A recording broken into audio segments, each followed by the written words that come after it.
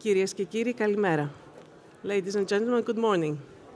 Είμαστε ιδιαίτερα χαρούμενοι που σας καλωσορίζουμε στο 11ο πλέον Διεθνές Συμπόσιο Θεσσαλονίκης για να συζητήσουμε, να προβληματιστούμε και να μάθουμε για ένα άγνωστο μέλλον που είναι ήδη παρόν, την τεχνητή νοημοσύνη. Καλώ τον πρόεδρο της Πολιτιστικής Εταιρείας Επιχειρηματιών Βορείου Ελλάδος, τον κύριο Σταύρο Ανδρεάδη, να απευθύνει ένα χαιρετισμό.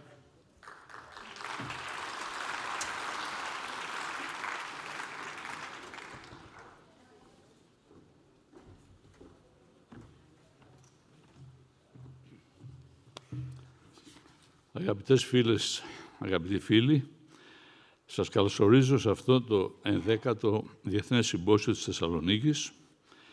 Σας υποδεχόμαστε πλέον στη δεύτερη δεκαετία μιας πρωτοβουλίας που ίσως θα θυμάστε ότι ξεκίνησε το 2012 στα πλαίσια των εκδηλώσεων για τα 100 χρόνια από την απελευθέρωση της Θεσσαλονίκης. Αγαπήθηκε ιδιαίτερα από την πόλη, θα πρέπει να πω, και έγινε πλέον ένας θεσμός. Ένας θεσμός που όπως από την πρώτη στιγμή είχε ελεχθεί, είχε στόχο να ανοίγει κάθε χρόνο ένα παράθυρο στον κόσμο. Ένα παράθυρο δηλαδή στα όσα ελπιδοφόρα, άγνωστα, σοβαρά, επικίνδυνα γίνονται παγκόσμια, που ίσως σε πρώτη φάση δεν μας είναι ακόμα σαφή και αντιληπτά. Είναι βέβαιο όμως, το έχουμε δει ήδη να γίνεται, ότι θα επηρεάσουν τη ζωή του κάθε ενός από εμάς. Φέτος αποφασίσαμε να περάσουμε σε μια διαφορετική θεματική, εξαιρετικά επίκαιρη πιστεύουμε και επιτακτικά συνδεδεμένη με την καθημερινότητά μας. Είναι μια φράση που λίγο μας τρομάζει. Η τεχνητή νοημοσύνη. Μια εξέλιξη που τρέχει ήδη με ηλικιώδεις ρυθμούς και φαίνεται πως θα είναι αυτή που θα χαρακτηρίσει τον 21ο αιώνα. Για να έχουμε ένα μέτρο, ας αναλογιστούμε, φίλες και φίλοι, τις τεχνολογικές αναπτύξεις του προηγούμενου αιώνα και τον αντίκτυπο που είχαν αυτές στη ζωή μας. Το αεροπλάνο και την ευρεία χρήση του που συνέδεσε εύκολα και φθηνά ανθρώπους σε κάθε γωνιά της γης. Τον ηλεκτρονικό υπολογιστή που άλλαξε ριζικά τον τρόπο που δουλεύουμε. Το διαδίκτυο που έφερε μια τεράστια ανατροπή σε κάθε επίπεδο επικοινωνίας και ενημέρωσης.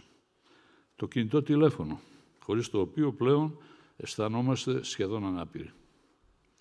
Σήμερα ερχόμαστε αντιμέτωποι με ένα νέο τεχνολογικό θαύμα και παράλληλα με μια νέα πρόκληση για το πώς αυτό θα ενταχθεί στις ζωές μας και πώς θα επηρεάσει το παγκόσμιο γίγνεσθε σε επίπεδο και πολιτικό και οικονομικό, αλλά κυρίως ανθρωπιστικό. Μόνο που η εξέλιξη αυτή είναι πολύ πιο σύνθετη και ας μου επιτραπεί να πω και πολύ πιο ανησυχητική, γιατί αφορά σε κάτι που σχετίζεται με την νοημοσύνη.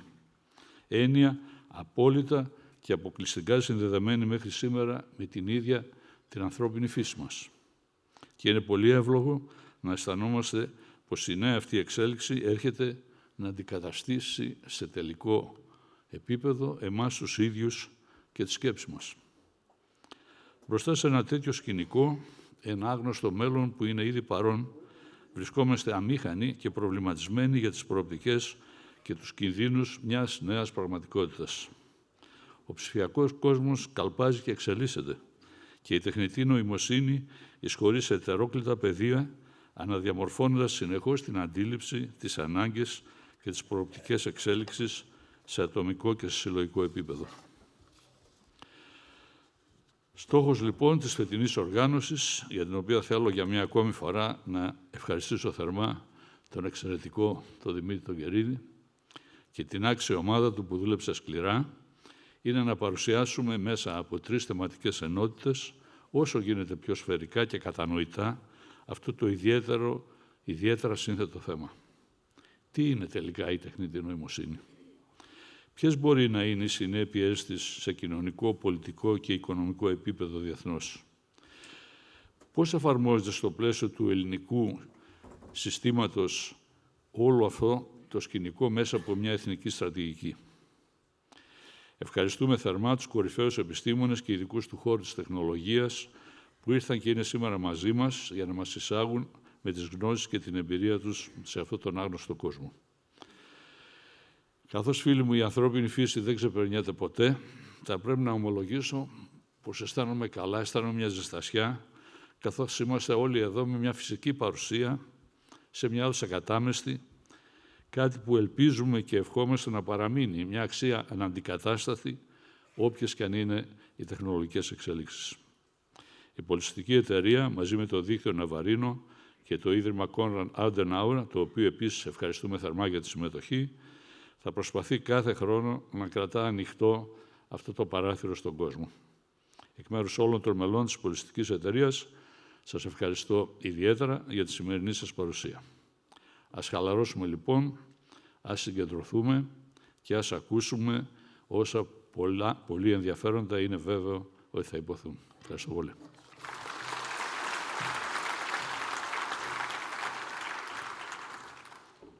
Αξιότιμη κύριε Υπουργέ, αξιότιμη κύριε Δήμαρχε, αξιότιμοι προσκεκλημένοι μας, μας τιμά ιδιαίτερα η παρουσία σας σήμερα εδώ και ας προχωρήσουμε απευθείας στο πρώτο πάνελ, το οποίο έχει θέμα τι άλλο, τι πρέπει όλοι να γνωρίζουμε για την τεχνητή νοημοσύνη.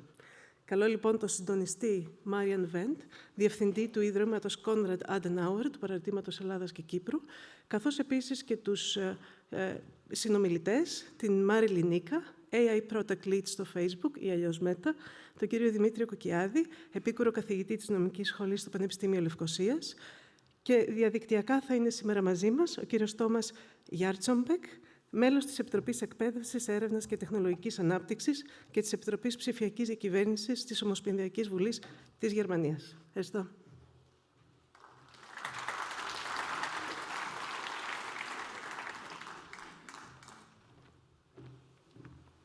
Kalimera σας. Happy 1st of Advent for all of you, as we say in Germany. For me, as the director of the Konrad Adenauer Foundation, it's a very honor and I'm very thankful to be here for the second time in this Navarino network event, the Thessaloniki International Symposium. We really deeply appreciate being here, and for us as foundation, it's a really big chance to support a democratic process, a democratic discussions on topics with a huge variety, foreign policy, and today this special topic with a view in the future. And we welcome and we're very happy that on a Sunday morning so a lot of people are open to discuss this topic, and this is a big value we have in our societies, in our liberal democracies, where we speak together and that decisions are not just made behind closed doors, that they are publicly debated in halls like this. So I thank on behalf of the Konrad Adenauer Foundation, the Navarino Network, all the engagement of our friend Dimitris Kiridis, all the friends here in Thessaloniki, the mayor of Thessaloniki supporting this event. It's a really great, huge opportunity we have to come together, to discuss, to give our opinions up to political decision makers. And this is what we as Konrad Adenauer Foundation do worldwide in our 110 offices, even in Germany, 16 offices, to support political debate, to support political processes. So once again, thank you very much for coming. It is, regarding to artificial intelligence, a very important topic. It's something which will affect the foreign policy, the military policy, the security policy, and all the fields in our whole life in the next decades. And so it's a good chance that we take the opportunity to discuss it here today with the view in the future. First of all, I look to myself, and maybe a couple of people will agree on that. At first is the question, what is artificial intelligence? What is AI? And therefore we have this panel with three wonderful guests, which are much more experts than I do. And we will focus on three different sides. We will have a look on AI. First, we will have Marila Nika. She's from Facebook. She is the lead of development for Facebook, but she will introduce herself a little bit deeper in a minute. Then we have Thomas Jarzombeck. He's a former colleague of mine from the German Bundestag. He's with us online. He will give us a political view and maybe the society processes which will be affected by AI. And we have to discuss legal questions. How can we put AI products, AI developments in a legal framework? How can we handle it? So how we made it with the cars 80, 90 years ago. We introduced seat belts, we introduced lots of regulations that cars will become secure. So we also maybe have to do with AI. So I'm very thankful for this panel. We will discuss about close to 1 hour. And I would like to start with Mariela Nika, and I will like to give you a question into her introductory remarks. How would you explain non-experts like me artificial intelligence to begin with this? Thank you very much. Thank you, and thank you so much for having me. I flew here from San Francisco, and it's amazing to see the response to this event. All right, so everyone is very familiar with AI, but a definition I like giving is that it's a branch of computer science that is focused on creating machines that are capable of performing tasks that normally require human intelligence. So we're actually training machines to learn, to make decisions, to solve problems. So we're giving superpowers to machines that can help us in our day-to-day life. I have a fridge that's smart, and it tells me when the milk needs to be replaced. It also orders new milk for me.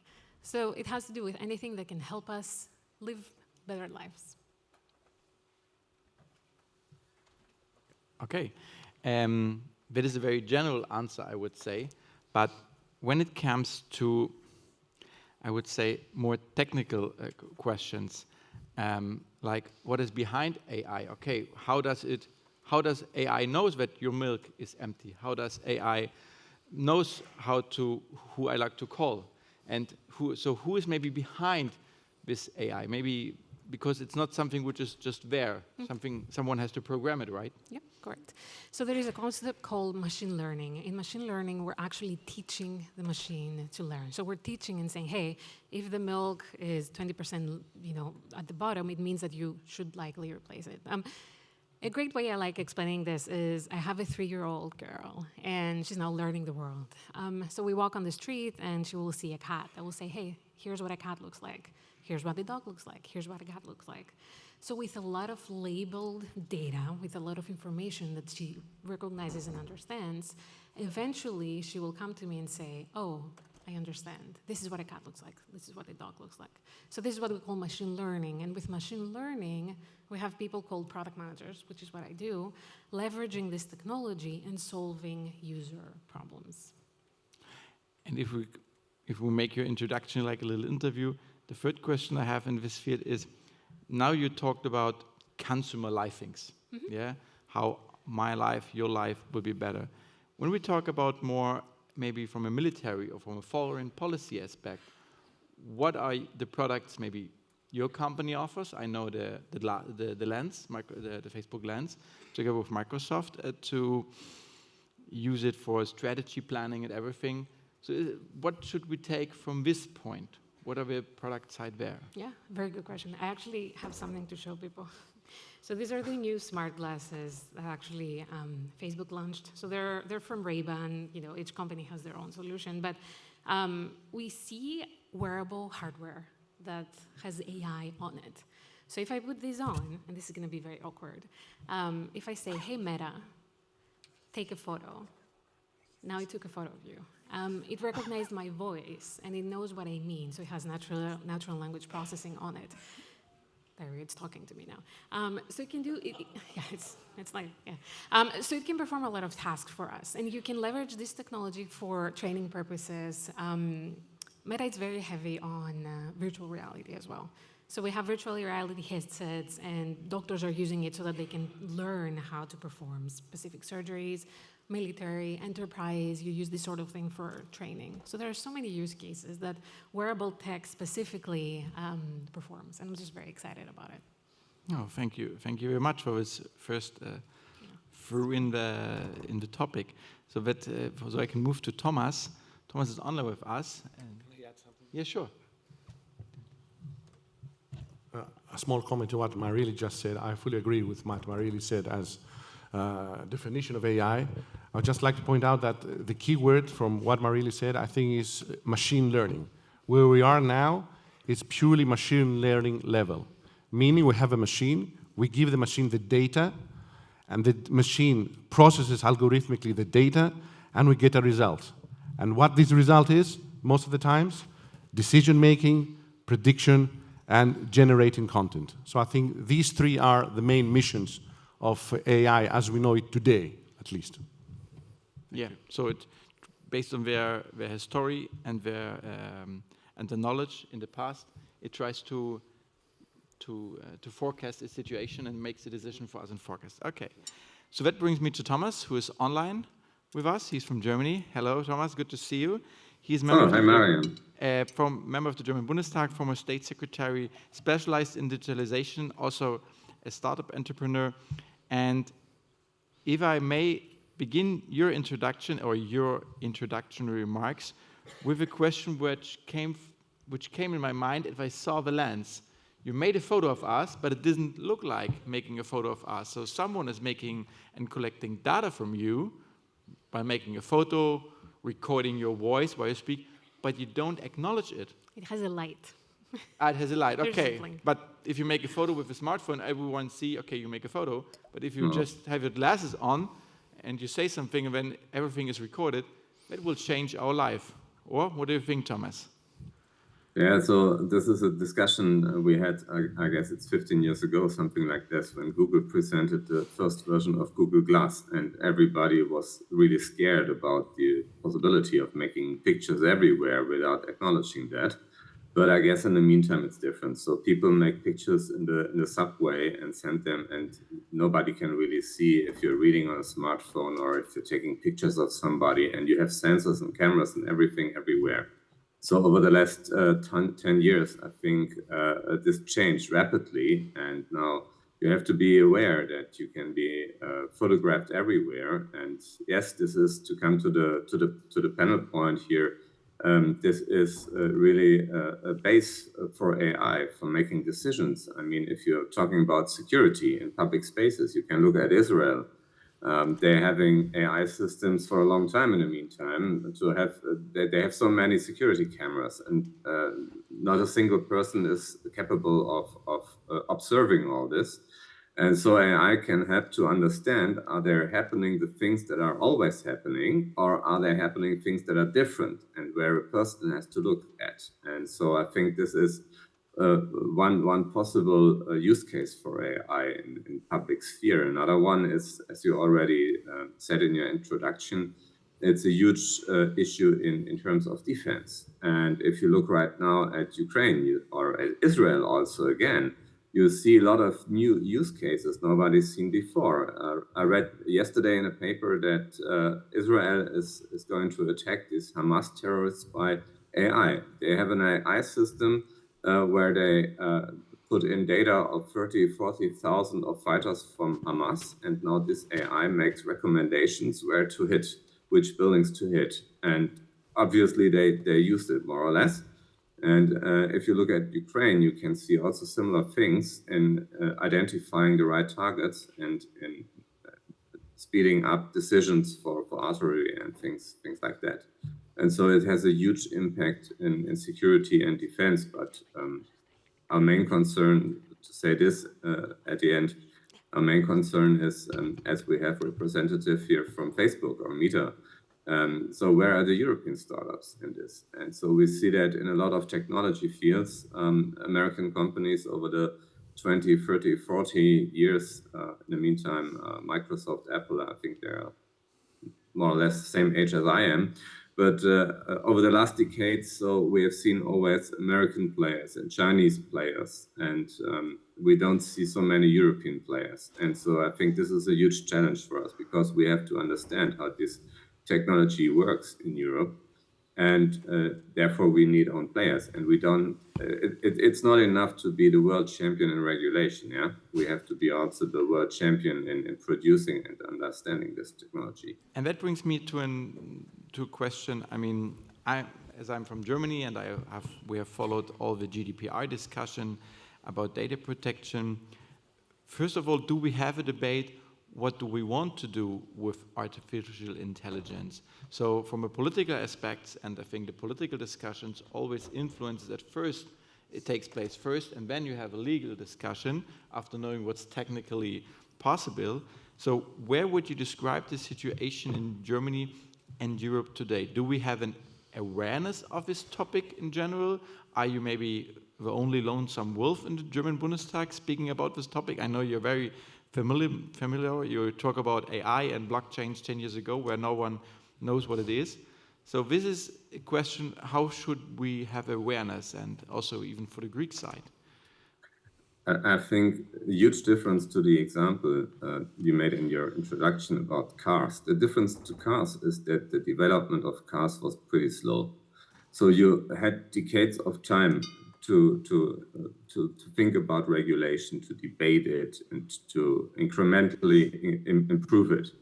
And now all the digital technologies, and maybe AI is the fastest one, it's getting so quick, and you see that there is something new upcoming, like GPT 3, 3.5, 4. So, and maybe you have to explain what these all these words are, because we're not very familiar with all these expressions. It's a large language model from a company called OpenAI. It's a Silicon Valley-based company, more or less owned by Microsoft, maybe. So in fact, it's this way. And they presented ChatGPT. I guess this is it's a user interface that makes using this large language model first time possible for end users, for consumers. And I think everybody in this room already used ChatGPT or some other versions of that. And it's kind of a breakthrough. And I think we will see breakthroughs in such a short period of time. And so you don't have the time as formally with cars to discuss this over years and decades. And every time society has an imagination of what this technology is capable of, the next step is coming. And the next step doesn't always have to be an incremental step. It can be a disruptive step. And so that's what we're seeing. And that makes every kind of regulation so complicated, because nobody really has an impression, and a lot of things you cannot see, obviously. Nobody can look inside that machine. So we have a debate about, is it possible to recognize pictures, videos, texts, which are produced by AI? And so I was in summer at a team at MIT in Boston, and they had built a software to recognize, but they only had access to GPT version 2. And not to the actual variants. And so it's merely impossible to understand really what's happening inside. And that's what we also see in social media. We absolutely are not capable of understanding what's happening there, because we don't have any kind of access to all this metadata. And so this makes it so pretty complicated for regulation on these topics. Just give me one last question during this introductory remark period. You say European companies are not in that process because most of these technology developments take place in the US or in China. So what should we do to come more in the front position? I mean, 100 years ago, the biggest companies of the world, the 100 biggest companies of the world, have been most of them Europeans or German. If you now look to the list about the biggest companies in the world, you rarely have to find some European or German companies. So the new technology is not made in Wolfsburg or by Mercedes or Siemens. It's made in Facebook, Meta, Huawei, Google, wherever. So what should politicians do in the next 5 to 10 years, especially with the view on the European level, to bring us in a position where we are not just a discussion partner, how to use this artificial intelligence, but also to develop the technology and to bring us back on this track? Or do we already have left the race and have lost? I think that the good, as I said, so the speed of development is so high. And the good thing about that is you can always enter the market. So it's very dynamically, and there's always room for new actors. And we have 2 startups in Europe. I think a lot of people talking about this is Aleph Alpha from Germany and Mistral AI from France. And there are smaller ones, and maybe they are also promising. I think the first about the question who's producing all this is a question about talents. And also on this panel, obviously, Marili is from Greece, but she's working in Silicon Valley. And we also recognize that a lot of German people are working there in Silicon Valley. And not only in AI, also when it comes, for instance, for quantum computing, it's a German guy who's leading quantum computing at Google. And so there are a lot of Europeans, but obviously conditions in US, or especially in Silicon Valley, seem to be more attractive for these talents. And so the first thing before we talk about regulation, financing, all this is the question, do we have the right conditions? Are we attractive for these talents? And afterwards come all the other questions. How do you finance startups? How can you process data? And so these are, I think, the pain points here in Europe. Okay, let's go into it deeper. So that gives me the chance to welcome Dimitris, professor, assistant professor from Nicosia, also a well-known German speaker. 15 years he has been living in Germany, working in Germany. Welcome, because to all the aspects we also have to debate about a legal framework. We should not be the world championship in regulation, as Thomas said. I totally agree. But what can we do? How can we build a legal framework to deal with it? And we begin with the question about ChatGPT. I mean, today with ChatGPT, you can ask the question, who is Alexander the Great? Please write 100 words notice about Alexander the Great from Macedonia and his life. And then automatically the system writes you an article. And it's hard maybe for a professor from history to make the difference between if it's a good text, is it AI written, or it's human-based written. So these are the questions we have to face, and there are more coming. So Dimitri, thanks for coming from Nicosia. So what are the legal debates right now regarding artificial intelligence? Well, thank you, Marian, for passing me the floor. And after we heard Ms. Nika and Ms. Jarčonbek about the new opportunities and new horizons of AI, the next question comes as you asked me, Marian. Does the law fit in here? Do we need law, ethics, norms, regulation for all this new fascinating world, for ChatGPT, for asking questions and expecting answers? Well, there is a misunderstanding worldwide that whenever we speak of law or regulation or norms or ethics, that means restriction of technology. That means putting barriers to development, to progress. Well, I think that's not the case anymore, at least when it comes to EU regulation. Because we need, well, to the question, do we need rules or norms or ethics? Well, I think the answer should be yes. But why? The why is the important question. Why? We need that not only because we need law also to maximize the socio-economic benefits of artificial intelligence. We need a specific and clear regulatory framework in order to boost more digital economy, in order to boost scientific research, all the benefits for all the citizens. But at the same time, we also need a framework in order to mitigate the risks, the dangers that are resulting from these new opportunities.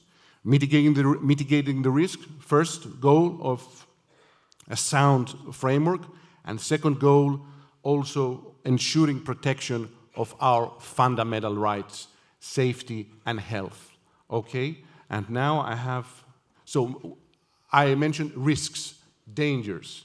So what kind of risks and dangers do we have, not only through ChatGPT, but also with the rest of AI applications? And I think the most dangerous application, I mean the most risky, I would say, applications are not so much the generative AI applications like ChatGPT, but the ones who deal with decision-making. I think this goal of AI, as we mentioned in the beginning, decision-making, I think is the most controversial one. So what do we have here? What do we need to regulate? If we need regulation, we need to have a non-discriminatory and non-biased AI, meaning algorithms that are not biased in their decision-making. An employer should use impartial algorithms in order to hire, to promote, or to fire an employee. Explainability, transparency. Do we need to understand what the algorithm is about? The answer is yes. But the crucial question, perhaps we'll talk about it later in discussion, I'm not going to go into further detail, is how far we need to have access to the explainable algorithm. So transparency and explainability, another important legal issue. Misinformation and disinformation. We have deep fakes, fake news. We have algorithm programs which spread information about scientific issues or about persons which are dangerous, which harm their personality, their integrity, their well-being, their privacy. So that's another great risk of AI. Privacy and personal data protection. Ms. Nika mentioned that, and I think also Mr. Jarczenbeck mentioned that. I think there is no way to have any kind of AI application if we don't have processing of data. Mostly personal data, but also non-personal data. But personal data lie at the heart of AI logic and operation worldwide. So that's why this is another key issue. Intellectual property protection, ChatGPT, all right? We produce through ChatGPT, not through ChatGPT, but through generative AI. Symphony, if I write a symphony, a melody, if I create a film, if I paint a painting, is it mine? If all the data I put in the algorithm, perhaps it's data of a company or of a great painter, at the result, does it belong to me? Or some other people also have some other claims and rights on this output? So intellectual protection. And perhaps, Ms. Nika mentioned that also, and I think Mr. Jarczenbeck also, human supervision of AI. What we need is a human-centric AI, meaning, of course, the algorithm will do its job as it should do, but at the end, I think we need to have a human being deciding, taking the last decision, having the last call. So that's why humans should be present in AI applications. And two more points I don't have in a slide is also sustainable development, environmental protection, because AI is very closely connected to the climate change and environmental protection. And that's why these two poles, these two ways of transformation are also equally important for the digital transformation. Environmental protection and AI together. And last but not least, accountability. We need to have accountable algorithmic programs and accountable AI applications. They need to be accountable to someone. They need to be able to explain why they do something and how. And if something causes harm, they need to be also accountable to judiciary, to the adjudicated system. Now, what do we have so far? Mr. Jarczenbeck also mentioned that. What I have in this slide is something I believe speaks not only for the EU, but for the whole world. Of course, it's EU regulation, as you see at the top of the slide. But before we move to the EU, let's start with the bottom part of the slide.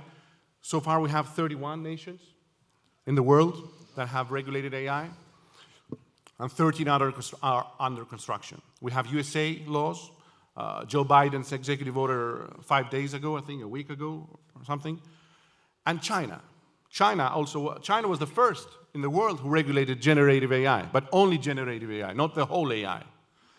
So we have EU trying to regulate the whole AI, not only generative AI, but everything. Decision-making, prediction, generative text, so on and so forth. And what do we have for that? We have this package you see on your screen. We have GDPR at the beginning, which lies at the top and will still lie at the top, even after AI Act. We have Digital Services Act, Digital Market Act, and of course we have AI Act, all right, Artificial Intelligence Act, which is the new law that we expect to come into action in the next months. And after this law will be passed, we have the aspiration, as EU, we, that's what I mean with we. EU has the aspiration also for this law, also like GDPR, also to become the global standard. Because EU regulates, as Mr. Jarczenbeck said, not only for the EU, but practically for the whole world. The whole world is looking at the EU for regulation, because the EU has the regulatory capacity that perhaps other legal orders don't have at this level. We don't have the production, as you said, and Mr. Jarczenbeck said. We are third, fourth, or fifth, I would say, in AI production or in AI investment.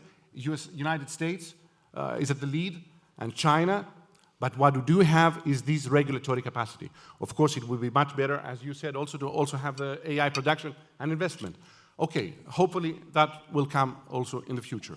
And lastly, what is an innovation in the lawmaking process of EU in the last years, not only regarding AI, but that started with GDPR, with the General Data Protection Regulation.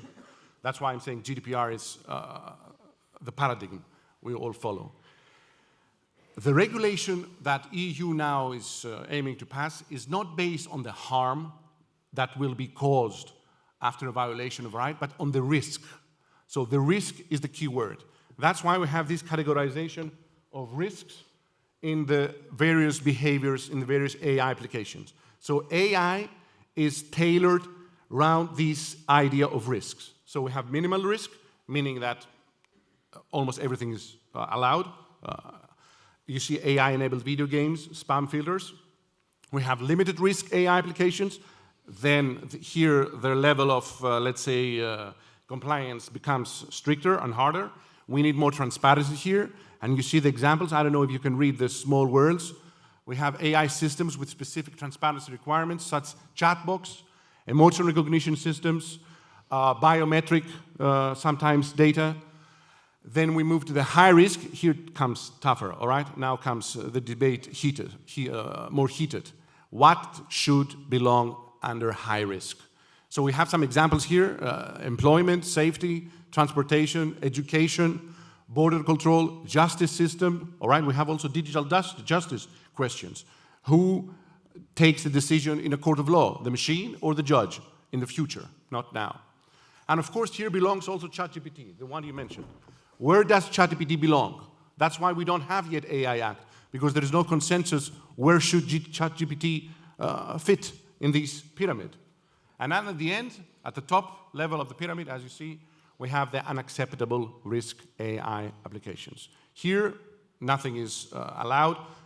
All AI applications are forbidden if they belong to this level of risk. And as you see some examples, social scoring, facial recognition, dark pattern AI, and manipulation of data online. So that was briefly the answer to the need of a regulatory framework. And I repeat, as I said at the beginning, that the regulatory framework we aim to have will not restrict technology, will not restrict digital progress and innovation. It will foster it, but at the same time, it will protect our fundamental rights. Thanks for that.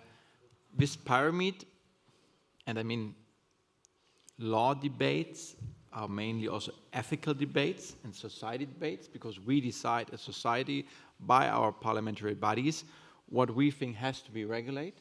And some states have these ethical standards, we have different one.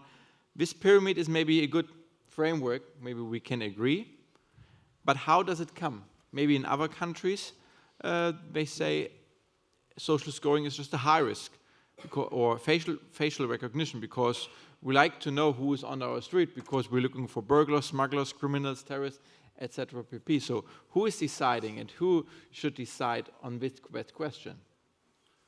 It's you, or where does it come from? Well, the interesting part here is that this pyramid, of course, it's part of the EU AI Act, but it's a pyramid that's something on which also United States, China, and all the rest of the countries who have generated AI regulations agree on this way of approaching AI, so this risk-based AI.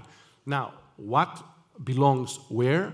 It will be part of the new AI Act, and that's why we don't have yet the AI Act, because we try the legislators of the EU, the Council and the Parliament and the Commission, they're trying to decide which AI application goes where in this pyramid. So actually, the law, will be the one who at the end will dictate which AI application fits where, and then it will be for the adjudication systems all over the member states and in Luxembourg to make a judgment, to balance, that is also a key word, the balancing of interests and the balancing of rights that are in any of these risk-based AI applications. Was this your question? Yeah, sure, Did I answer your question? Sure. I think that one. All right. Thank you very much. So one last question before I open the floor. So Thomas, you see now the idea how to build up a framework, a legal framework, and the question is, how could you agree on this? Is this more a process, and it's a framework which will lead to more development and maybe discussion where we are very open for it, because we can say, okay, we have this framework, we have these 4 steps, and when we discuss about artificial intelligence in that field, we can agree and we can have an open discussion, we can have a discussion which is looking forward in the future, and not maybe in Germany we're more the society who say, oh, we don't agree, we are more in fear of the future, more in fear of technical developments. So how could you maybe agree on this pyramid with this very, I would say for me it gives a good opportunity to settle everything and to have it in the kind of framework. So to be open, I'm afraid that the idea of this pyramid is coming from Germany, and the debate we had 6 years ago with the ethical commission that started at our chancellery. And to be clear, I don't like the idea of this pyramid, because if you have a pyramid with 5 levels, everything will be regulated. And in the beginning, our experts said, so no, it's a risk-based approach, and 50% minimum will don't see any kind of regulation. And in the meantime, we see that almost everything is going to be regulated. And so we are I'm afraid that we could lose the opportunities because we focus too much on the risks. And so the goal of a regulation, from my point of view, does not only have to be to mitigate the risks, but also to enable a common market. I think this is a big disadvantage we have in Europe, that we have all these different countries with different regulation. And imagine a European Union where every country has its own specific requirements for AI. I think this wouldn't be an attractive market, especially not for new companies, without having hundreds of lawyers.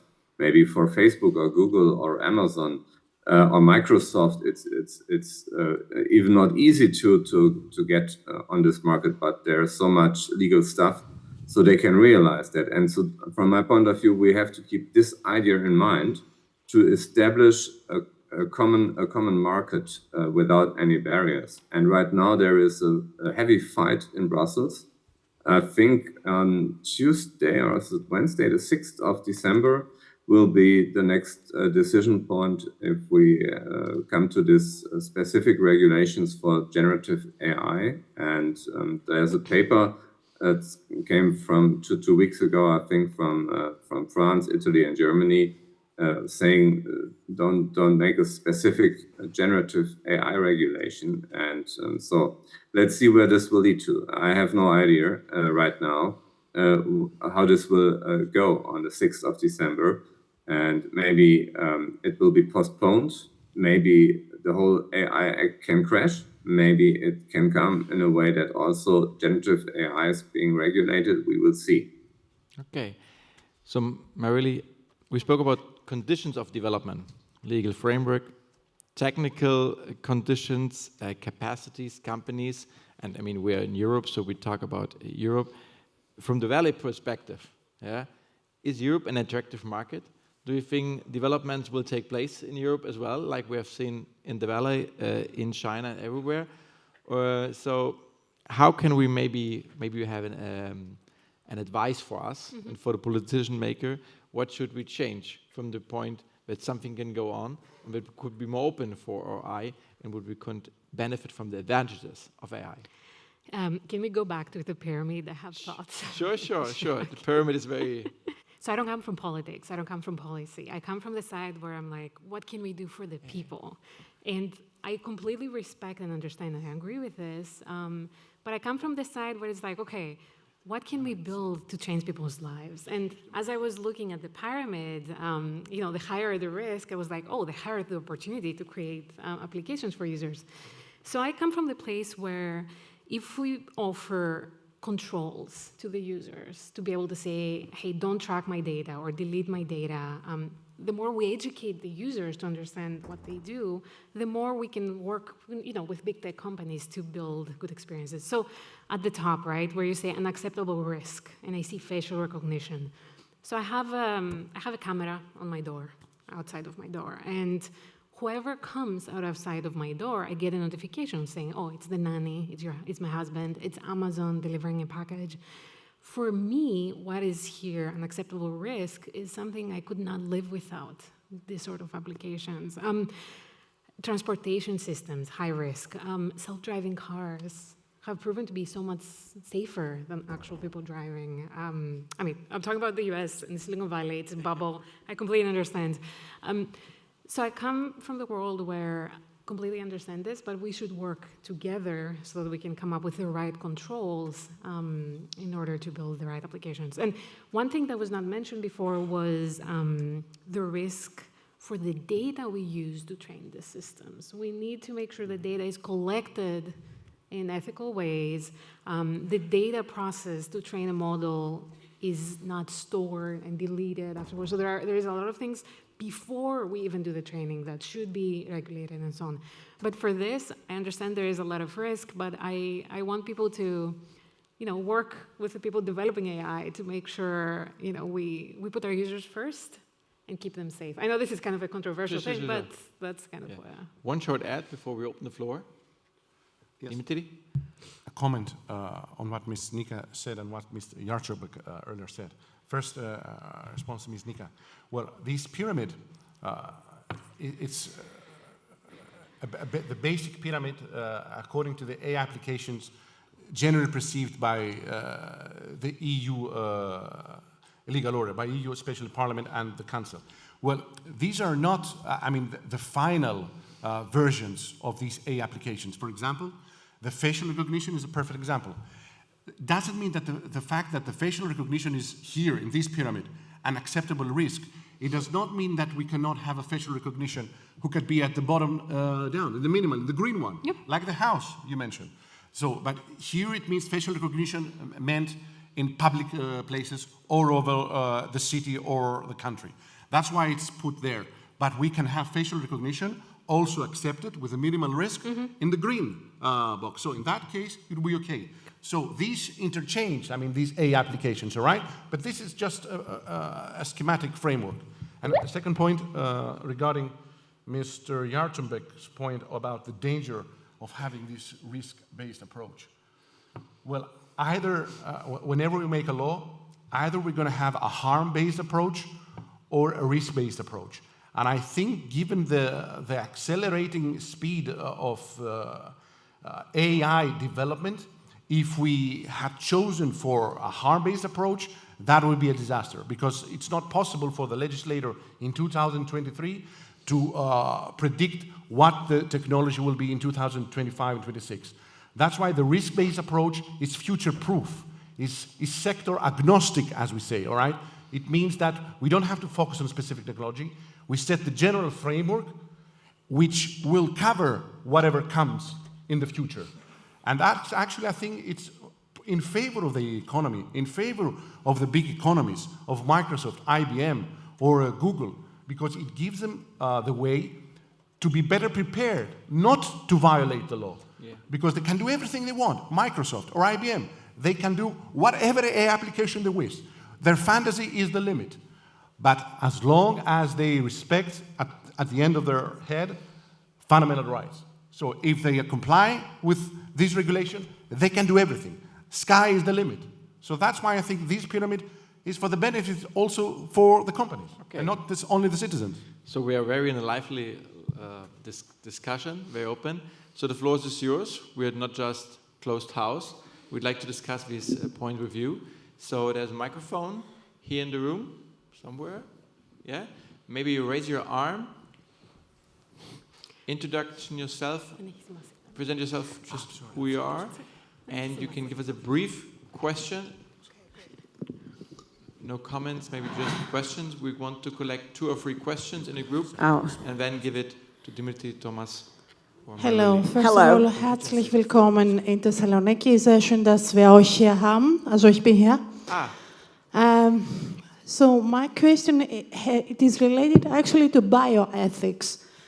We have learned that, let's say the last year, Elon Musk and Neuralink has transplanted a chip with digital neurons because of healthy issues. What I would like to ask is also the bioethics boundaries. I was last year in European Commission. I belong to Association of European Journalists, and we had the data biometric bank.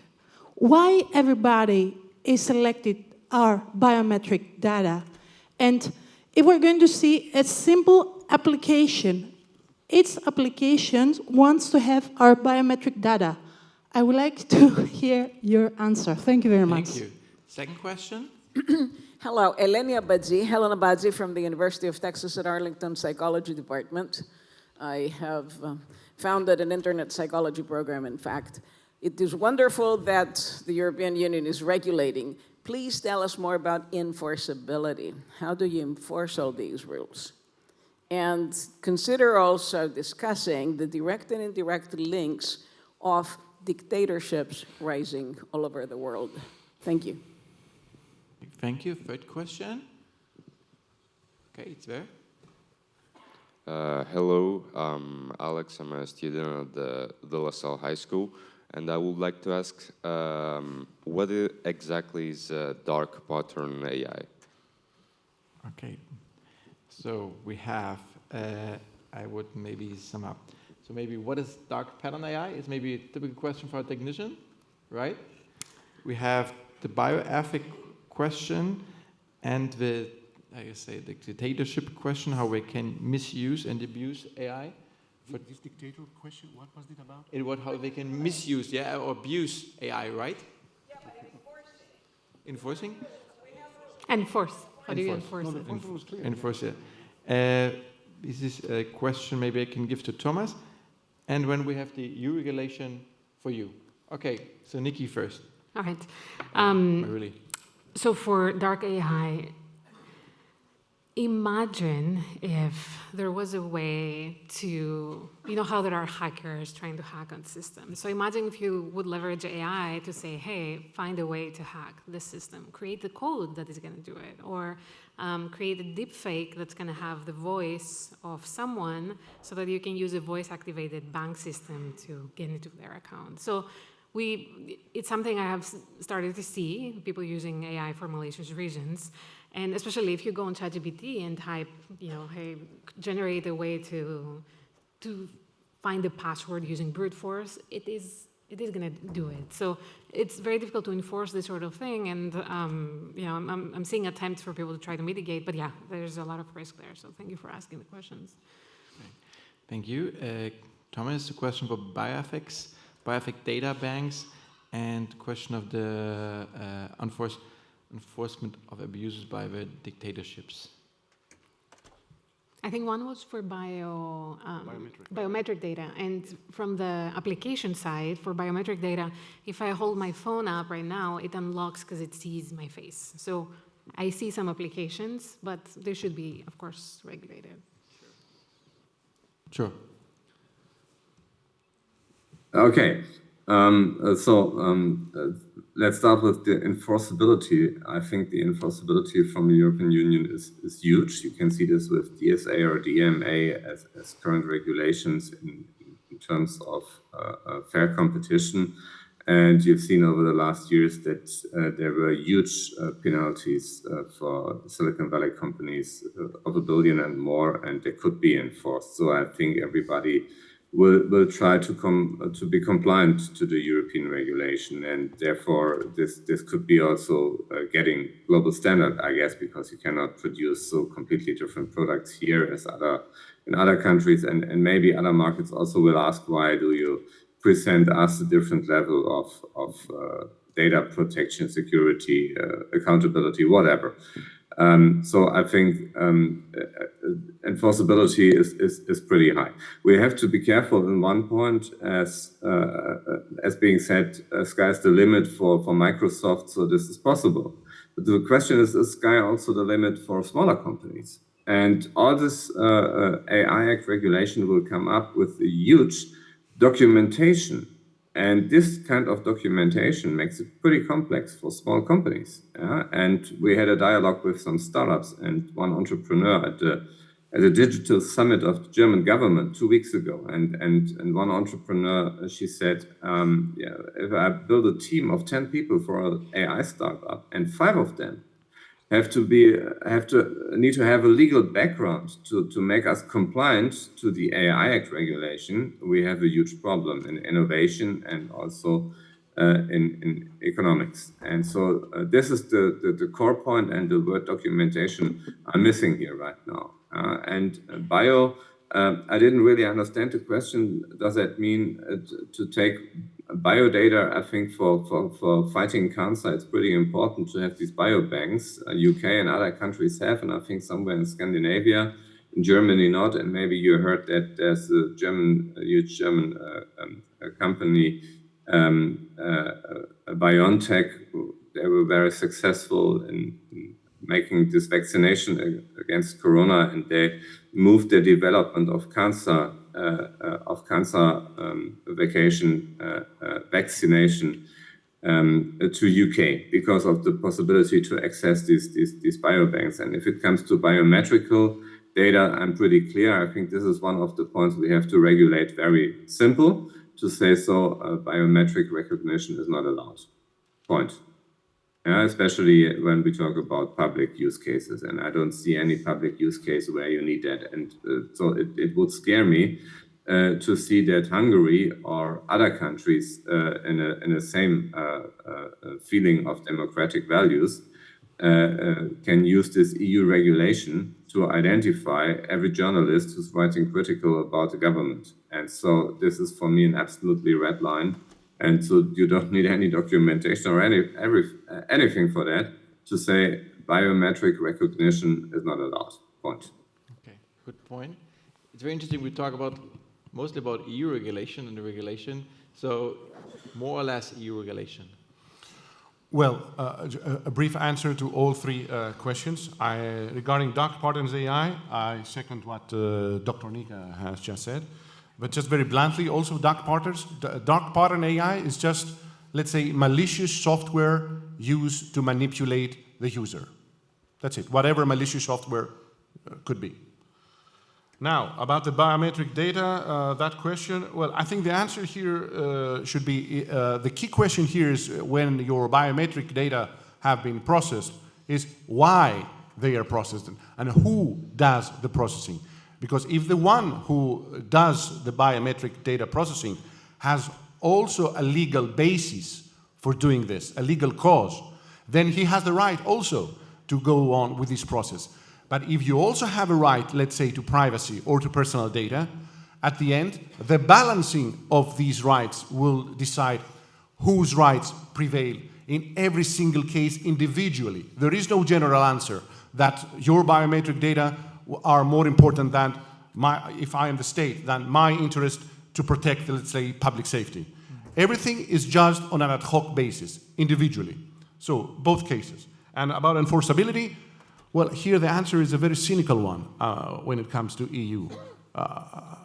If the decisions of the court, let's say we have a decision of the court, are not enforced, and that's what made GDPR so globally tested and desired, and that's why AI Act will be for the same reasons. We have extremely high fines. If somebody does not comply with a court decision, the fines are either 4 or 8% of the annual gross income, or 20 or 40 million. So if a company doesn't wish to be in compliance with a ruling, then either paying the fine or is out of the EU market. And we have examples for that, all right? We have the Google Spain case some years ago. Google was willing to comply with EU court decisions. The Facebook case, Schrems case, Facebook lost the case before the EU Court of Justice. And what was the result? The behavior of Facebook? They fully complied with the EU Court decision. So enforceability is something that has to do with their presence in the EU market. If they are not willing to be compliant with the EU rulings and regulations, then they are out of the market. But can they afford that? I think no. Okay, thank you. There is a chance for a second round. Mr. Minister, Dimitris. Here and the last. Yes, thank you. This is really exciting. I want to ask Dr. Nika a very basic question. How exciting this is all. I mean, I want to go back to the perennial Californian optimism. How optimistic should we feel about these new technological breakthroughs? How will affect our lives for the better? One. If all this constitute a real technological revolution, the fourth revolution, as analysts say, is it such a very big breakthrough, or is it one more technological kind of hype that we often use? And thirdly, all revolutions have winners and losers. And I wonder, what are the losers? Is Europe, I mean, Europe benefited so much, Germany, from the Industrial Revolution. Is Europe a loser in this competition? Will it change the geopolitics of the world, where Europe will be much reduced and shrunk in power compared to new powers like China? Are the other members of society losing out? And what should we do? And what is the thinking in Meta, or is there any in California these days, about doing something with that? I wonder, yes. Wow, and of course, everybody else. A lot of questions, but good, good. Okay. All right, so first of all, I'm very excited. Let me just start off by saying that generative AI and ChatGPT and all these things, this is not a new technology. This has been in research forever, but what changed now is that the hardware is there. So companies like NVIDIA and Intel have the chips needed for the processing power ChatGPT and so on need in order to produce these experiences. So it's not a trend. It's not something that will come and go.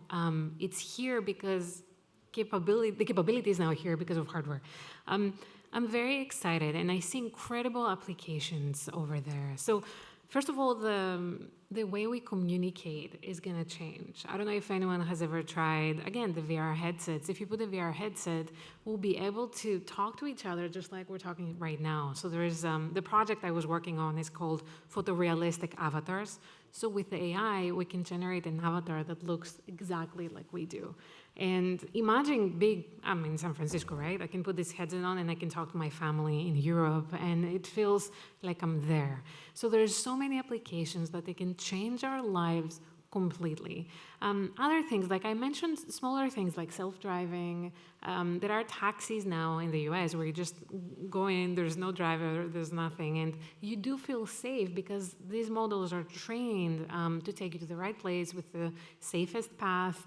It optimizes, the different stops you may want to take and so on. Wearable tech, there's medical applications that can monitor, if you have some condition and can tell you, hey, go see a professional. It sends the data to your doctor at the same time. You get better diagnosis, you get better prescriptions and so on. So I'm so excited about the future, and what I see there is amazing. Now, what I will say is, because you said losers, I don't like that word. I think it's more like, someone asked me last night, hey, is AI gonna take my job? And what I have to say is, it's not gonna take it, it's gonna enhance it. So me on my day-to-day, I type a product idea I have on BART and all these Gen AI tools, and it opens my mind to things I could never have imagined, right? So it will enhance your day-to-day job. It's not going to take it. But what I will say is, if you refuse to leverage AI, then you are at risk, because the person next door that does the same thing as you do, that leverages AI, will likely replace your job. So I guess it's not a loser, but we need to adopt AI because it's here to stay. And this revolution is just creating such incredible applications that we haven't even considered. I hope this covers the questions. Thank you. Question? There was a, yes, many questions. Please, here in the center. And there's a third one. I see this, and then we can close. Thank you. It's the product managers and legal, yeah. No, this woman was first, I guess. But we take with 3 women, and then we are fine in a round. Okay. But doesn't matter. Okay. Sorry. Thank you. Actually, my question is very relevant to Mr. Kiritis' question. And in this hype cycle that we are now in the last 2 years, from my knowledge at least, my question is very clear. Are we now in the peak of these inflated expectations? And do you expect a different plateau of productivity? Because, let's say, a lot of people are listening AI and they think it's something that I have to do, but is it just the peak now of these expectations? And will it change this percentage when we come to the productivity? Thank you. Okay, Ms. Diamantopoulou, and then, yes. Thank you very much. It's really a very exciting discussion. I would like to ask firstly Mr. Koukiadis about regulation, because EU is always a champion in regulation, but now AI is, on the one hand, very attractive, but it is still a black box. We know what it goes in, we know what it goes out, but we don't know what is going in this black box. So my question is the legal world in Europe and in Greece ready to deal with these issues? Because it is something that we really don't know. Maybe they really didn't know. They had not been taught anything in their schools. So all this regulation will be dealt by whom? Thank you. And the last question comes from the lady in the center. More in the center.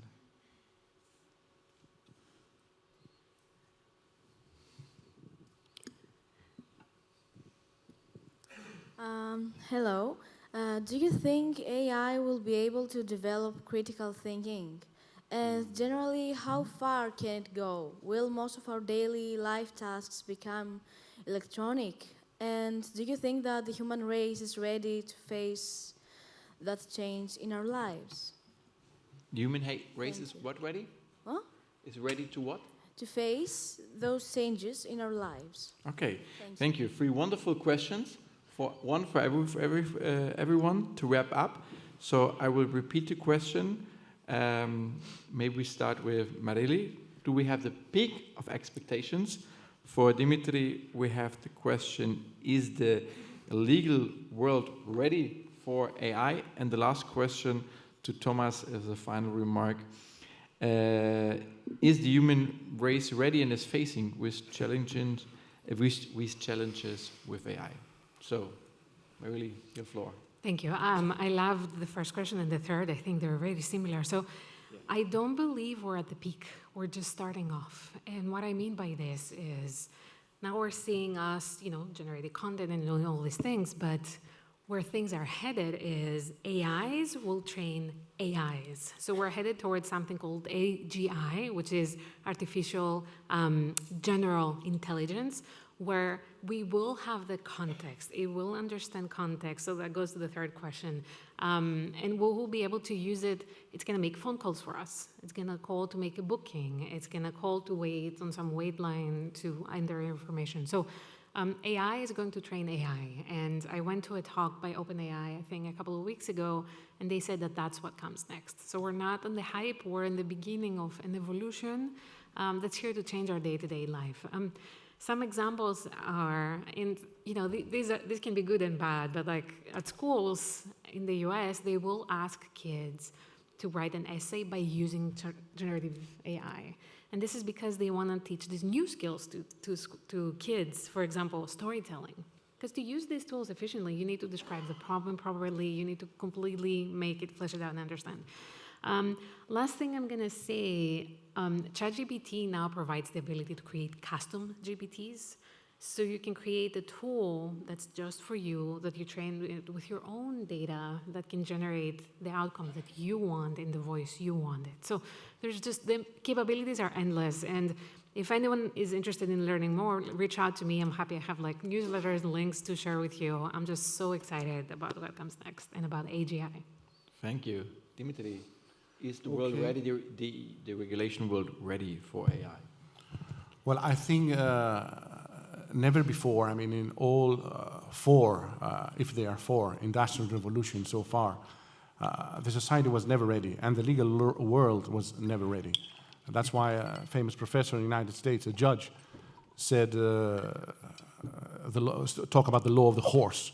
I mean, in the same way we could never understood, I mean, how the steam engine worked, and the car, or the telephone. That's why we're still not ready, I mean, to accept these new concepts, I think, on our daily lives. But when it comes to the question about the black box, also that Ms. Yamanopoulos asked for, how we'll be able to identify what is in this black box, what kind of processing takes place. I think the key word for that is the right to transparency and explainability. Now, the question is, I mentioned that also at the beginning of my statement, how far the law will allow us to be able to reach this explainable AI and to have a transparent AI. Because don't forget, as I said earlier to the answer about the biometric data, there are rights on both sides. I mean, even these ones who are using this algorithmic processing for our data, they're doing this also based on the rights they have from the law. Now, so the key question is the balancing between these two, let's say, poles.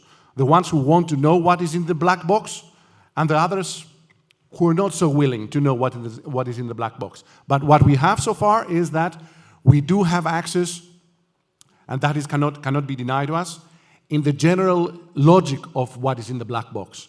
So we have the right to know at least the general direction of the algorithmic processing in the black box. Not to the full detail, but at least the basic concepts. And to another small comment, the peak of expectations, I think we are only the beginning of the expectations. I think the expectation that we're going to have in 5 years will have nothing to do with the expectation we have today. And another small comment about the critical thinking. Yeah, I think that was not answered. Critical thinking, do we have it? No, we don't have it. And that's why we cannot have judges, I mean AI judges, judging on our cases. We will have it. Will we have it? Time will tell. But given that today's technology, we do not have critical thinking, and we do not have abstract thinking. And that's a drawback of AI. And about losers and winners, I would say that in order, even if we adopt this terminology, losers and winners, I agree with Dr. Nika, perhaps to talk about losers or winners has also another connotation. I think the key answer here is education. If the education doesn't change, I think the losers will be more than the winners. But if education change, I mean the whole model of education, if we move to lifelong learning, upskilling and reskilling, then the winners will be more than the losers. Thank you. And the last question goes to Thomas, who's online. Are we ready facing AI? More philosophical question, maybe. Yeah, so AI actually helps me for making subtitles to such kind of calls, and maybe translation, and there you can see how fast it emerges. And so I think we are never at the top of the peak. So I agree to all this being said.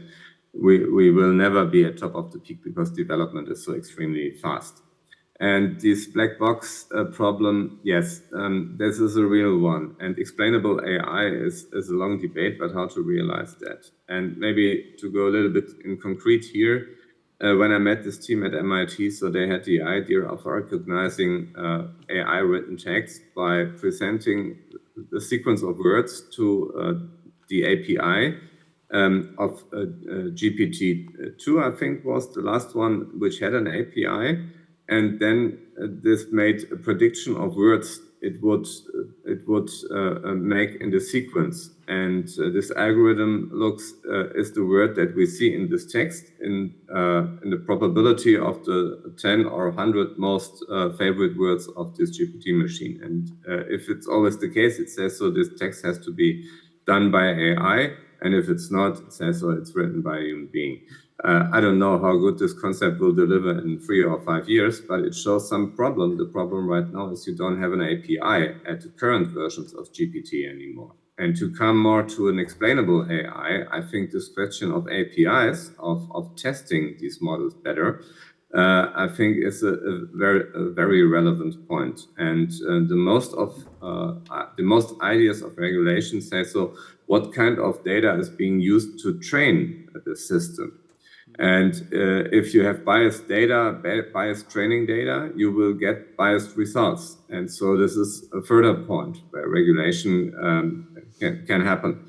But nevertheless, I think we are going to be challenged by all these things, and Marilee said about AGI, and so this will come up with totally new challenges. And so this leads to the last question. So what does that all mean?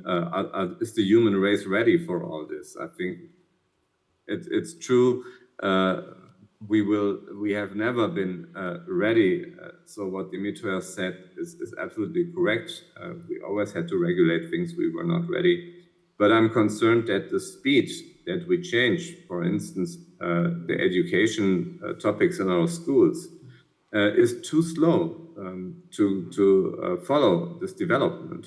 And maybe nobody really understood how a combustion engine worked. But I remember 30 years ago, a friend of mine, he asked me when he arrived if he could have some piece of metal. And I said, well, what do you need that for? And then he did something in the engine of his old Mercedes, and afterwards it worked. And I think this is today absolutely not possible anymore. The complexity of all these machines and technologies is so huge. And not a single person in this room can understand how it all works, beginning from the chip design to the software algorithms and training data and so on. And so I can imagine that a lot of people are scared about that because they don't understand what's happening. And we don't help them enough to understand it better. And when I look at what German schools are trying to bring to their students, so these are topics from the past.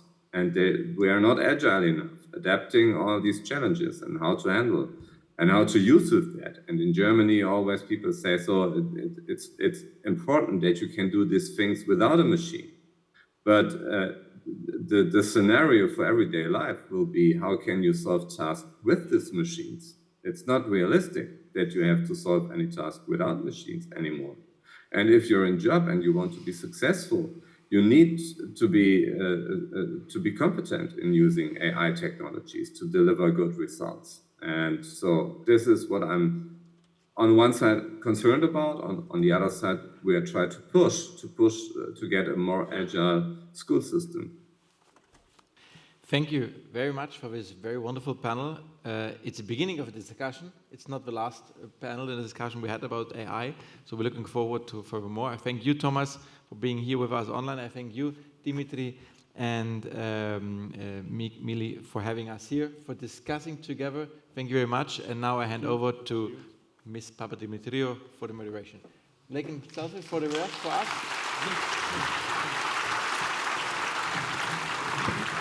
Thank you very much for a very enlightening discussion. I think that everything sounds very exciting and very intimidating at the same time. Φαίνεται ότι υπάρχουν πολύ μεγάλες προοπτικές και κάποιοι προβληματισμοί. Οπότε περνάμε αμέσως στο δεύτερο πάνελ που αφορά τις κοινωνικές, πολιτικές και οικονομικές συνέπειες της τεχνητής νοημοσύνης. Θα καλέσω αρχικά την Χριστίν Φάμπε, συντονίστρια του πάνελ, καθηγήτρια συγκριτικής πολιτικής στο Τμήμα Διακρατικής Διακυβέρνησης στο Ευρωπαϊκό Πανεπιστημιακό Ινστιτούτο της Φλωρεντίας.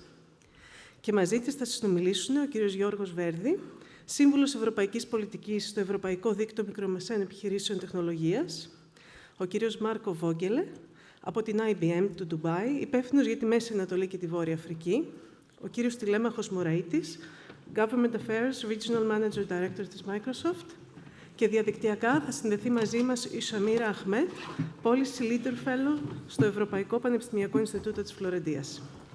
Wonderful. So thank you so much for this kind introduction, I think, and to the organizers, to Dictio, to Navarino, to the Thessaloniki Cultural Society. I was a little bit intimidated by the idea of this panel. I have to tell you the truth, even though I studied at MIT, have all these young and impressive people who actually work in the field of AI. And what we're going to try to do with this panel I'm going to ask our distinguished speakers to tell us a little bit about their experience in working in AI, and we're going to take a tour a little bit around the globe, thinking about the social, the political, the economic consequences of AI, and also the opportunities. And we're also going to think a little bit about the commercial applications and talk about the commercial applications and the regulatory environment for AI across the globe. So we have distinguished experts from Europe, from the Middle East, from Southeastern Europe, from a number of large companies. And we also have Shamir Ahmed, who unfortunately was not able to join us in person because of weather complications, but we're so glad to have her here online. So for each of the speakers, I'm not going to interrogate you, but I am going to ask you to tell us a little bit about what you do on the day-to-day, and then dig a little bit deeper into some questions about the social, political, and economic implications. And since we started the conversation quite focused on Europe, I'm going to start with you, Jorgo. You're the youngest amongst us. I was quite dismayed to hear that you were born the year I graduated from college, I think. So put me in my place. But tell us a little bit about what you do and your perspective on AI. Thank you very much, Kristen, for this question. So I work for the European Digital SME Alliance. This is the organization I'm representing, and we are the largest network of technology startup in Europe, representing about 45,000 companies from across the continent. Now, what we do at Digital SME is we help the companies in our network grow, we help them scale up, and we help them become Europe's next technological champions. And the way we do that is through multiple work streams. We help them, of course, with EU funding. We help them attract investments. We help them find clients and find the people with the right skills. But we also have a dedicated EU policy work stream. And that is very important because we saw in the last panel how dense, how complex the regulation is. And as it was discussed very clearly, imagine being a small startup, a small SME in Greece that wants to develop AI systems, and you are faced with these pyramids and these regulations and these risks. You need to be able to stay on top of that. And that's where we come in, and we help the companies realize what is coming and how they can stay ahead of the curve. Now, we are also serving as their voice in Brussels. It is very important to make all these regulations that are being actively shaped the moment that we're speaking, right? We saw that on Wednesday we have a very critical meeting on the AI Act. It is very important that small businesses and startups also have a saying. So we serve on providing technical expertise to the policymakers to make legislation as SME-friendly and as startup-friendly as possible. So that's what, in a nutshell, we do. Excellent. So digging a little bit deeper, tell us a bit about the primary digital policy considerations in Europe at the moment. So what are people thinking about? What's primarily on their mind? And how do they align with the region's approach to AI development more broadly? So there is this quote that's going on a lot around in Brussels. It's coming from Executive Vice President of the European Commission, Margaret Vestager. And she had said the following. She has said, in the US, they have all the money. In China, they have all the data. But in Europe, we have purpose. In Europe, we have our values. And that's how, in a nutshell, Europe's digital policy considerations are described. What is important for us primarily is to develop technologies that are ethical, that are trusted by citizens and users, and that are human-centered, as we said, right? So the technology must not serve to displace humans, put them out of the work loop, but it must enhance their lives, as Marilis very beautifully put it. Now, it has also been understood very well that you can't go too far. You must find a very fine balance between what is regulation, but what is also innovation, what are the positive aspects. An important data that must be mentioned is that only 8% of companies in Europe right now are using AI, only 8%. And the goal that Europe has set for itself for 2030 is 75%. So we need to get from 8% to 75% in 7 years, and it is very important that we also support this innovation. Now, can I just interrupt you for a second? I'm curious. So that 8%, that number, you know, when I hear that, that jumps out at me. Do you know how that compares with the rest of the world, or? I'm not really sure how it compares with the rest of the world, but something that, another piece of data that is very important is that actually 80% of the digital products that we have in Europe are imported. They are created elsewhere. So only 20% of the digital products that we use from day to day are Europe-made. So we see how Europe falls behind in that kind of sense. So it is very important that we catch up. And again, we spoke about the pyramids, the regulation, but there is also a very strong innovation push coming from the EU institutions. The AI Act is not only about regulation, it is also about enhancing startup and SME innovation across all member states, across the entire continent. And it's, of course, very hard to get this balance right, but that's the big bet at the heart of the EU's efforts. And if we manage to get this right, we will have an incomparable competitive advantage. Because imagine that you are a European startup and you can go across the world, go into the global markets, and claim rightfully that your AI is the most ethical. You immediately beat the competition. George, thank you so much. That's fantastic. So great to hear from you. I'm going to turn, and we'll come back to you with more questions. But next, I'm going to turn to Marco, kind of giving us a perspective a little bit from the Middle East. Tell us about what you do, what your role is at IBM, and how you see things evolving in the Middle East context. So how governments in the Middle East are preparing for the challenges and opportunities presented by this fourth industrial revolution. Sure. Thank you for having me. So, hi, everyone. My name is Marco. I'm very passionate about emerging tech. AI is one of them. In my day-to-day job, I'm a partner at IBM, and I advise government ministers in the Middle East and private sector senior executives on how to leverage artificial intelligence and other emerging technologies to be competitive. Going back to your question, how the Middle East is really attacking the emerging tech era or industrial revolution, I want to take a step back. If you think about our evolution as human beings, the first industrial revolution, we used steam and water to mechanize our products. The second, we used electricity to mass produce. The third is where we're kind of closing right now. And here we use information technology to digitize our products, what we're really using right now. The fourth industrial revolution, and the reason I want to tell you that is we need to have a set the scene of the basic of what fourth industrial revolution means, is we're really moving into a space where it's building up on the third industrial revolution, but we're creating a cyber-physical space. So the lines between digital, physical, and biological spheres are really blurring. A cyber-physical space. Think about it, what someone just said in the background, we're putting chips in the brains, right? We are going into a term called singularity, but I don't want to go into too much technical details anyway. But do say something about that, though. It's interesting.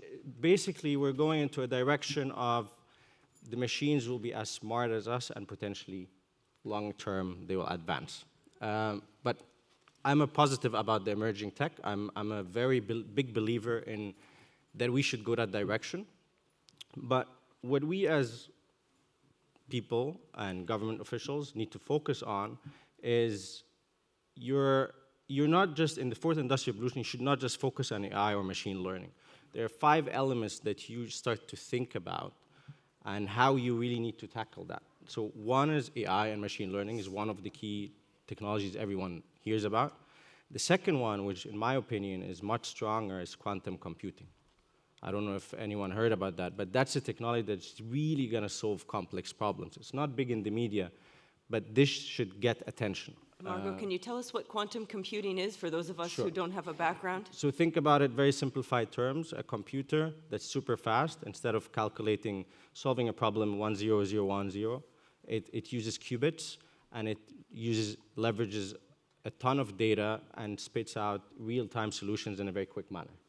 And very limited countries, going back to the point we mentioned in the back, dictators, etc., very limited countries have access to that quantum computer. The third aspect we need to start to think about is robotics that are already part of our lives and is going to get more and more and more. The fourth is the communication. How are we going to communicate to each other? How is the technology going to communicate with each other? So people call it Internet of Things.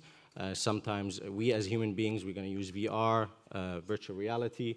And then the fifth aspect is the sensors and the chips, basically the infrastructure that's going to give us that. This is all those 5 elements are there in order for us to be able to get a ton of data, process it, and spit out real-time information. And you can forecast, you solve a problem in real time.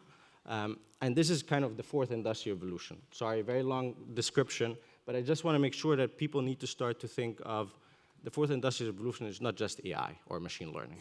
It's way beyond that. And as a government, you need to start to think, how are you prepared for that, right? So first of all, do you have the right skills? Do you have the right workforce? How do you want to grow? Do you want to grow by incentivizing your people to educate themselves in schools? Or do you want to have inorganic growth and bring in people with that skill set? I'll give you an example. Middle East, and when I say Middle East, I'm talking about Gulf countries, North Africa, Egypt, etc.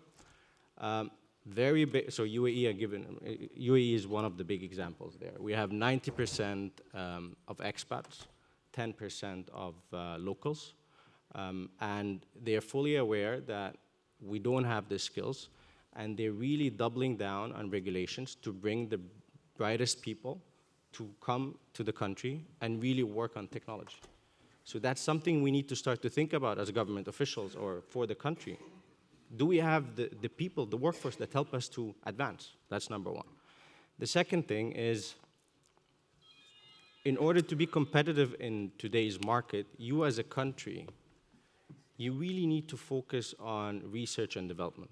So the trio of government, private sector, and academia will be extremely important, because in order to compete right now in the world, you genuinely need to be at the forefront. Otherwise, you will be relying on technology from other countries, data from other countries, and you're giving up your power. What does that mean? If you look at the R&D data, last year, $700 billion invested into R&D globally.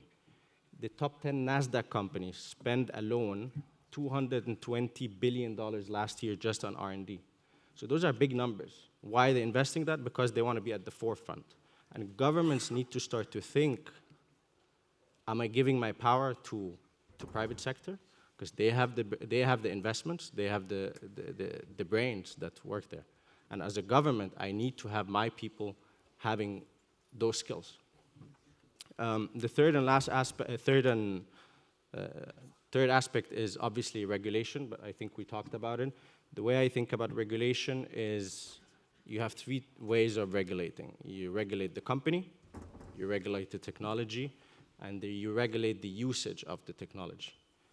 And me personally, I'm a very big believer of just looking at the usage, because once you start to regulate the technology, I'm sorry that maybe against your thought process, you're killing innovation, you are really destroying what human beings can do. That's my point of view.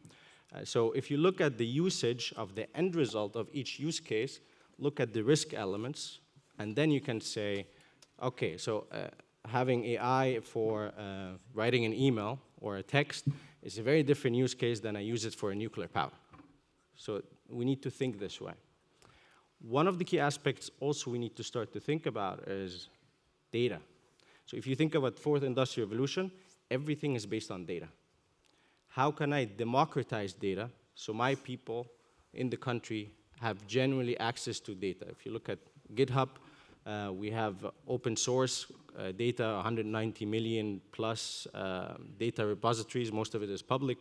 And I need to incentivize my people to start to do things themselves and get access to the data. Last but not least is,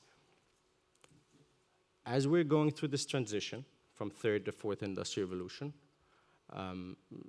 people will lose their jobs and new jobs will be created. If you look at the McKinsey report, they said 400 million people will lose their jobs, while 800 million will be created. But this period there will be a lot of uncertainty for a lot of people. So me as a government, and Middle East is doubling down on that as well, me as a government, what am I doing to give my people purpose? What am I doing to focus on a customer-centric approach or a population-centric approach? There will be a lot of depression. There will be a lot of people who don't feel like they're part of the society. I need to take care of them. How am I focusing on the healthcare? A lot of elements, I need to start listening to my people in order to not to have huge disruption getting into this fourth industrial revolution.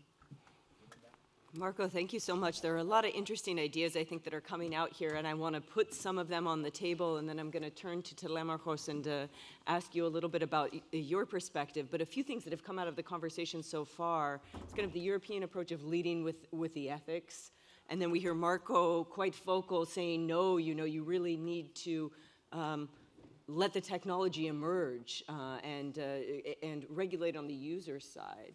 I'm also hearing some really interesting things about ownership of data. So kind of who owns this data?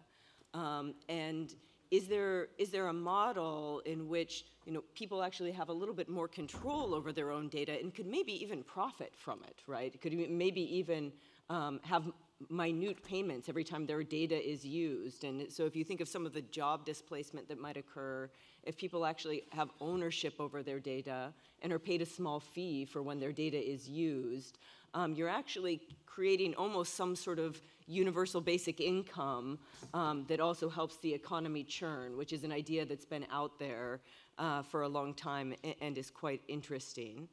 And then also I really like this discussion about the global race for talent and the global war for talent in this space. So these are all ideas that I want to keep on the table for this discussion. Telemarchos, I'm going to turn to you, an old friend, now at Microsoft doing very interesting and innovative things. So tell us a little bit about it from a commercial perspective, what you've been working on. And I know you're working a lot in emerging markets in places like Southeastern Europe, also very close to home, specializing especially in government relations with this new technology. So tell us a little bit about where you're coming from on these questions. Right. Thank you very much, Kristen, and glad to be here with you and the esteemed co-speakers. I had a lot of things to say, but I must say that right now, after hearing to George and Marco, they took all my points, so I'll try to catch up.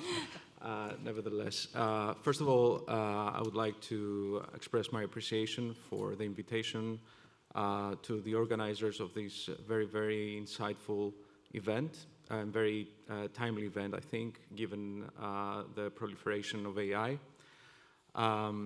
And also, I have to say that I'm a bit overwhelmed of being here because I used to come here. I mean, I studied in Thessaloniki. I did my undergraduate studies in international relations in the University of Macedonia, and I used to come here to watch movies. I've also, I would come here also to hear speakers. This is a bit, like a flashback, but also reverse history, if I can use that term.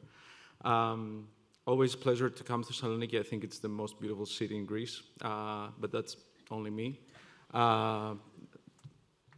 Applause? No. I'm kidding.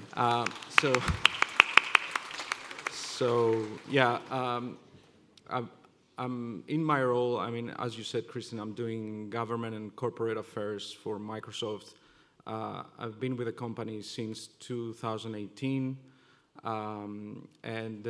Initially I was covering Greece, but then my role expanded. Nowadays, I'm covering somewhat 18 countries, all the Balkans, including Ukraine. I would say that for each of these countries, the discussion around technology and digital transformation is a bit different. Every country has its own need, has its own demands, let's say, its own vision. So you don't get a universal approach. At the same time, they are all eager, let's say, to move on and actually use technology in order to be more efficient, to offer better services to citizens, and so on and so forth. So my role is actually to serve the company's mission, which is to empower every person and every organization in the world to achieve more. So what we're trying to do is actually take these asks from the various governments and try to help them how to better achieve their goals.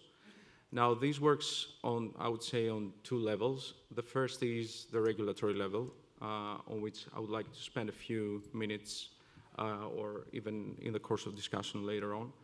And the other is raising awareness, education, and I would say I would add there training. Now, regarding regulation, I must say that the EU has kept us on our toes for the last couple of years at least. There is a huge wave of regulation being prepared and being implemented on an EU level.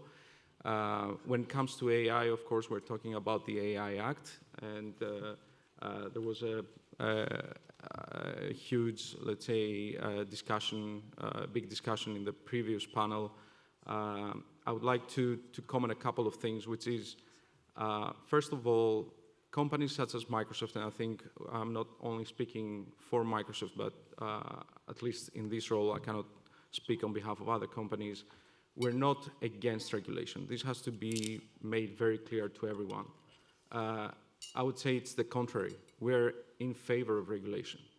I would use the example of GDPR, the general legislation for the protection of data privacy. Microsoft was actually one of the companies that contributed significantly in the preparatory work on a European level while actually the GDPR was being developed. And we're doing the same with the AI Act and other pieces of regulation that are under development on the European Union, also on the cybersecurity front. Now, I heard about the risk-based approach. We are in favor of this risk-based approach. We think that it is essential. I'm not so optimistic about whether this risk-based approach will actually be implemented in the end. And that's a concern not so much about Microsoft, and this has also to be made clear. And I think, Mr. Kukiadis, you alluded to that, is that, and also the German MP that we heard, is that when it comes to regulation, big companies such as, the Microsofts, the Googles, the Amazons, the IBMs of the world, they have a much larger capacity to comply with this set of rules. The ones that really hurt are the what we call small and medium enterprises. And to turn to your question, Christine, and refer, let's say, to, and bring the discussion actually, zoom a bit in and bring the discussion on the Greek level, on a Southeast, Central Europe level. The economies here have quite distinct characteristics, which is that 89% of the markets are comprised of small and medium level enterprises. So that means, and startups are included in this group. So that means that a rigid regulation would actually prevent these companies to enter the market and be competitive on an international level. I want to offer a figure here, which I think it's important for all of us to have in mind. There have been many, let's say, assessments on how AI will enhance economic growth. What would be the impact? What would be the footprint of AI in economic terms? The moderate estimation, and I'm talking here about the bottom end of the range of estimations, is about 7 to 8% of the worldwide GDP. In nominal terms, this means something around $7 to $8 trillion. So you have this pool of money coming on now, being created now. You really want to facilitate these startups, this new business, to go out there and compete in fair terms with everybody else. And I think we talked a lot about regulation. I was having a discussion with one of the members of the newly established AI committee, the Greek Prime Minister set up. And he said something that I think resonates very well with the situation as it is right now, which is that in this new era, we need also to rethink about what regulation means. Regulation should be a facilitator, not something that will restrict businesses and companies. Of course, we need to, maintain this balance.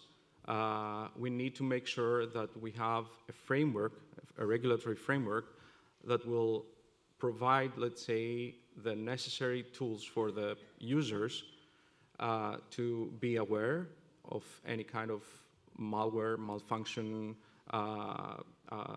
disinformation, misinformation aspects of the technology that they're using. But on the other hand, we should also provide, the framework for innovation to advance. And I would close with another part, let's say, of my daily function, which is the raising awareness, education, training. This, of course, entails being part of panels like this one. And again, thank you for inviting me here. I think what is important to note here is that AI is not something that we can approach on a standalone manner. AI has to be combined, let's say, with regulatory framework, as we said. It has to be combined with skilling, training, because if the users, if people don't know what it is, how to use it, then we're losing. There's this skilling gap that we're talking about. And this is why when Microsoft announced the data center investment here in Greece, we didn't talk only about the infrastructure. We also talked about how we skill people. And we're now in collaboration with the Greek government, and until 2025, we want to train up to 100,000 people in Greece, including civil servants. What are you going to teach us? I'm curious. I want to know. I can get ahead of the curve here. You get to choose because there is an umbrella of topics there, and there's a wide range of training. So you get to pick your choice. But I think we're talking about basic stuff like modern work tools like office tools, etc., up to AI training, and this is for free.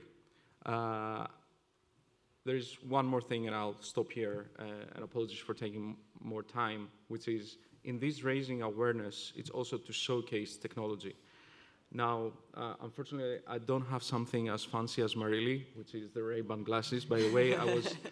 That was impressive. That was impressive, and I was that close of buying the same type like 3 weeks ago. But then I said to myself, come on, who are you kidding? You're no influencer. Skip that. But instead, I wanted to talk about a project that we have implemented here in Greece, which is the Ancient Olympia Common Grounds. I encourage everyone to download the application in your smartphones, but I would even more so encourage you to either visit Ancient Olympia and use the application there, or if you find yourselves in Athens, visit the Olympic Museum.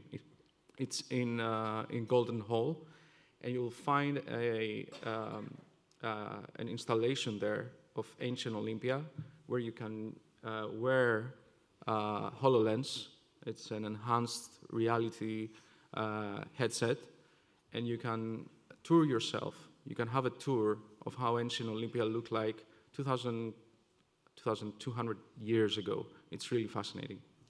This is amazing. So it's like AI is also going to take us to the past, right? So we get to, and take us into the future. So these are really exciting perspectives to hear from across the globe. I think we have Shamira Ahmed online. Shamira, we're so sorry you weren't able to join us, but we're so glad to have you here online because you've got a lot of experience in the African context, and you've been co-authoring policy documents, the Africa Union Commission's data policy framework, and you can really give us this perspective from what some people call the global south, but I like to call the majority world. So can you tell us a little bit about the national and regional approaches to AI in Africa and how you're involved and how these might differ basically from some of the conversations and approaches that we've heard here today from Europe and the Middle East? Yes, sure. Thank you, Kristen. At a country level, a few countries like Egypt, Nigeria, Kenya, Morocco, South Africa, and Tunisia, I guess these are more middle-income countries, are actually making notable strides in the ever-evolving AI landscape. But in terms of comprehensive policies or regulation, there's a lot of work in place, and only 3 African countries have made actual efforts to advance policy-related documents dedicated specifically to AI. And these are Mauritius, Egypt, and Kenya. And I think Nigeria also recently had a recent document. So there are only 4 out of the 54 African countries. And again, as expected, these are mostly middle-income countries, while lower income countries, which is most of Africa, don't even have the capacity to start talking about AI, even though they are interested. So overall, AI in Africa is often discussed in the context of public sector reform, education and research, national competitives, and partnerships with tech companies. I think it's more or less the same as with other regions, but the main difference is that there is quite a lot of techno-optimism, and I think a lot of hype that AI can be a silver bullet to resolve some of Africa's structural inequalities and problems. There's a lot of hype about AI being able to leapfrog industrial development and improve unemployment, inequality, and poverty at scale, but not enough talk of existing endowments, existing structural inequalities, and also the significant existential risk that AI could cause to Africa, given our current I guess, disadvantage in so many areas that apply to global AI governance, from the hardware value chains that power the materials, the hardware products that power AI and the data centers to our weak geopolitical influence in so many spheres. So I think that's one of the big differences, that there's a lot of optimism, but even though there's a lot of optimism, there's also a lot of discourse. For example, based on last month in November, there was a regional ministerial committee strategy meeting that took place in November. And so at a continental level, beyond the AU, and then beyond some of its implementing bodies, which are like Smart Africa Secretariat and the African Union Developmental Agency, there are also other stakeholders in the ecosystems that are pooling resources to implement initiatives that complement the African Union's digital transformation summary strategy. And based on the recent ministerial summit in November, many African Union member states also acknowledge the potential of digital transformation and AI to support national and regional developmental agendas. And beyond policy documents from 4 countries, there are also other initiatives that are related to AI.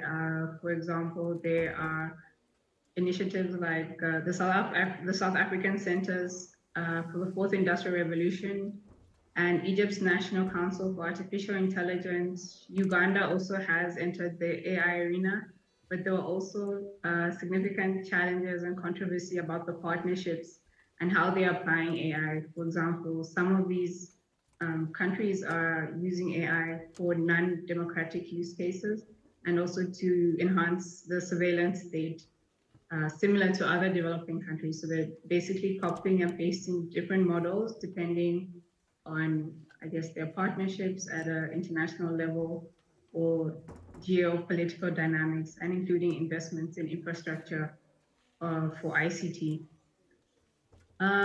So yeah, I think one of the most interesting initiatives on AI regionally is that there is a draft AI strategy, a draft conceptual framework for Africa's strategy. It's in progress, and it's envisioned that it will shape ethical and economic fruitful AI strategy for Africa.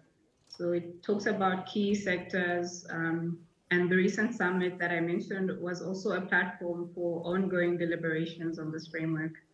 But I think on a global level, there should be more participation from African experts and overall the global majority in the discourse and development of standards, ethical guidelines, and also a regulation on AI, depending on our contextual realities, which are in stark contrast to many of the ecosystems that have more AI maturity and have, I guess, more power and decision-making in the platforms where AI is talked about on a global governance level.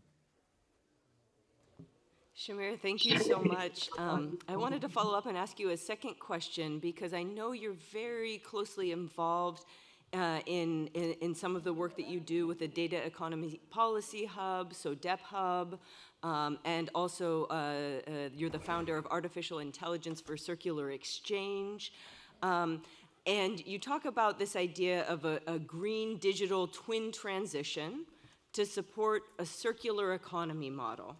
Can you unpack that a little bit for us? So tell us about what this twin transition is all about and the circular economy model for Africa.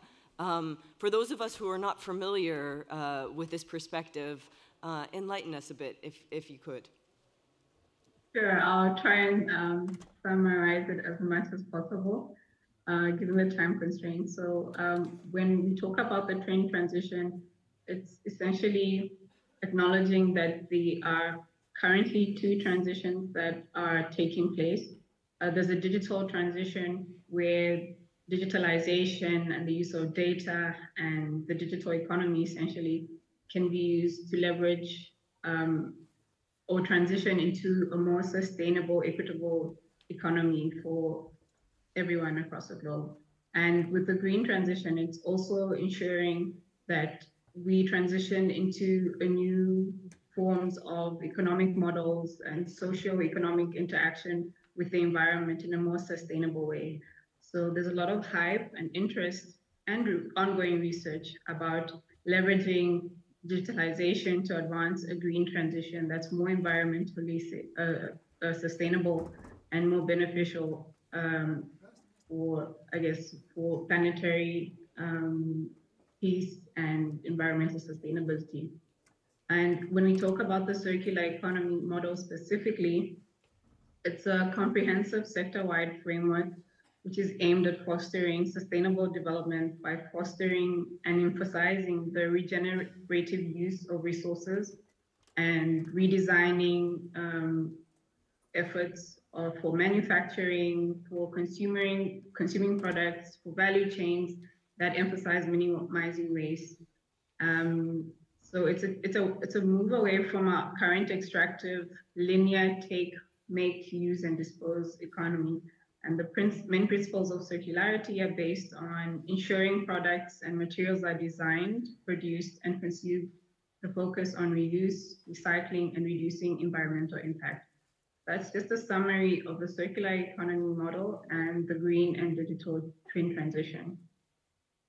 But in Africa, most of the discourse on the circular economy is mostly based on integrated waste management, regenerative agriculture and food systems, sustainable built environment, and circular manufacturing. And this is where most of the funding or the resource allocation is being concentrated on.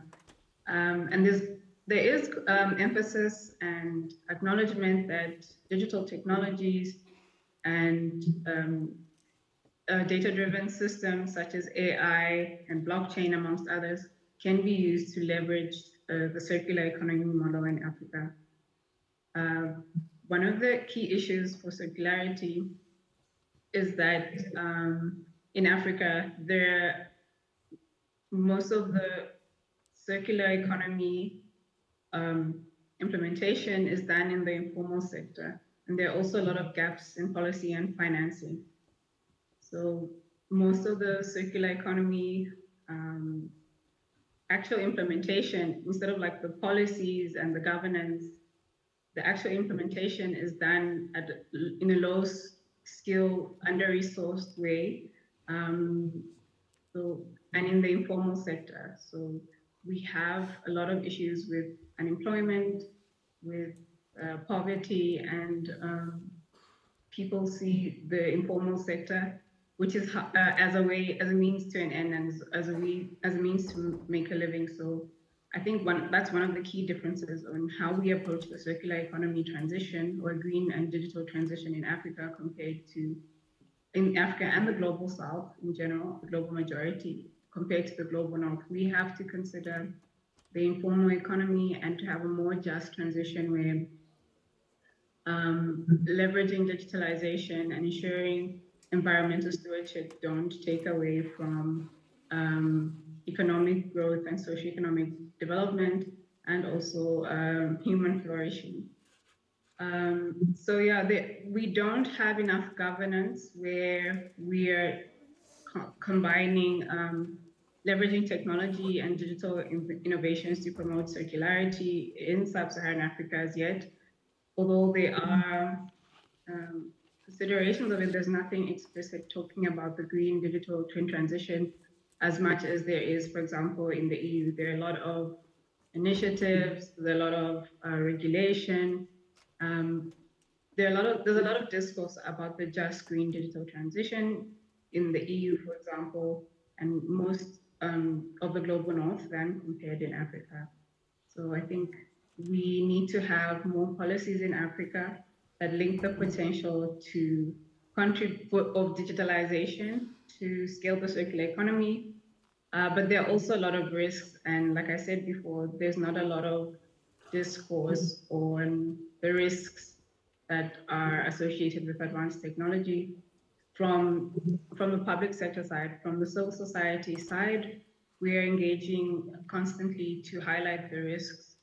We're developing reports, advocating for a more balanced approach to digitalization, as opposed to the very big techno-optimism that we see from mostly governments. So we are trying to have a more ecosystem approach to ensure that different stakeholders are involved in the decisions of transitioning to a green digital economy, and also at the global governance level, having a more equitable ecosystem that acknowledges existing structural injustices and also will mitigate the current wealth concentrations we're seeing in the digital economy.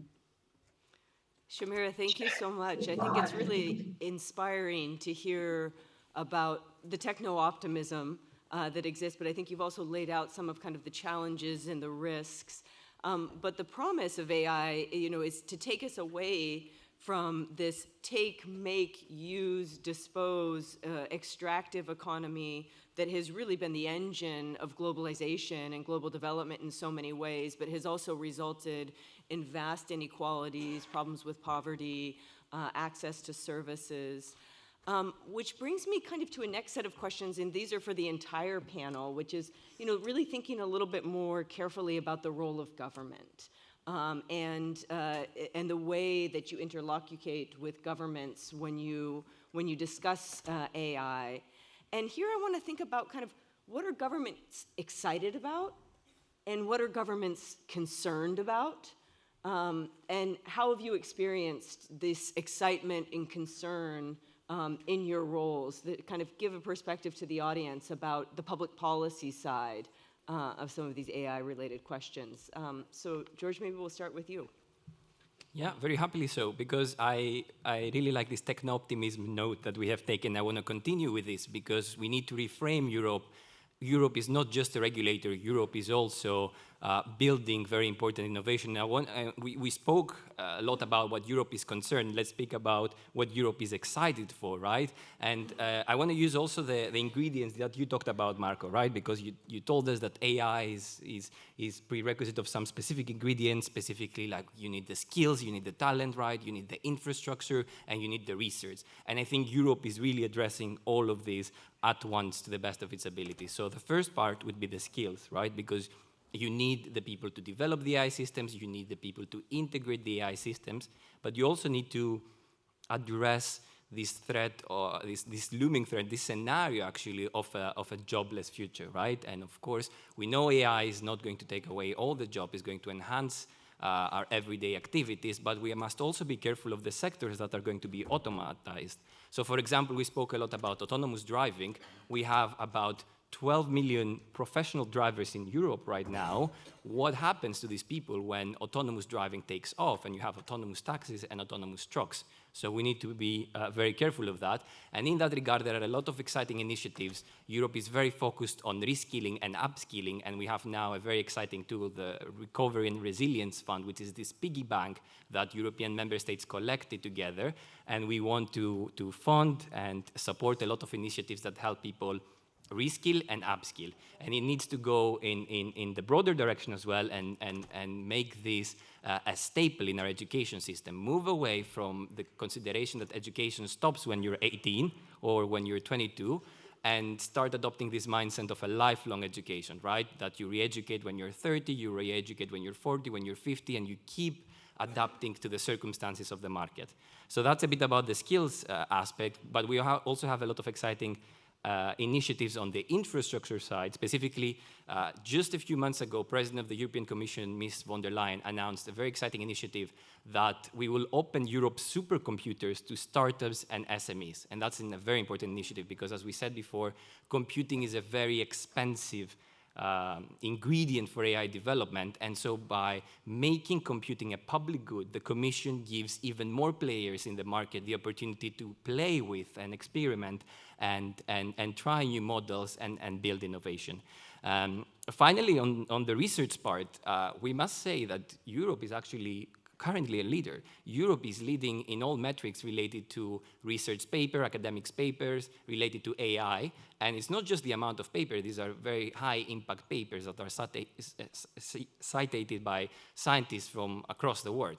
And so we need to boost further this effort of scientists and researchers. And one specific initiative I'll mention and I'll close here comes from Spain, which they have created what is called a sandbox. And the concept of an AI sandbox comes from children's playground, right? You have literally a box full of sand where you can have your children play and you can have peace of mind that they're not going to hurt themselves, they're not going to hurt others.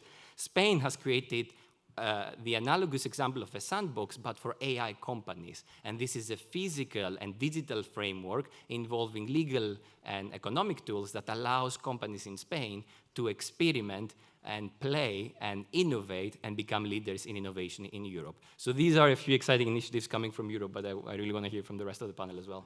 Yeah, super exciting indeed. And then I think we're getting a good perspective on some of the promise, but also a good perspective on some of the challenges. So, you know, the truck drivers, the SMEs, people who might not have access to this type of expensive technology, gives us a little bit of perspective about what governments need to think about. But Marco, let's turn to you, because you're coming from a region where it's like, we've got mega projects galore. They're not just mega projects, they're giga projects.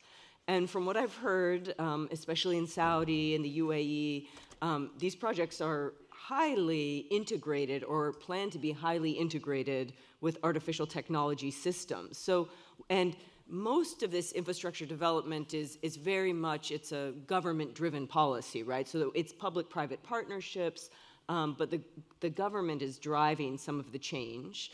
So tell us what governments are excited about and maybe what they might be a little bit hesitant or concerned about in the arenas where you're active. Sure. So if you think about the Middle East population, we're around 400 million people. 55 to 60% of the population is below 30. So there's a technology adaptation. It's part of the DNA. A lot of people are coming from abroad, so they're not from the country itself. So if you think about Middle East, right? Middle East is a big term, different countries. I'll put UAE as an example. UAE, for example, started to have an artificial intelligence minister from 2017. The UAE has a Vision 2031 for artificial intelligence. So same thing happens in Saudi, Qatar, Oman. All those countries are really very keen to adopt emerging tech and are not shying away. One of it is because the population is younger, and there is the appetite to really adopt the technology. But at the same time, if you also think about the socioeconomic aspect, is those countries are very oil-driven, and a lot of it is right now about diversifying the economy out of oil money, have more tourism, have more technology, and really advance in that space. So you can see the same pattern in UAE, Saudi Arabia, etc., having a Vision 2030, having an artificial intelligence strategy. So the way forward is very clear and how to adapt that. So that's from a political aspect. And also to consider they're mostly monarchies.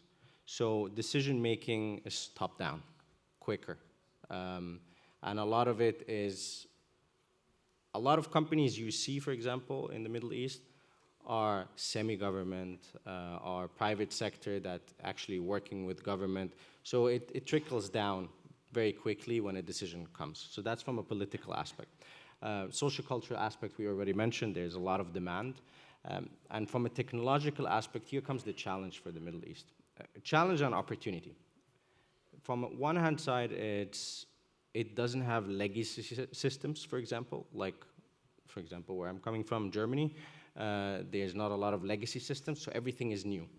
But at the same time, the challenge is you need to invest dramatically into infrastructure.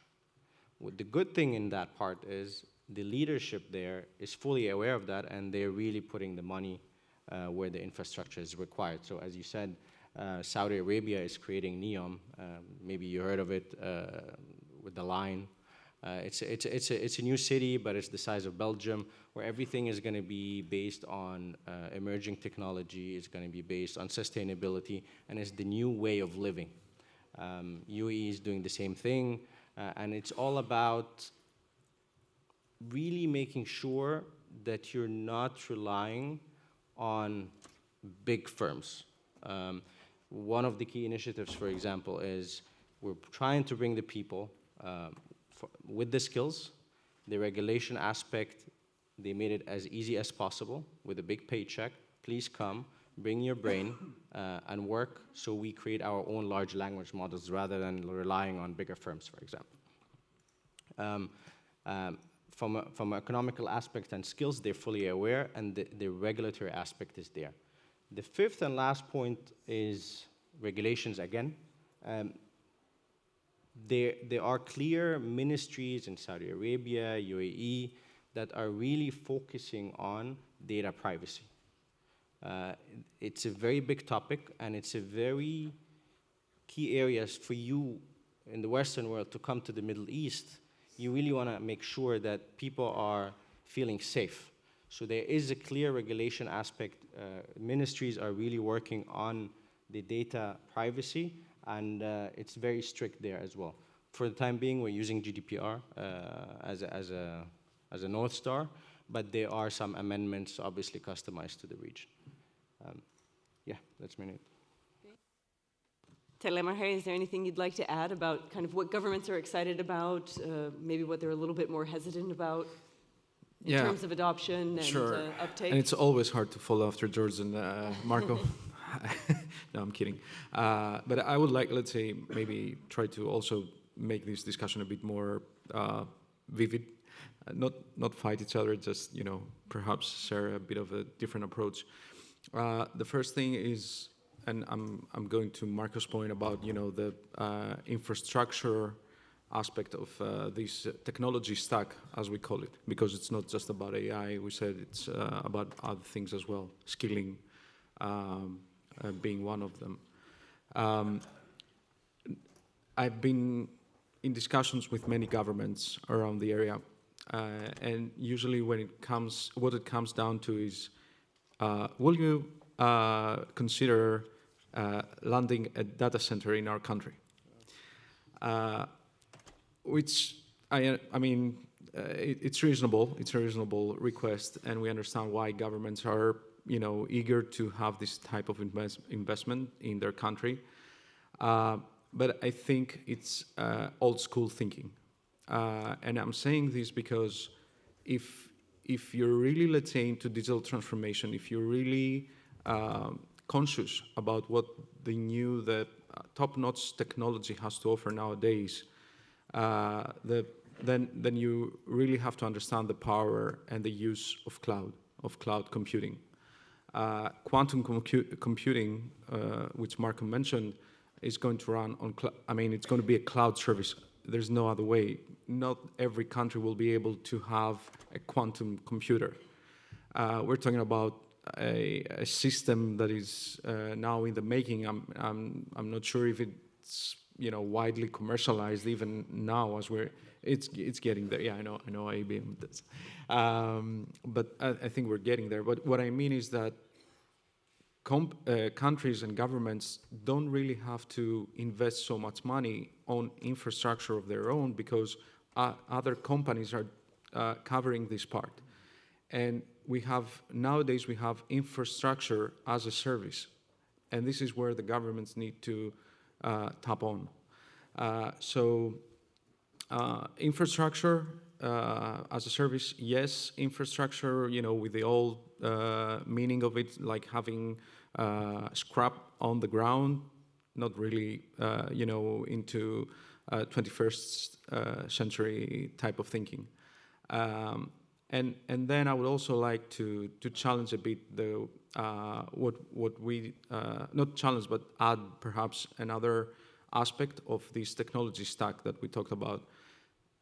As we said, infrastructure, technology, skilling, but then what about security?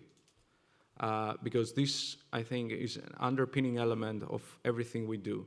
And unless we are able to provide trusted services, unless we're able to but to really make users feel that what they have in their hands, what they are using, what they're operating on, their everyday work is safe and trusted, then I think we're losing the battle. So in that sense, I would like to offer an example which I think is very indicative of how things are playing between governments and companies. As I said, I'm covering also Ukraine.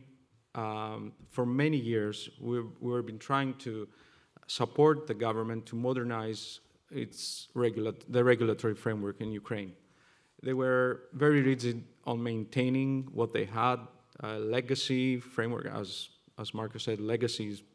Or George, did you mention about legacy? I think both of you, perhaps. So the legacy plays an important role in these kind of discussions. You don't really get enough chances to interact with people that are willing to get out of their comfort zone. And so the Ukrainian administration was really not anywhere close to modernizing. They were discussing about it, but it was a pretext. And when the war broke out, they found themselves actually in a situation where they needed cloud services fast. And they had to amend to impose a new regulatory framework overnight. In a state of panic, I would say. Now, I think, and perhaps this is a question that often comes in this discussion, is, okay, but that was a state of war. Not every country will find itself in such a similar state, but there are other challenges as well that are coming. We're talking about environmental challenges, natural disasters, and what have you. So does it have to come to that point in order to make steps forward to modernize the legislation? I honestly don't think so.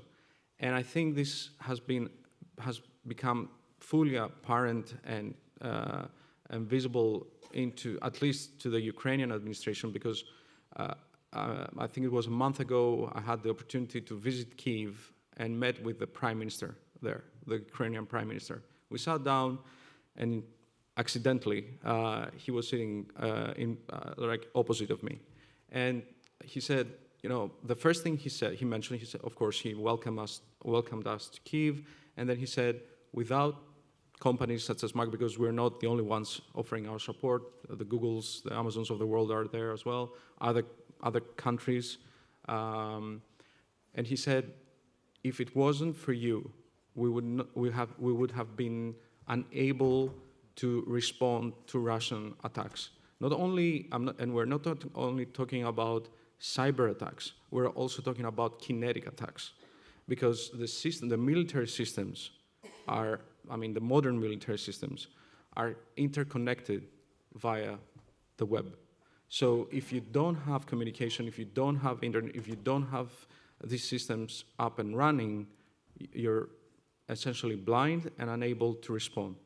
So this is something I think it's very apparent, that has become very apparent. It's very evident of why this technology is to the benefit of both the government and the society. And last point, and since I see that Mr. Papasteriou has joined us, welcome, Mr.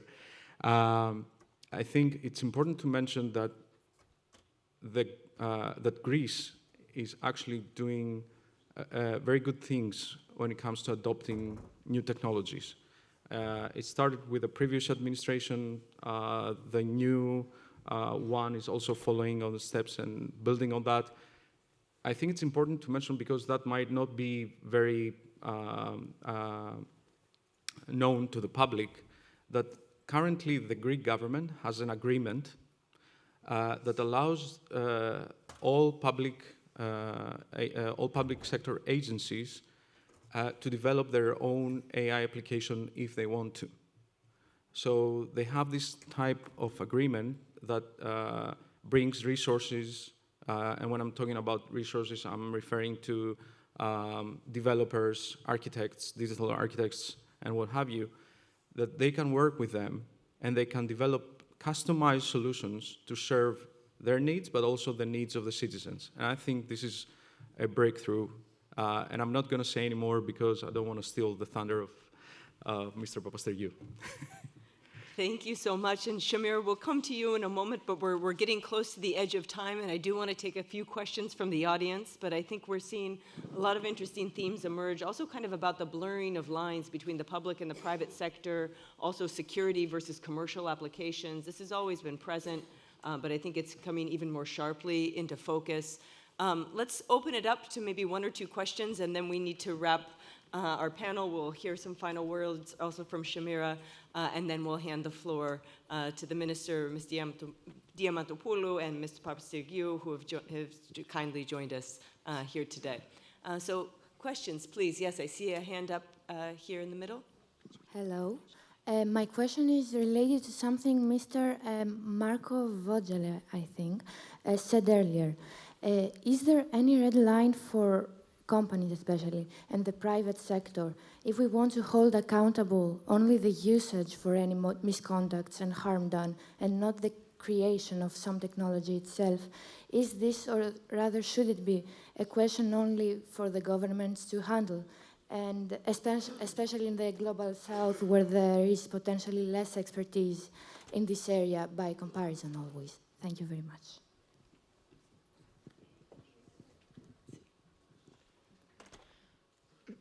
Okay, so my question is, as Mr. Ahmed mentioned, in many most basically African countries and in the global south, it is not one of the top priorities of countries to develop AI usage and technologies. So how would, in a global level, we would make sure that those countries are not, remain as technological and economically behind through the advancement of such technologies, and we would ensure a more equal technology and economical consequence in a global context? Okay, I see one hand up here in the middle, and then we actually have to wrap up. Thank you very much. I'm excited to be here and really very blessed. So, question that I would like to ask is related actually to human resilience. We hear all these beautiful artificial developments, the growth, the circularity. We use specific terms about green growth, green transition. But what about what the first panel mentioned before? The 8% global-wide have only this access to this specific knowledge. What about maybe to change the rules of the game and to make it, let's say, priority for our education? This is number one. And the second one, resilience. Like I said, after post-pandemic, we have communicated in quite different way. So it's quite new, this technology, but we have to consider also the elderly people. According to European community studies, the global population is getting old, and we don't want to have this gap. It's going to be the digital gap among this kind of knowledge, but we're human beings, we're not avatars. Thank you very much. Sorry for my past intention. Well, thank you. Okay, so we're up against time, but I do want to give each of our panelists about 30 seconds. So a quick overview, then we can continue the conversation over coffee. And we also have a third panel. To summarize some of the questions, what I hear a lot of people asking about is basically these issues of global equality, also kind of freedom, privacy, user rights, lifelong learning.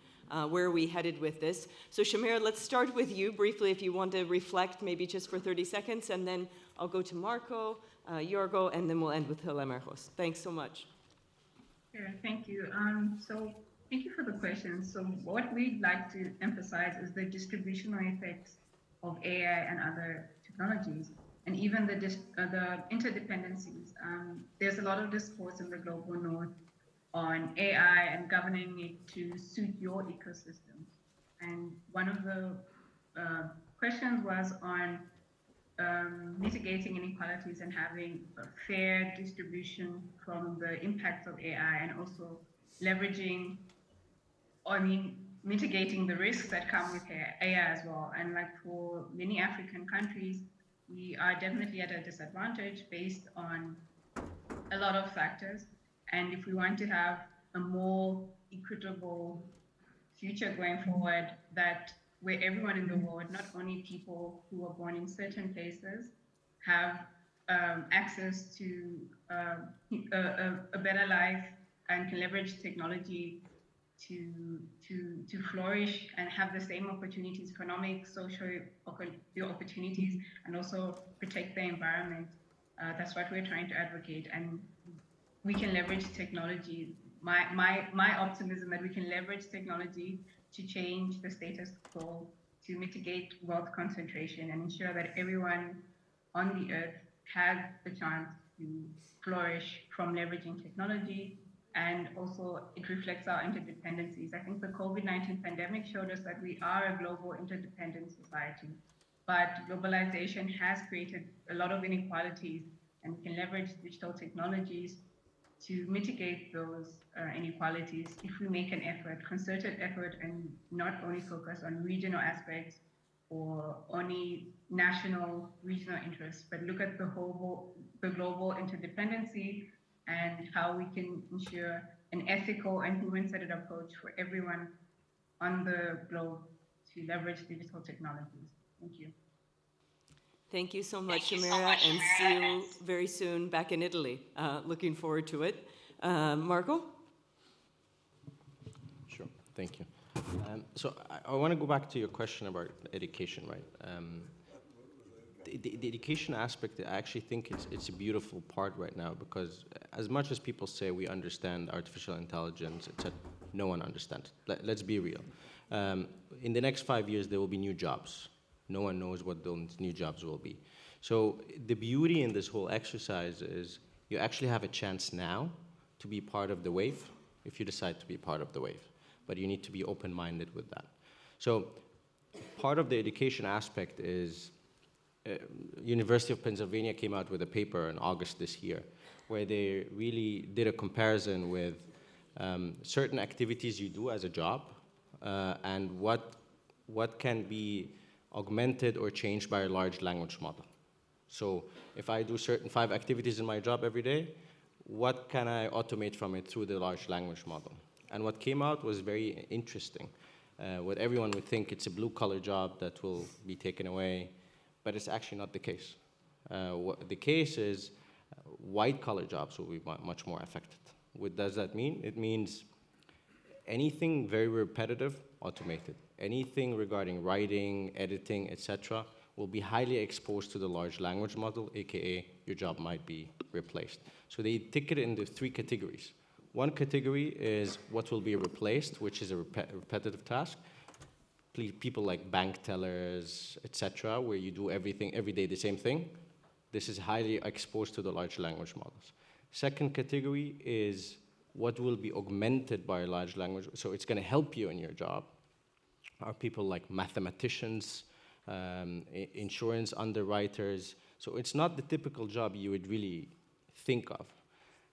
And funny enough, the jobs that are not affected as much or least exposed to the large language models, as we're speaking, are the jobs that have personal interaction and lots of movements.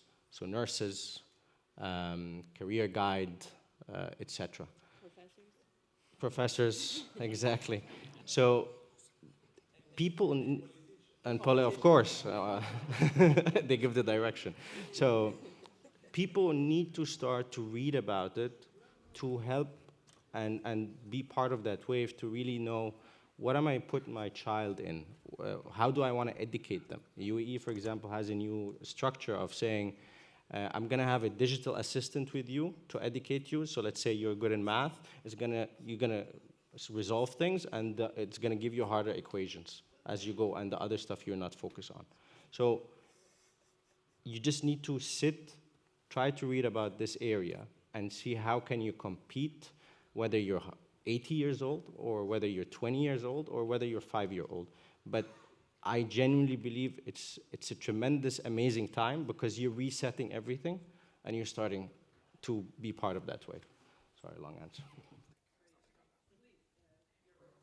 Very quickly, some final remarks on the question about accountability, because it pointed to something very important. You can have accountability top-down, that is regulation coming from the government, but you can have accountability bottom-up as well. You can have the companies themselves self-regulating and drawing up codes of conduct to say this is how we're going to make our AI products the most ethical, the most trustworthy, the most transparent.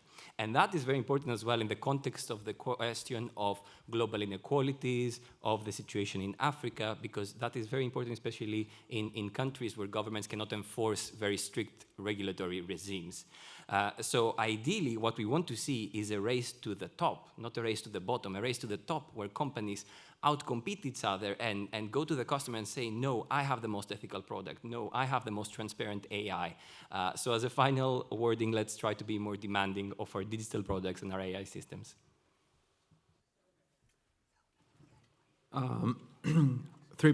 Three concluding points from my end, I think. First, sometimes I think, if we're overly enthusiastic about something, we might drive the opposite effect and create some concern, if not fear. So yes, perhaps there will be an effect on jobs, and we might see that in some years, but I think overall, and I have to agree here with Marili, AI is here, let's say, to help us actually to do our jobs better and more efficient rather than anything else.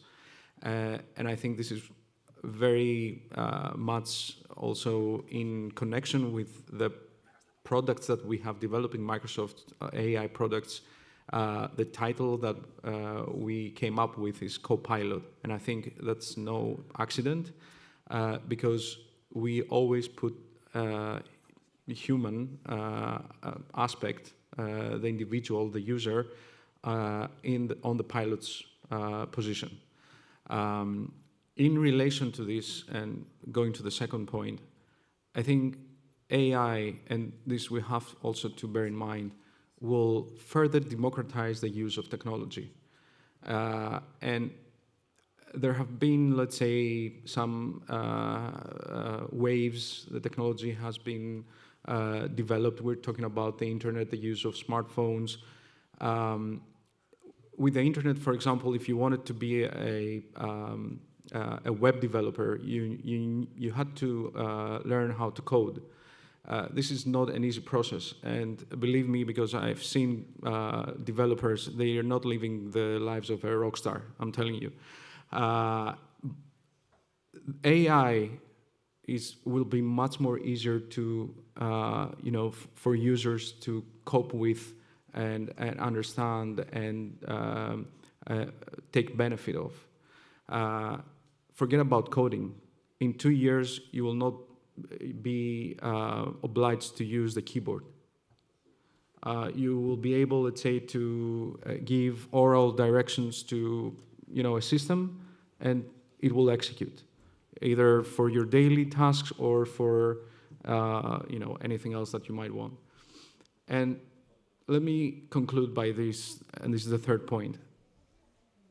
I think that AI, and, I don't want to focus only on AI, I would say this digital revolution that is coming with the use of other type of technologies as well, will take a village, as they say back in the US, to make it right.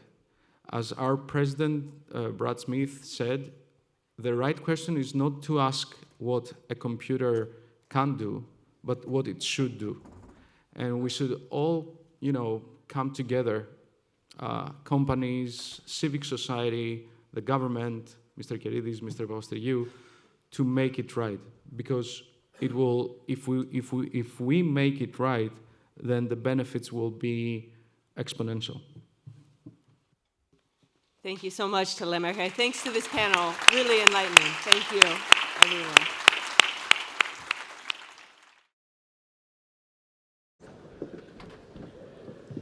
Λοιπόν, καλησπέρα. Είμαι ο Δημήτρης Κερίδης, καθηγητής Διεθνών Σχέσεων στο Πάντιο και τώρα Υπουργός Μετανάστευσης και Ασύλου, στο ρόλο του συντονιστή, τον αγαπημένο μου ρόλο.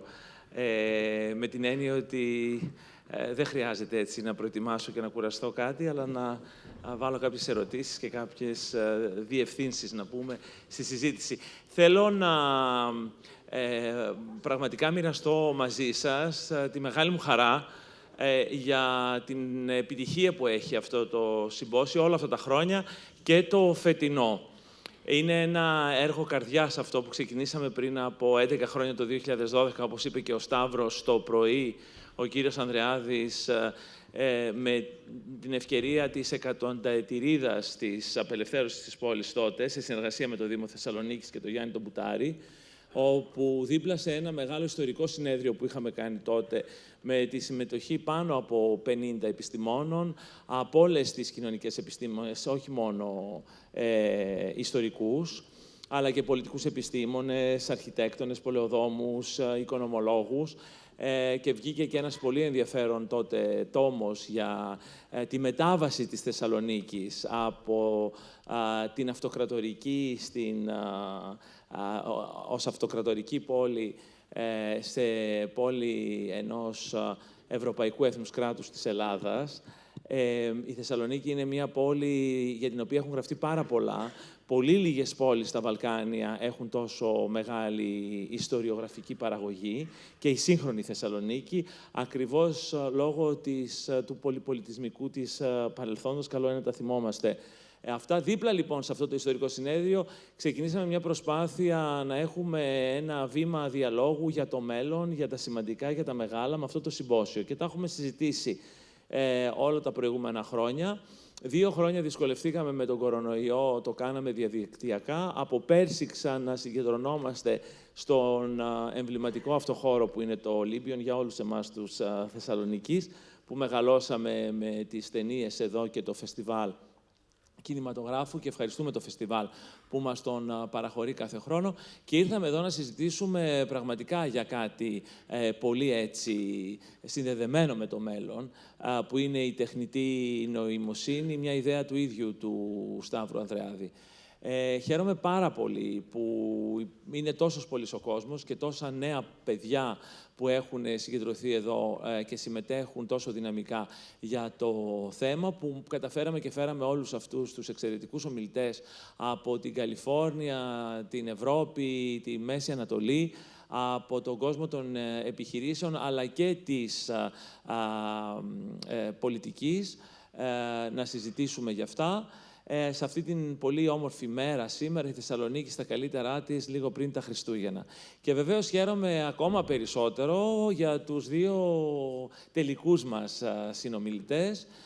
Η Άννα Διαμαντοπούλου είναι μια παλιά πολύ καλή φίλη που με μεγάλη καριέρα και ιστορία έγινε ακόμα πιο στενή φίλη και αγαπητή με τη μεγάλη εκπαιδευτική μεταρρύθμιση που έφερε το 2011, έχοντας μια μεγάλη πορεία βέβαια και στην Ευρωπαϊκή Ένωση και αποδεικνύοντας έκτοτε ότι πραγματικά υπάρχει ζωή και μετά την πολιτική.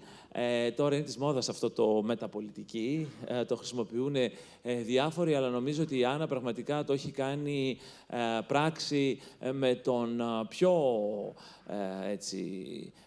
ξεκάθαρο τρόπο. Μια γυναίκα που δεν σταματάει ποτέ, δουλεύει συνέχεια, είναι παντού, στην Ευρώπη, στον κόσμο, στην Ελλάδα, στα συνέδρια, γράφει, ταράζει τα νερά ενίοτε, με αυτά που λέει και προκαλεί συζητήσεις. Αυτό ακριβώς που χρειάζεται μια ανοιχτή, ελεύθερη, δημοκρατική κοινωνία, η ελληνική, όσο το δυνατόν περισσότερο. Και δίπλα βέβαια είναι ο κύριος Παπαστεργίου, η φήμη του οποίου τον προέτρεχε, να πούμε. Εγώ δεν είχα την χαρά να τον γνωρίσω τα προηγούμενα χρόνια, όταν έκανε αυτά τα πολύ σημαντικά στα Τρίκαλα και έκανε τα Τρίκαλα πολύ γνωστά σε όλο το Πανελλήνιο, αποδεικνύοντας τι μπορεί να κάνει η τοπική αυτοδιοίκηση και ένας τοπικός άρχοντας εκεί, μέχρι που τα επισκέφθηκα τα Τρίκαλα. Και τολμώ να πω ότι εμείς οι Καβαλιώτες στην καταγωγή, που προερχόμαστε έτσι από μια πόλη με θάλασσα, με πολύ μεγάλη ιδέα για τον εαυτό της, βλέπουμε πάντοτε έτσι τις εσωτερικές πόλεις, είτε την Κοζάνη, είτε της Θεσσαλίας, κάπως αφιψηλού, να πούμε. Τον άνθρακα της Κοζάνης να το πω θα ζούσατε. Λοιπόν, μέχρι που βρέθηκα στα Τρίκαλα με την οικογένεια και πραγματικά εξεπλάγει από όλα αυτά τα σημαντικά που κάνατε εκεί, κύριε Παστεργίου, και τώρα τους τελευταίους μήνες μαζί στην κυβέρνηση και στα δύσκολα που έχουμε εκεί. Το πάνελ μας είναι αφιερωμένο στην Ελλάδα. Αφού μιλήσαμε γενικά για το τι είναι η τεχνητή νοημοσύνη στο πρώτο πάνελ και τις συνέπειες της για την οικονομία, την πολιτική, το διεθνές σύστημα ευρύτερα στο δεύτερο, νομίζω ήρθε η ώρα τώρα, κλείνοντας τη συνάντησή μας, να επικεντρωθούμε στην Ελλάδα και τι κάνει η Ελλάδα για την τεχνητή νοημοσύνη, τι κάνει η κυβέρνηση, τι κάνει η πολιτική, ποια είναι τα προβλήματα, οι ελλείψεις, οι προκλήσεις. Νομίζω ότι και λόγω πρωτοκόλλου να ξεκινήσουμε από τον Υπουργό, να μας δώσει έτσι όλη την γκάμα των πρωτοβουλειών που αναπτύσσονται και στη συνέχεια η Άννα και να περάσουμε στις ερωτήσεις του κοινού. Ευχαριστώ πάρα πολύ. Ξέρω πόσο δύσκολο είναι η ζωή μεταξύ Τρικάλων και Αθήνας και Βρυξελών τώρα. Προσθέσατε και τη Θεσσαλονίκη, η οποία ωστόσο σας αγαπά πολύ και το είδατε και πριν. Λοιπόν, κύριε Παπαστεργίου. Καλησπέρα. Καλησπέρα σε όλες και όλους. Καλησπέρα, Δημήτρη, Άννα.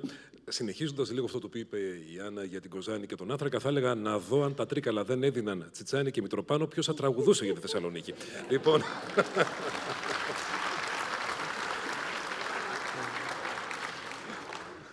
Και χαίρομαι πάρα πολύ που είμαι για τρίτη μέρα αυτή τη εβδομάδα στη Θεσσαλονίκη, εφημερών, τη Δευτέρα για μια πάρα πολύ ωραία εκδήλωση. Χθες για μια, ας πούμε, κλαδική συνάντηση για την τεχνολογία και την τοπική αυτοδιοίκηση και σήμερα ήρθα πάλι το πρωί, αλλά πραγματικά είναι τέτοιο το κοινό και οφείλω να ομολογήσω ότι είναι ένα μεικτό κοινό που όμως αυτό δείχνει και το πόσο ενδιαφέρουσα κουβέντα μπορεί να γίνει για κάτι το οποίο έρχεται, το βλέπουμε να έρχεται και θέλουμε και εμείς να ψαχτούμε να δούμε τελικά τι είναι η τεχνητή νοημοσύνη, γιατί γίνεται τόση κουβέντα και τελικά πού θα μας πάει αυτό το κύμα. Καταρχάς, είναι κάτι καινούριο η τεχνητή νοημοσύνη? Η απάντηση είναι όχι. Ήδη εδώ και πολλά χρόνια δουλεύουμε με κομμάτι τεχνητής νοημοσύνης στα κινητά μας, σε διάφορες εφαρμογές. Ούτως ή άλλως η πιο δημοφιλής εφαρμογή, η μηχανή αναζήτησης Google, δουλεύει από κάτω έναν αλγόριθμο τεχνητής νοημοσύνης. Για ποιο λόγο όμως έχει γίνει τόση φασαρία το τελευταίο διάστημα για την τεχνητή νοημοσύνη? Διότι πριν από 1 χρόνο και 3 μέρες παρουσιάστηκε το ChatGPT. Και τότε λοιπόν η OpenAI έδειξε σε όλους μας ότι δεν είναι κάτι το οποίο τρέχει από πίσω και απλά το χρησιμοποιούμε συνήθως χωρίς να ξέρουμε ότι υπάρχει, αλλά είναι ένας μηχανισμός, μια μηχανή η οποία μπορεί κανονικά να μιλήσει μαζί σου. Θα μπορούσαμε κάλλιστα να πιστέψουμε πως από την άλλη πλευρά είναι ένας άνθρωπος ο οποίος έχει τεράστιο επίπεδο γνώσεων και απλά πληκτρολογεί πάρα πολύ γρήγορα και μας απαντά στα πάντα, με τα όποια λάθη κάνει. Και φυσικά δεν ήταν αυτό. Ήταν η πρώτη φορά που είδαμε ότι τελικά η τεχνητή νοημοσύνη από το παρασκήνιο ήρθε στο προσκήνιο και άρχισε να μας απειλεί. Κάπως έτσι αρχίσαμε να αντιμετωπίζουμε όλη αυτή την σχέση που είχαμε με το ChatGPT και τα υπόλοιπα τα οποία βγήκαν στην πορεία. Έρχεται γρήγορα. Αλήθεια, είμαστε προετοιμασμένοι? Είναι το ερώτημα. Και εδώ νομίζω πως η απάντηση σε επίπεδο ελληνικής κυβέρνησης θεωρώ πως είναι καλή. Ότι δεν μας έπιασε στον ύπνο, ότι ο Πρωθυπουργός εδώ και τουλάχιστον 3 μήνες, όταν πλέον βλέπουμε ότι εφαρμογές μπορούν να αλλάξουν τις ζωές μας προς το καλύτερο, ζήτησε να φτιαχτεί μια επιτροπή η οποία θα καθίσει να δει αυτές τις προκλήσεις, να δει τους κινδύνους και να δούμε σε ποια σημεία, η απάντηση κατά μένα σε όλα, σε ποια σημεία του δημόσιου βίου και της διοίκησης μπορούμε να εντάξουμε εφαρμογές τεχνητής νοημοσύνης. Η επιτροπή αυτή ξεκίνησε τη δουλειά της. Το Υπουργείο Ψηφιακής Διακυβέρνησης είναι ένας από τους μοχλούς που θα κληθούν να υλοποιήσουν κάποια από τα κομμάτια αυτά, ανάλογα βέβαια και με το κομμάτι που θα πρέπει να αντιμετωπίσουμε. Γιατί δεν υπάρχει σημείο, και νομίζω πως και η Άννα θα συμφωνήσει, έτυχε την Παρασκευή της, το έλεγα, να μιλήσω πριν από την Άννα σε ένα βίντεο που είχε στείλει στην νομική βιβλιοθήκη και σαν να ήμασταν συνεννοημένοι, λέγαμε ακριβώς τα ίδια πράγματα. Οπότε θα περιοριστώ σε λίγο πιο τεχνικά. Όχι ως ηλεκτρολόγος μηχανικός τόσο, διότι εδώ πέρα έρχεται και το κομμάτι των νέων δεξιοτήτων και το να πρέπει ακόμα και οι άνθρωποι του χώρου να εξελισσόμαστε και να μαθαίνουμε καινούργια πράγματα. Θεωρώ μεγαλύτερο προσόν μου ότι ξέρω καλά την δημόσια διοίκηση λόγω των προηγουμένων ετών στον Δήμο και στην Κεντρική Ένωση των Δήμων.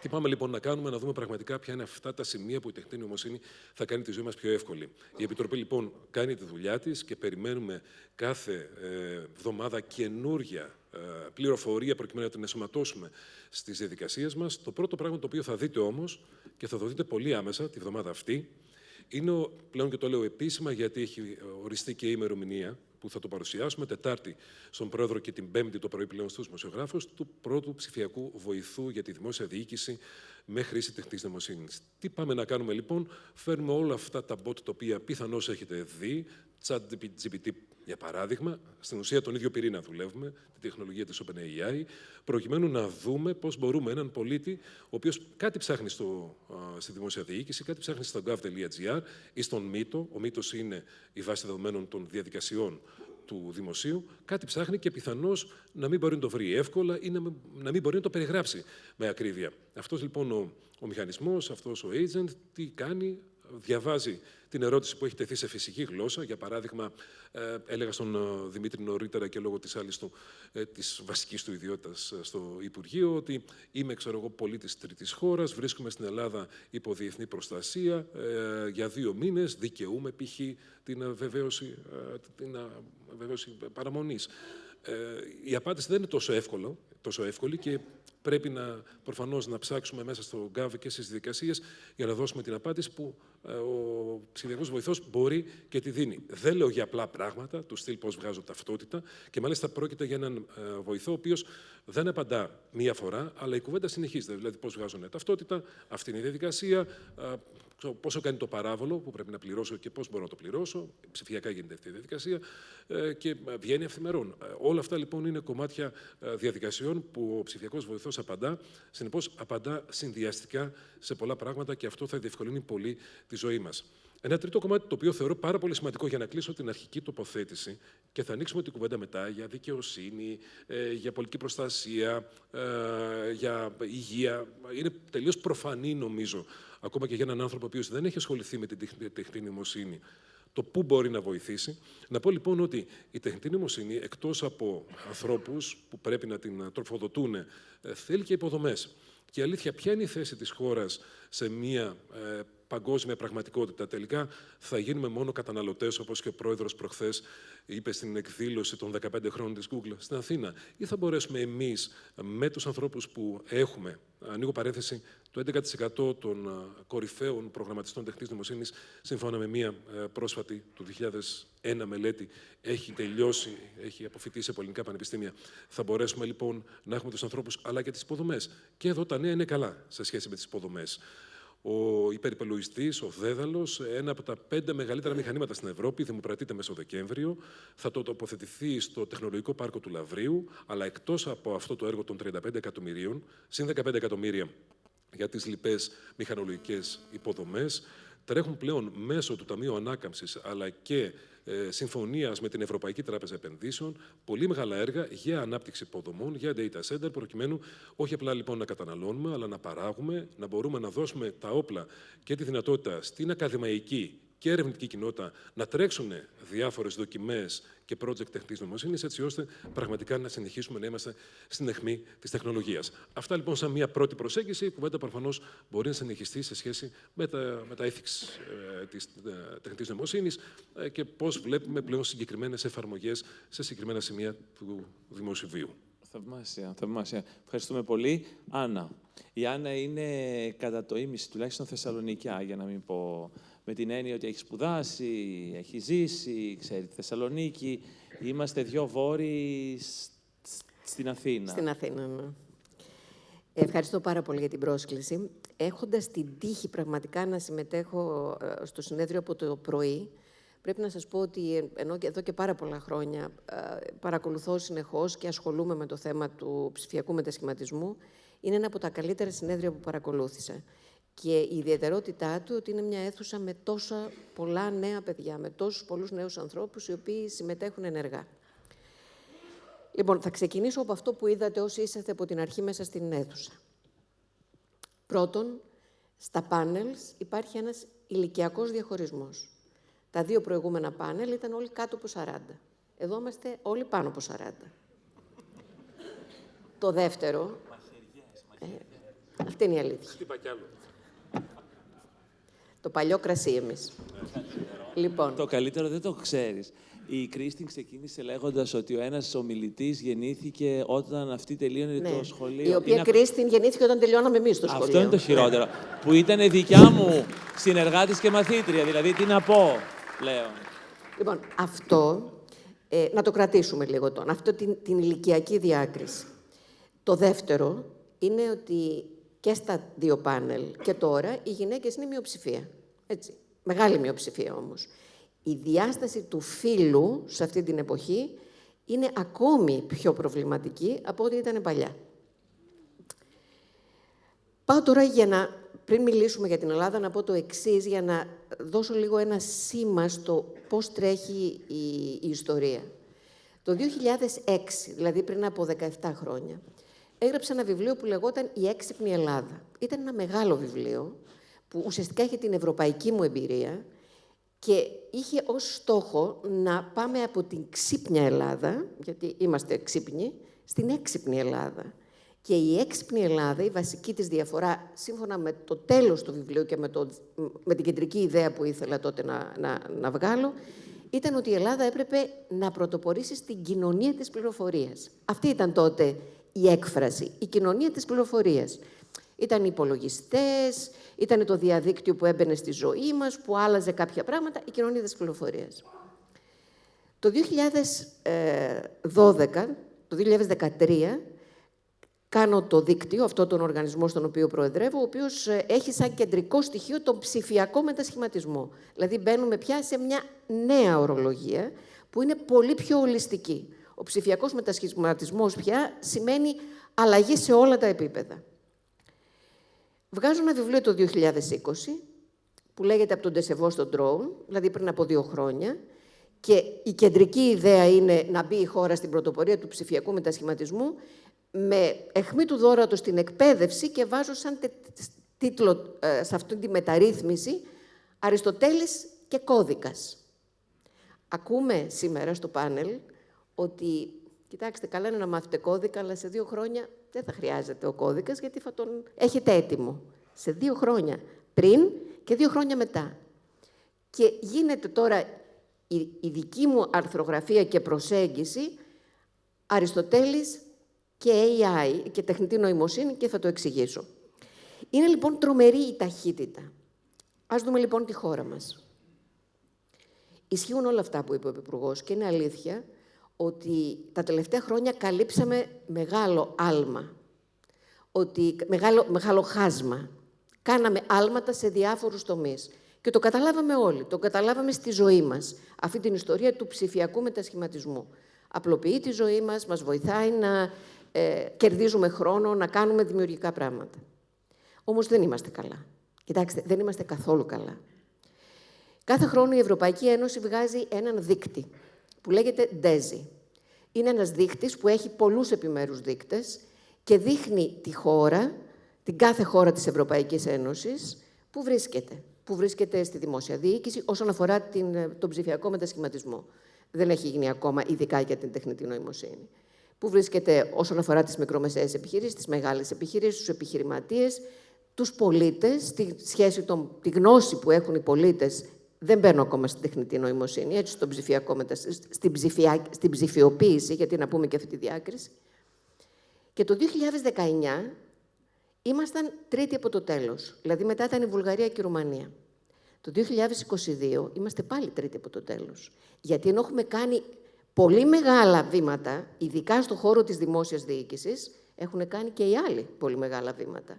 Άρα εμείς, για να τους φτάσουμε και να πούμε ότι μπαίνουμε πάνω από το μέσον όρο, χρειαζόμαστε διπλάσια και τριπλάσια ταχύτητα. Είναι πολύ ουσιαστικό, νομίζω για τα νέα παιδιά είναι αυτόματα, μερικά πράγματα δεν χρειάζεται να τα αναλύουν, ίσως για τις δικές μας γενιάς περισσότερο, την διαφορά της ψηφιοποίησης από την τεχνητή νοημοσύνη. Η ψηφιοποίηση είναι ουσιαστικά μεταφέρω δεδομένα, στοιχεία, με ψηφιακό τρόπο και τα κάνω έτσι, ώστε να μπορούν να χρησιμοποιηθούν ψηφιακά. Η τεχνητή νοημοσύνη είναι σαν το φύσιμα του Θεού, αν δεν προσβάλλω. Δηλαδή, όλα αυτά ουσιαστικά δίνουν πια στον αλγόριθμο τη δυνατότητα να σκεφτεί σαν άνθρωπος. Όχι να τα κάνει όλα, δεν έχει ηθική, αλλά δεν έχει κριτική σκέψη, αλλά ουσιαστικά έχει αναγνώριση, έχει επεξεργασία, παίρνει αποφάσεις. Είμαστε λοιπόν εδώ, που τα πράγματα αλλάζουν πάρα πολύ. Όταν λέμε ότι η τεχνητή νοημοσύνη αλλάζει τα δεδομένα, έκανε μια μικρή αναφορά ήδη ο Υπουργός, που πρέπει να πω ότι είναι ο κατάλληλος άνθρωπος στην κατάλληλη θέση. Το 2014, όταν με το δίκτυο ψάχναμε να βρούμε σε ποια πόλη θα πάμε να μιλήσουμε για την 4η βιομηχανική επανάσταση, που ήταν κάτι τελείως ακατανόητο το 2014, πήγαμε στα Τρίκαλα βέβαια, γιατί τα Τρίκαλα ήταν μια από τις πιο προωθημένες πόλεις στην Ευρώπη. Και είχαμε 500 άτομα συμμετοχή για να μιλήσουμε για την 4η βιομηχανική επανάσταση. Εδώ λοιπόν οι αλλαγές αυτές, για να κατανοήσουμε την έντασή τους,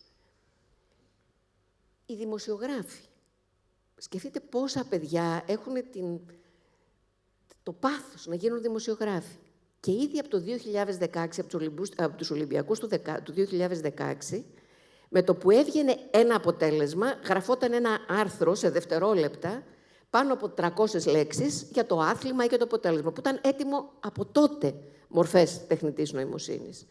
Τι κάνουν οι δημοσιογράφοι σήμερα, που λες το GPT κάτι και σου γράφει σε δευτερόλεπτα ό,τι θες. Αυτοί που γράφουν σενάρια, δηλαδή όλος ο χώρος της τέχνης, ο κινηματογράφος, Τώρα έχουμε στο χώρο της τέχνης πολλά προβλήματα με την απόλυτη μίμηση, ακούστηκε και προηγουμένως, τραγουδιστών, και στο πρόσωπο και στη φωνή, πώς τα αναγνωρίζουμε αυτά. Μεγάλα ζητήματα τεράστιου ηθικού και οικονομικού ενδιαφέροντος. Αλλάζουν τα πράγματα στην ιατρική, αλλάζουν στη γονιδιακή. Στην αίθουσα είναι ο κύριος Τσαφτάρης, νομίζω ένας από τους μεγαλύτερους επιστήμονες γεωπόνους όλων των εποχών, που είναι στη Θεσσαλονίκη, και μου έλεγε τι συμβαίνει στο χώρο της γονιδιακής με την τεχνητή νοημοσύνη. Όπου εκεί σε 2 χρόνια θα δούμε να αλλάζουν τα πάντα. Προς το καλύτερο, δηλαδή μπορεί να χρησιμοποιήσουμε με πολύ θετικό τρόπο για την βελτίωση της ιατρικής, αλλά και με πάρα πολύ επικίνδυνο τρόπο. Εν πάση περιπτώσει, δεν υπάρχει κανένας χώρος που να μην έχουμε τρομακτικές αλλαγές. Και βεβαίως να πω το θέμα του περιβάλλοντος που συζητάμε τώρα, η πρόκληση των πυρκαγιών κλπ. Ο Υπουργός τα ξέρει πολύ καλύτερα γιατί προχωρά. Να είμαστε αισιόδοξοι ή απαισιόδοξοι. Να είμαστε αισιόδοξοι. Προσωπικά πιστεύω ότι κάθε εξέλιξη πρέπει να μας κάνει πιο αισιόδοξους. Η τεχνητή νοημοσύνη μας δίνει δυνατότητα να κινούμαστε ευκολότερα, να έχουμε περισσότερα στοιχεία, να παίρνουμε γρήγορα αποφάσεις. Μας βοηθάει πάρα πολύ στη ζωή μας και στο επάγγελμά μας. Εκεί που βάζω ένα μεγάλο ερωτηματικό, και ίσως πρέπει να το συζητήσουμε και να ακούσουμε και τις απόψεις όλων, είναι το θέμα των αποφάσεων. Με φοβίζει πολύ το ότι η τεχνητή νοημοσύνη και ο αλγόριθμος μπορεί να πάρει αποφάσεις. Έχει δοκιμαστεί ήδη.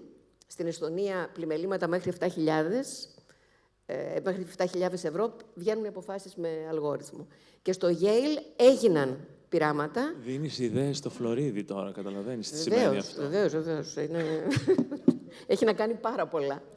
Και στο χώρο, και τώρα με τη μεταρρύθμιση που ανακοινώνει, νομίζω και η ψηφιακή διάσταση είναι πολύ σημαντική. Στο Yale έγιναν πειράματα, πήραν συγκεκριμένες αποφάσεις που είχαν βγει από δικαστήρια και τις σύγκριναν με αποφάσεις που έβγαζαν οι αλγόριθμοι.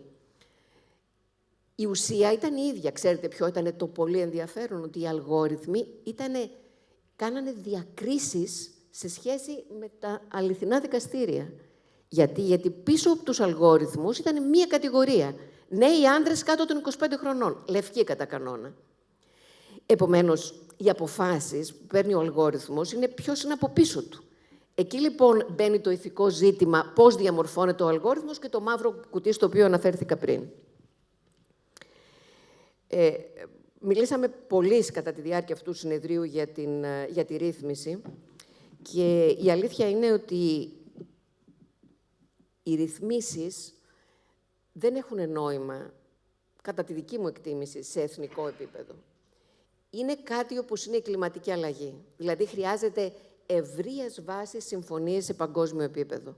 Αν σκεφτείτε ότι ένα παιδάκι στην Κίνα και ένα παιδάκι στην Αθήνα και ένα παιδάκι στην Αιθιοπία μπορούν να παίζουν σκάκι και να ανταλλάσσουν απόψεις, τι νόημα έχει να κάνουμε μια ειδική ρύθμιση για την Ελλάδα ή για την Αιθιοπία?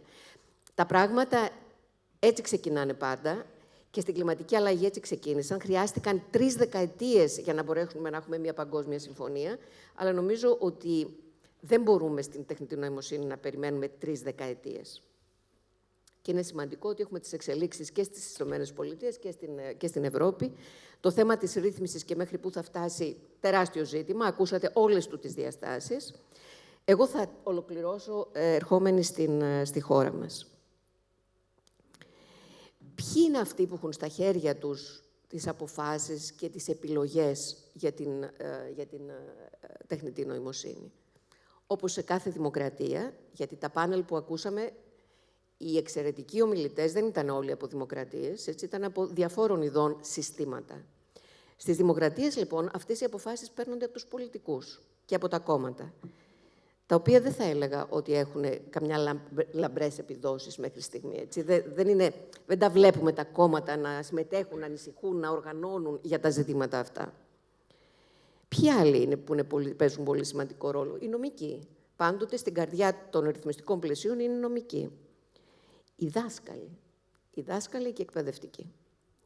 Και έρχομαι να πω ότι η λέξη κλειδί πριν πάμε στη ρύθμιση είναι η εκπαίδευση.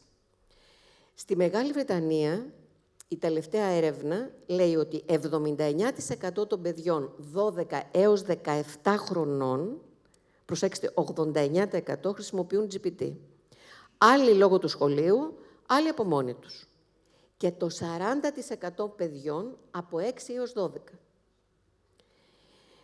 Αυτή η γενιά που ξεκινάει με το GPT είναι μια γενιά που δεν θα έχει καμία σχέση με τον τρόπο που μεγαλώσαμε εμείς.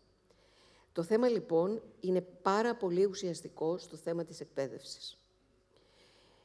Μπορούν οι σημερινοί δάσκαλοι και οι σημερινοί καθηγητές, για να ξεκινήσω από το δημοτικό, το γυμνάσιο και το λύκειο, να είναι αυτοί οι οποίοι θα βοηθήσουν τα παιδιά να χρησιμοποιήσουν αυτά τα νέα εργαλεία.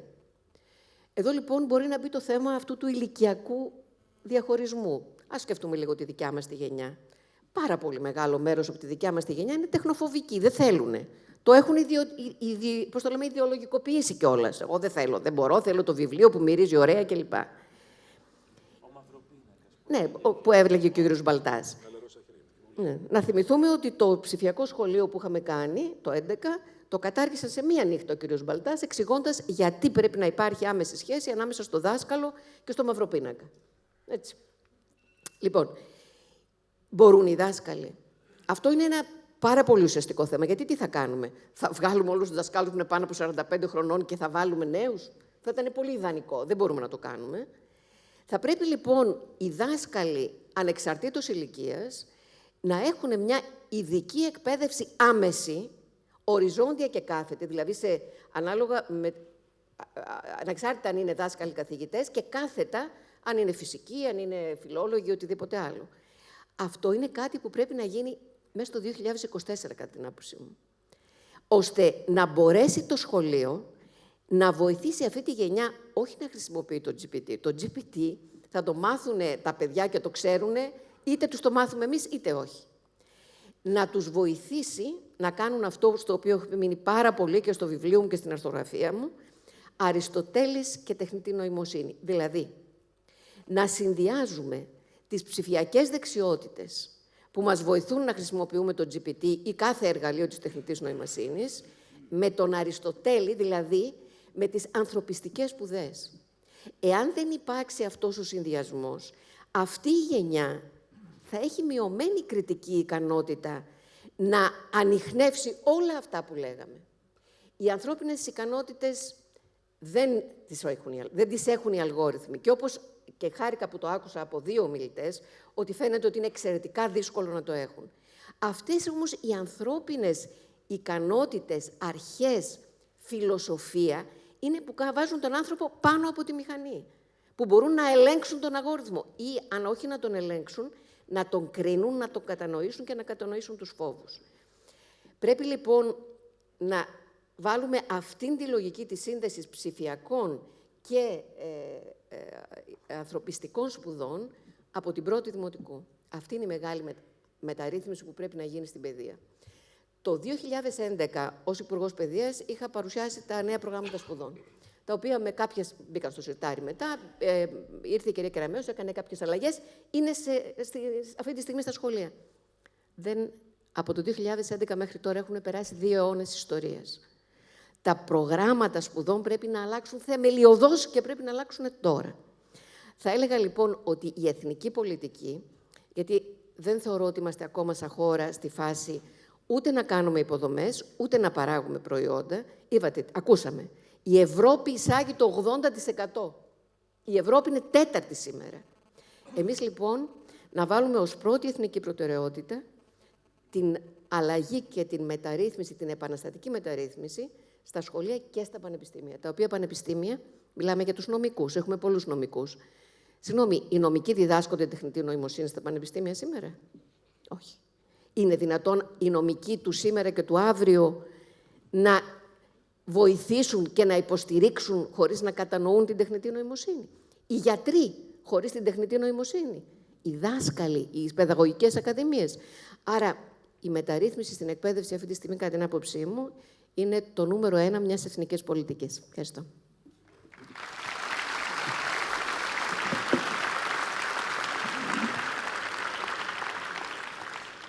Λοιπόν, έχουμε χρόνο για ερωτήσεις να πάρουμε από το κοινό. Δεν ξέρω αν υπάρχουν. Ωραία. Τώρα να σηκώσουμε τα χέρια μας, να σας δω καλά-καλά. Ωραία, να ξεκινήσουμε εδώ μπροστά. Έχουμε τα μικρόφωνα. Ναι, Νίκο. Ωραία. Απλώς πείτε το όνομα. το affiliation. Γεια σας, Ελένη Αμπατζή, University of Texas at Arlington, όπου έχουμε κάνει ένα πρόγραμμα Cyber Psychology. Πάρα πολύ ωραία όλα αυτά, αλλά είναι να φοβάται κανείς τα αρνητικά, τα οποία δεν τα ακούμε αρκετά. Οι νεότερες γενναίες πείθονται από πράγματα από τα οποία οι μεγαλύτερες δεν πείθονται. Και ένα θέμα είναι το marketing.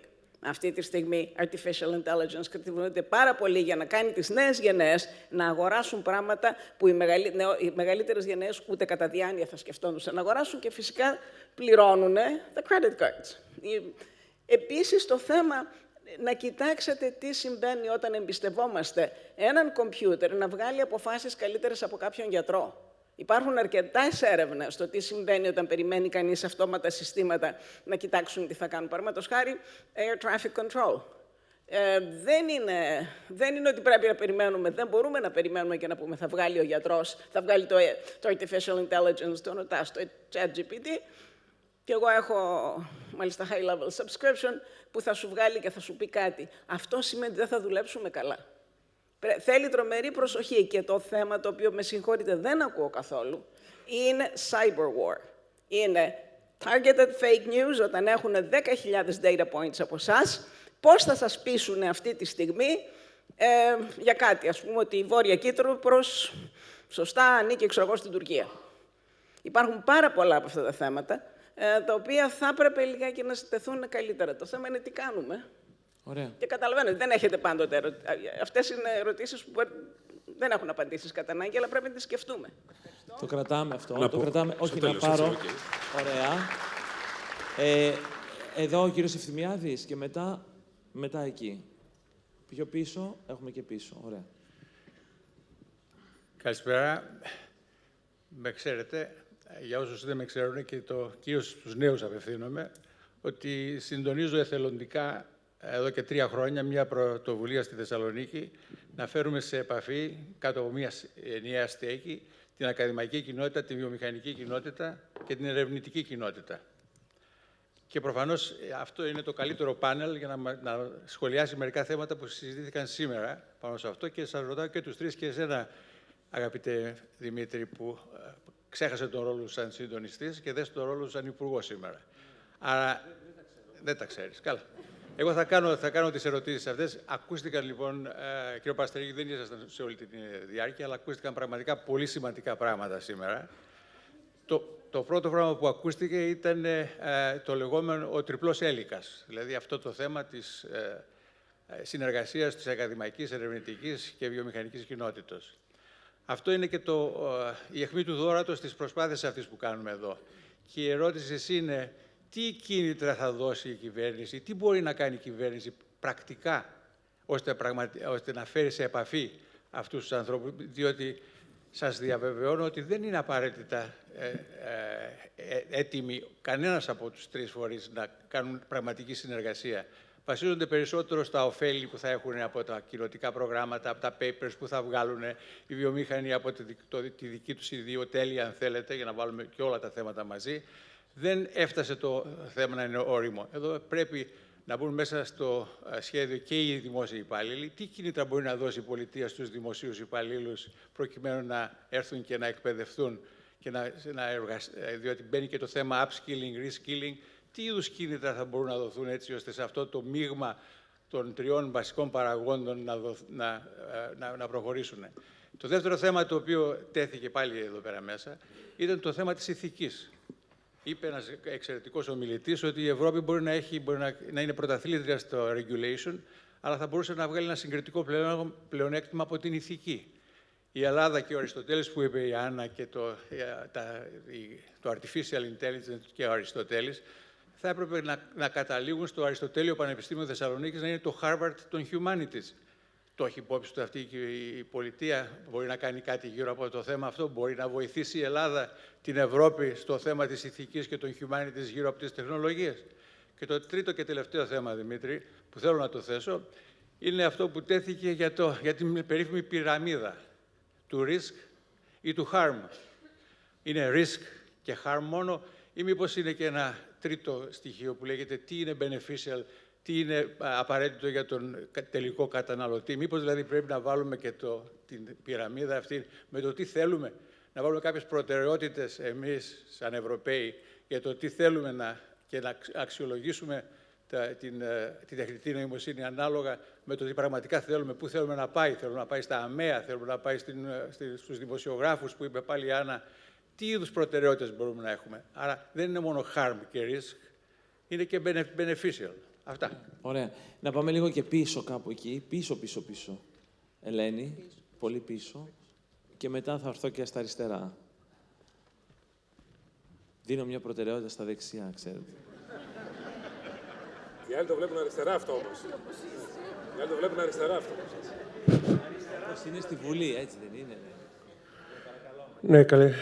Δεν ξέρω αν μου επιτρέπετε να αρχίσω με ένα αστείο, το οποίο ενδεχομένως το εκλάβεται ως αστείο.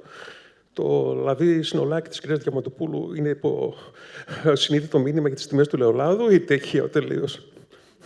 Αυτό ήταν το χαζό αστείο. Λοιπόν, ερώτηση για την τεχνητή νοημοσύνη. Μπορεί να εφαρμοστεί στο σχεδιασμό εφαρμόσιμων νομοσχεδίων με αφορμή το πρόσφατο νομοσχέδιο για την φορολόγηση των αυτοαπασχολούμενων?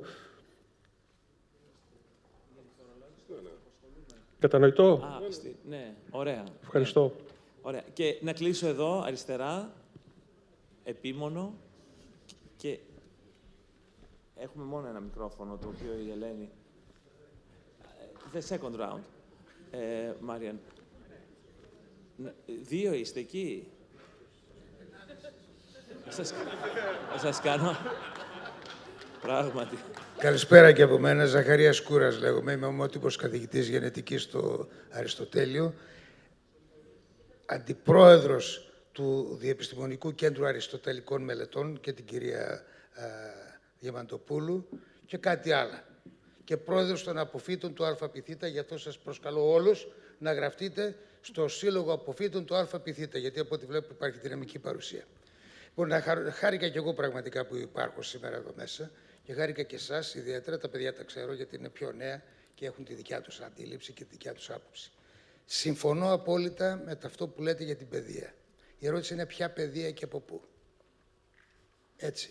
Και ξέρουμε πάρα πολύ καλά ότι αν αυτή τη στιγμή ενθέσουμε πράγματα τσιποειδή μέσα στην παιδεία, τσιποειδή θα βιαστούν τα πάντα. Όσον αφορά την ηθική που να παντρέψουμε τον Αριστοτέλη, επειδή είμαι και αριστοτελικός και βιολογικό αριστοτελικός. 37% του έργου του Αριστοτέλη ξεκινάει από την βιολογική αντίληψη που έχει για να προχωρήσει τον άνθρωπο και στην ηθική.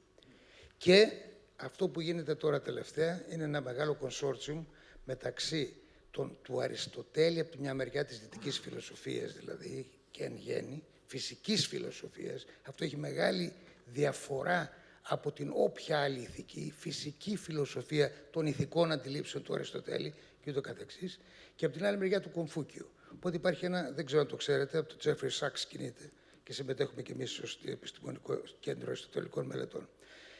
Η παιδεία είναι πολύ δύσκολη, κυρία Διαμαντοπούλου, τα ξέρετε. Τα φάγατε στη μάπα, επιτρέψτε μου τον όρο, τα φάγαμε και εμείς στη μάπα και τα ξανατρώμε τώρα στη μάπα, με αποτέλεσμα να μην βγαίνει τίποτε ούτε μάπα στο τέλος. Έτσι έχουμε ένα πράγμα, ένα συνοθήλευμα. Θέλω να δω μεταφραστής πώς θα την πει τη μάπα. Η μάπα είναι είτε αυτό που σκουπίζει από κάτω, είτε είναι μια σαν φράπα που υπάρχει και στο από έτσι. Υπάρχει διτός όρος, πάντα υπάρχει. Λοιπόν, για να τελειώσω, να μην σας λέω πάρα πολλά, δεν μπορούμε να εκπαιδεύσουμε εύκολα τους εκπαιδευτικούς. Το ξέρετε, το ξέρουμε. Δεν μπορούμε εύκολα να εκπαιδευτούμε. Το ξέρετε, το ξέρουμε. Ο γονός μου είναι 9 χρονών και το chat GPT το παίζει στα χεράκια του. Και όχι μόνο αυτό, με ρωτούσε και για το Λούκα. Ποιος είναι ο Λούκα, δηλαδή πώς ξεκίνησε ο άνθρωπος και το καθεξής. Υπάρχει μια τεράστια διαφορά. Το κενό δεν μπορεί να πλεχτεί εύκολα.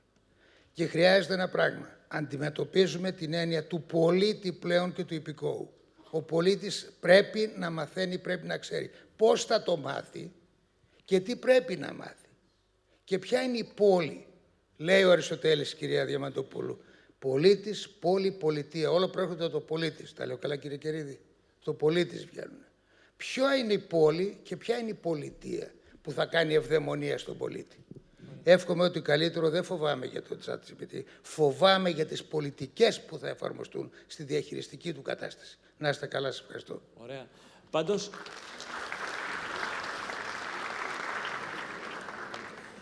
Η συμμετοχή της πόλης είναι κάτι το αισιόδοξο εδώ, με τους ενεργούς πολίτες που έχουμε από το πρωί. Ακουστικοί πολίτες. Το κρατάω. Εντάξει, όχι, και ομιλητικοί, αν κρίνω από εσάς και από άλλους. Κυρία Παπαστεργίου, και πολύ καλά. Κύριε Παπαστεργίου, και για τους κινδύνους όλου αυτού του πράγματος, για τη δημοκρατία μας, η χειραγώγηση, βλέπουμε αυτά τα εκφυλιστικά φαινόμενα τα τελευταία χρόνια στις πιο ώριμες των δημοκρατιών, που πάντοτε έτσι θαυμάζαμε, αλλά και όλα τα υπόλοιπα που ακούστηκαν. Λοιπόν, να ξεκινήσουμε λίγο με το ερώτημα που τέθηκε κατά πόσο πρέπει να μας απασχολήσει, που πρέπει είναι η απάντηση, όλο το κομμάτι της απάτης, του γεγονότος ότι η κοινωνία γενικότερα, με την έννοια του πώς εκπαιδεύουμε τους πολίτες μας πλέον να έρθουν πιο κοντά στους κινδύνους που υπάρχουν, πρώτον, θεωρώ ότι το κομμάτι της παραπληροφόρησης και των deep fake news είναι εξαιρετικά επικίνδυνο. Δεν είναι απλά κάτι το οποίο το κάνει κάποιος για πλάκα, διότι σήμερα γίνονται πόλεμοι και δυστυχώς γίνονται με κλασικού τύπου όπλα. Θα έρθει η ώρα που αυτές οι επιθέσεις θα γίνονται από ένα πληκτρολόγιο. Στο πώς μπορείς πραγματικά να αποσταθεροποιήσεις ή να θέσεις σε κίνδυνο δημοκρατίες, απλά διασπείροντας ψευδείς ειδήσεις, τις οποίες μάλιστα μπορείς με πολύ εύκολο τρόπο να τις ντύσεις και με σχετικό υλικό το οποίο θα φαίνεται στα μάτια κάποιων πολιτών ως αληθινό ή αληθοφανές. Δηλαδή, έχετε δει και εσείς, φαντάζομαι, την ώρα αυτή διάφορες εφαρμογές που μπορούν να κάνουν τον οποιοδήποτε να λέει οτιδήποτε. Εδώ λοιπόν πρέπει πρώτον επίσημα να φτιάξουμε μηχανισμούς σε ευρωπαϊκό επίπεδο, θα συμφωνήσω. Δεν έχει νόημα να συζητάμε σε επίπεδο χώρας, σε αυτό το οποίο είπε η Άννα, όταν ο τρίτος παίκτης στην κουβέντα είναι πλέον οι τεχνολογικοί κολοσσοί, οι οποίοι είναι αποκεντρωμένοι και συνεπώς εδώ θέλει προσοχή στο πώς κάθε κράτος θα μπορέσει να έχει την επαφή και τη συνεννόηση τέτοιων πλατφορμών για να μπορούμε να έχουμε τουλάχιστον ένα βασικό επίπεδο συνεννόησης. Άρα θα πρέπει για το κομμάτι της παραπληροφόρησης να βάλουμε τεχνητή νοημοσύνη, η οποία μπορεί εύκολα, πραγματικά μπορεί εύκολα να πάρει πίσω την πηγή και να δει κατά πόσο τελικά αυτή προέκυψε από ένα ειδησιογραφικό δίκτυο με μια βαρύτητα ή όντως αποτελεί προϊόν κάποιων κακόβουλων οι οποίοι θα θελήσουν να εκμεταλλευτούν καταστάσεις. Για το κομμάτι της κατανάλωσης και το ότι τα νέα παιδιά πρέπει να προσέξουν. Ναι, και αυτό είναι κομμάτι εκπαίδευσης που πρέπει να δίνεται από εμάς και από το σχολείο σε επίπεδο του ότι πάμε σε ένα άλλο τύπου καταναλωτές. Τα πιτσιρίκια μου, βέβαια, έχω 3 παιδιά, τα οποία είναι στο γυμνάσιο και στο λύκειο η κόρη μου, πλέον είναι υποψιασμένα. Δηλαδή, όταν βρίσκουν ένα αθλητικό παπούτσι σε μια εξωφρενική τιμή, αρχίζουν και καταλαβαίνουν ότι πιθανώς αυτό το πράγμα να μην είναι αληθινό. Μάλλον για τους μεγαλύτερους πρέπει να εκπαιδευτούμε και όχι μόνο, μην φτάσουμε στην τεχνητή νοημοσύνη. Έχουμε καθημερινά απάτες από επιτίδιους σε θέματα phishing. Δηλαδή, το πώς μια καλωστημένη αλλά ψεύτικη σελίδα καταφέρνει να κοροϊδέψει εύπιστους καταναλωτές, να τους πάρει λεφτά από την τράπεζα. Θέλει δουλειά η τεχνολογία και είναι κομμάτι της δουλειάς που και εμείς πρέπει να κάνουμε από το Υπουργείο, ώστε να ενημερώνουμε πλέον για απάτες οι οποίες στείνονται γενικά στο ηλεκτρονικό εμπόριο. Το επόμενο κομμάτι για το κατά πόσο τελικά αυτά τα οποία μιλήσαμε με τον Νίκο, κίνητρα για την κυβέρνηση, θεωρώ πως τα κίνητρα θα πρέπει να είναι το πώς δίνουμε δεδομένα. Μιλούσαμε προχθές, σας έλεγα, με τον αντιπρόεδρο της έρευνας της Google στην Αθήνα και επειδή κατάγεται από το Ισραήλ, μας έλεγε το δικό του παράδειγμα. Το Ισραήλ είναι ένα πολύ καλό παράδειγμα στο πώς κατάφερε να δημιουργήσει αυτή τη σχέση συνεργασίας. Θέλει υποδομές, δεν είναι ίσονο σημασία στο να φτιάξεις υποδομές σε μια χώρα και απλά να αναγκάσει σε άλλη περίπτωση να αγοράζουν τα resources από το εξωτερικό. Είναι ακριβή ιστορία η τεχνητή νοημοσύνη ακόμα. Το θέμα είναι λοιπόν πρώτον να έχεις υποδομές που θα μπορεί να τις χρησιμοποιήσει η ακαδημαϊκή και ερευνητική κοινότητα. Δεύτερον, το να έχεις τα δεδομένα. Είναι τεράστιος πλούτος τα δεδομένα τα οποία έχουμε, τα οποία σήμερα τα έχουμε κλεισμένα, ψηφιοποιημένα μεν, γιατί όντως η έννοια της ψηφιοποίησης αυτή είναι το να βγάλεις από συρτάρια, από φακέλους ή από κρυμμένα αρχεία όλα αυτά προς τα έξω, με ανωνυμοποίηση όπου αυτή χρειάζεται, με GDPR προφανώς, αλλά αυτά τα data είναι ο πλούτος. Παρότι δεν συμφωνώ ακριβώς με τον όρο λόγω βιωσιμότητας, αλλά λένε ότι τα data σήμερα είναι το πετρέλαιο του χθες, ούτε καν το πετρέλαιο, τα φωτοβολταϊκά ή η άπε του σήμερα θα πρέπει να είναι τα data, αλλά θα πρέπει να δούμε πώς μπορούμε αυτά πλέον τα δεδομένα να τα δώσουμε στην κοινότητα, να τα δώσουμε σε επιχειρήσεις, γιατί από αυτά τα data θα καταφέρουν να βγάλουν από εδώ και πέρα την πληροφορία και να δουν πού πραγματικά πάσχει ο κάθε τομέας του του εμπορίου, της δημόσιας διοίκησης, της ακαδημαϊκής κοινότητας. Άρα τα δεδομένα είναι ένα δεύτερο κομμάτι που μπορεί να δώσει κίνητρα στο να χρησιμοποιήσουμε όλο αυτό το κρυμμένο πλούτο που υπάρχει. Για το κομμάτι του φόβου που ανέφερε ο κύριος Σκούρας, θα πω μόνο το εξής, ότι προφανώς πρέπει να προσεγγίσουμε εκ νέου κάτι καινούριο, γιατί πλέον τη διάσταση της τεχνητής νοημοσύνης όντως το τελευταίο 1-2 χρόνια την έχουμε δει σε όλο το εύρος. Υπήρχε και δεν το βλέπαμε. Ήταν αυτό που σας είπα στην αρχή, ήταν στο παρασκήνιο. Αλλά από την άλλη, η τεχνολογία από μόνη της είναι ελεύθερη. Αν προσπαθούσαμε να φτιάξουμε ένα πολύ σκληρό ρυθμιστικό πλαίσιο, θα είχε αποτύχει παταγωδώς. Νομίζω πως σε ανθρώπινες αξίες πρέπει να επιμείνουμε και στο ποιος είναι ο άνθρωπος και κατά πόσο τελικά ποιος παίρνει αποφάσεις. Και αποφάσεις παίρνει ο άνθρωπος. Σε όλα τα επίπεδα. Και στην ιατρική, που σωστά είπατε, και στην νομική. Τι θέλουμε τη τεχνητή νοημοσύνη να μας βοηθήσει πιο γρήγορα, με μεγαλύτερη ακρίβεια, να δούμε τι υπάρχει. Και αφού δούμε τι υπάρχει, είναι ο άνθρωπος που έχει την κριτική σκέψη, την ενσυναίσθηση, που θεωρώ πως δεν έχει η τεχνητή νοημοσύνη, που θα πάρει τις αποφάσεις. Αν λοιπόν σε τέτοια θεμελιώδη συμφωνήσουμε, για όλα τα υπόλοιπα νομίζω πως η τεχνολογία θα βρει το δρόμο της, όπως βρήκε το δρόμο της και στο παρελθόν σε πολλά άλλα. Έλεγα νωρίτερα ακριβώς για την ανακάλυψη του αυτοκινήτου, όταν πήγαμε από τις άμαξες στα αυτοκίνητα και όταν πήγαμε ξαφνικά σε ένα διασυνδεδεμένο περιβάλλον με το διαδίκτυο. Αυτά πρέπει να συζητήσουμε και αυτά πρέπει να αποφασίσουμε τουλάχιστον σε ευρωπαϊκό επίπεδο. Νομίζω ότι παρατηρήσατε ότι ο ηλικιακός διαχωρισμός συνεχίζει και στις ερωτήσεις. Έτσι. Άλλοι ρώτησαν πριν, άλλοι ρωτάνε τώρα. Στην πρώτη παρατήρηση για το cyber psychology, για το cyber security, που είναι πάρα πολύ σοβαρά ζητήματα, βεβαίως το θέμα του φόβου και του κινδύνου, πολλαπλοί κίνδυνοι υπάρχουν και βεβαίως γίνεται πολλή συζήτηση. Εγώ δεν θα έλεγα ότι στην ελληνική κοινωνία και στην ελληνική συζήτηση, όσες φορές ακούω, περισσότερο συζητάμε για τους κινδύνους και για τους φόβους, παρά για το πώς θα γίνει ελκτική αυτή η ιστορία και πώς θα την αναπτύξουμε και πώς θα γίνουμε κι εμείς μια χώρα η οποία μπορεί να μπει στην πρωτοπορία. Πάντοτε υπάρχουν σε όλες τις μορφές τεχνολογίας. Εγώ ήμουν μαθήτρια όταν ξεκίνησε στο δημοτικό η ιστορία της τηλεόρασης και πώς η τηλεόραση θα άλλαζε τα πάντα, θα επηρέαζε τον κόσμο, θα επηρέαζε τους πολίτες. Ναι, επηρέαζε, αλλά ζήσαμε και επιβιώσαμε απολύτως ως ανθρώπινη σκέψη και ηθική. Τώρα, η σημερινή κατάσταση είναι βεβαίως πολύ πιο δύσκολη, αλλά γι' αυτό επέμενα πολύ σε πολίτες οι οποίοι από πολύ μικρή ηλικία έχουν εκείνες τις δεξιότητες και αρχές που μπορούν να τα αντιμετωπίσουν. Είδαμε πριν από 2 μέρες στις τηλεοράσεις μας, νομίζω όλοι με πανικό, 13χρονα παιδιά που χρησιμοποιούν μια εφαρμογή και εκδίνουν συμμαθήτριές τους και τις βάζουν στις οθόνες. Πριν από 17 χρόνια που ήμουν επίτροπος, είχα μια μεγάλη σύγκρουση σε ευρωπαϊκό επίπεδο και μια μεγάλη γερμανική εφημερίδα πρωτοσέλιδο έβαλε ένα τρομερό κορμί με ένα φοβερό μπικίνι και το δικό μου πρόσωπο. Δηλαδή και τότε γινόταν, όχι ότι δεν μπορούσε να γίνει. Τώρα όμως αυτό το περιστατικό νομίζω είναι μια πολύ καλή στιγμή για να μην γίνει μια συζήτηση στα σχολεία.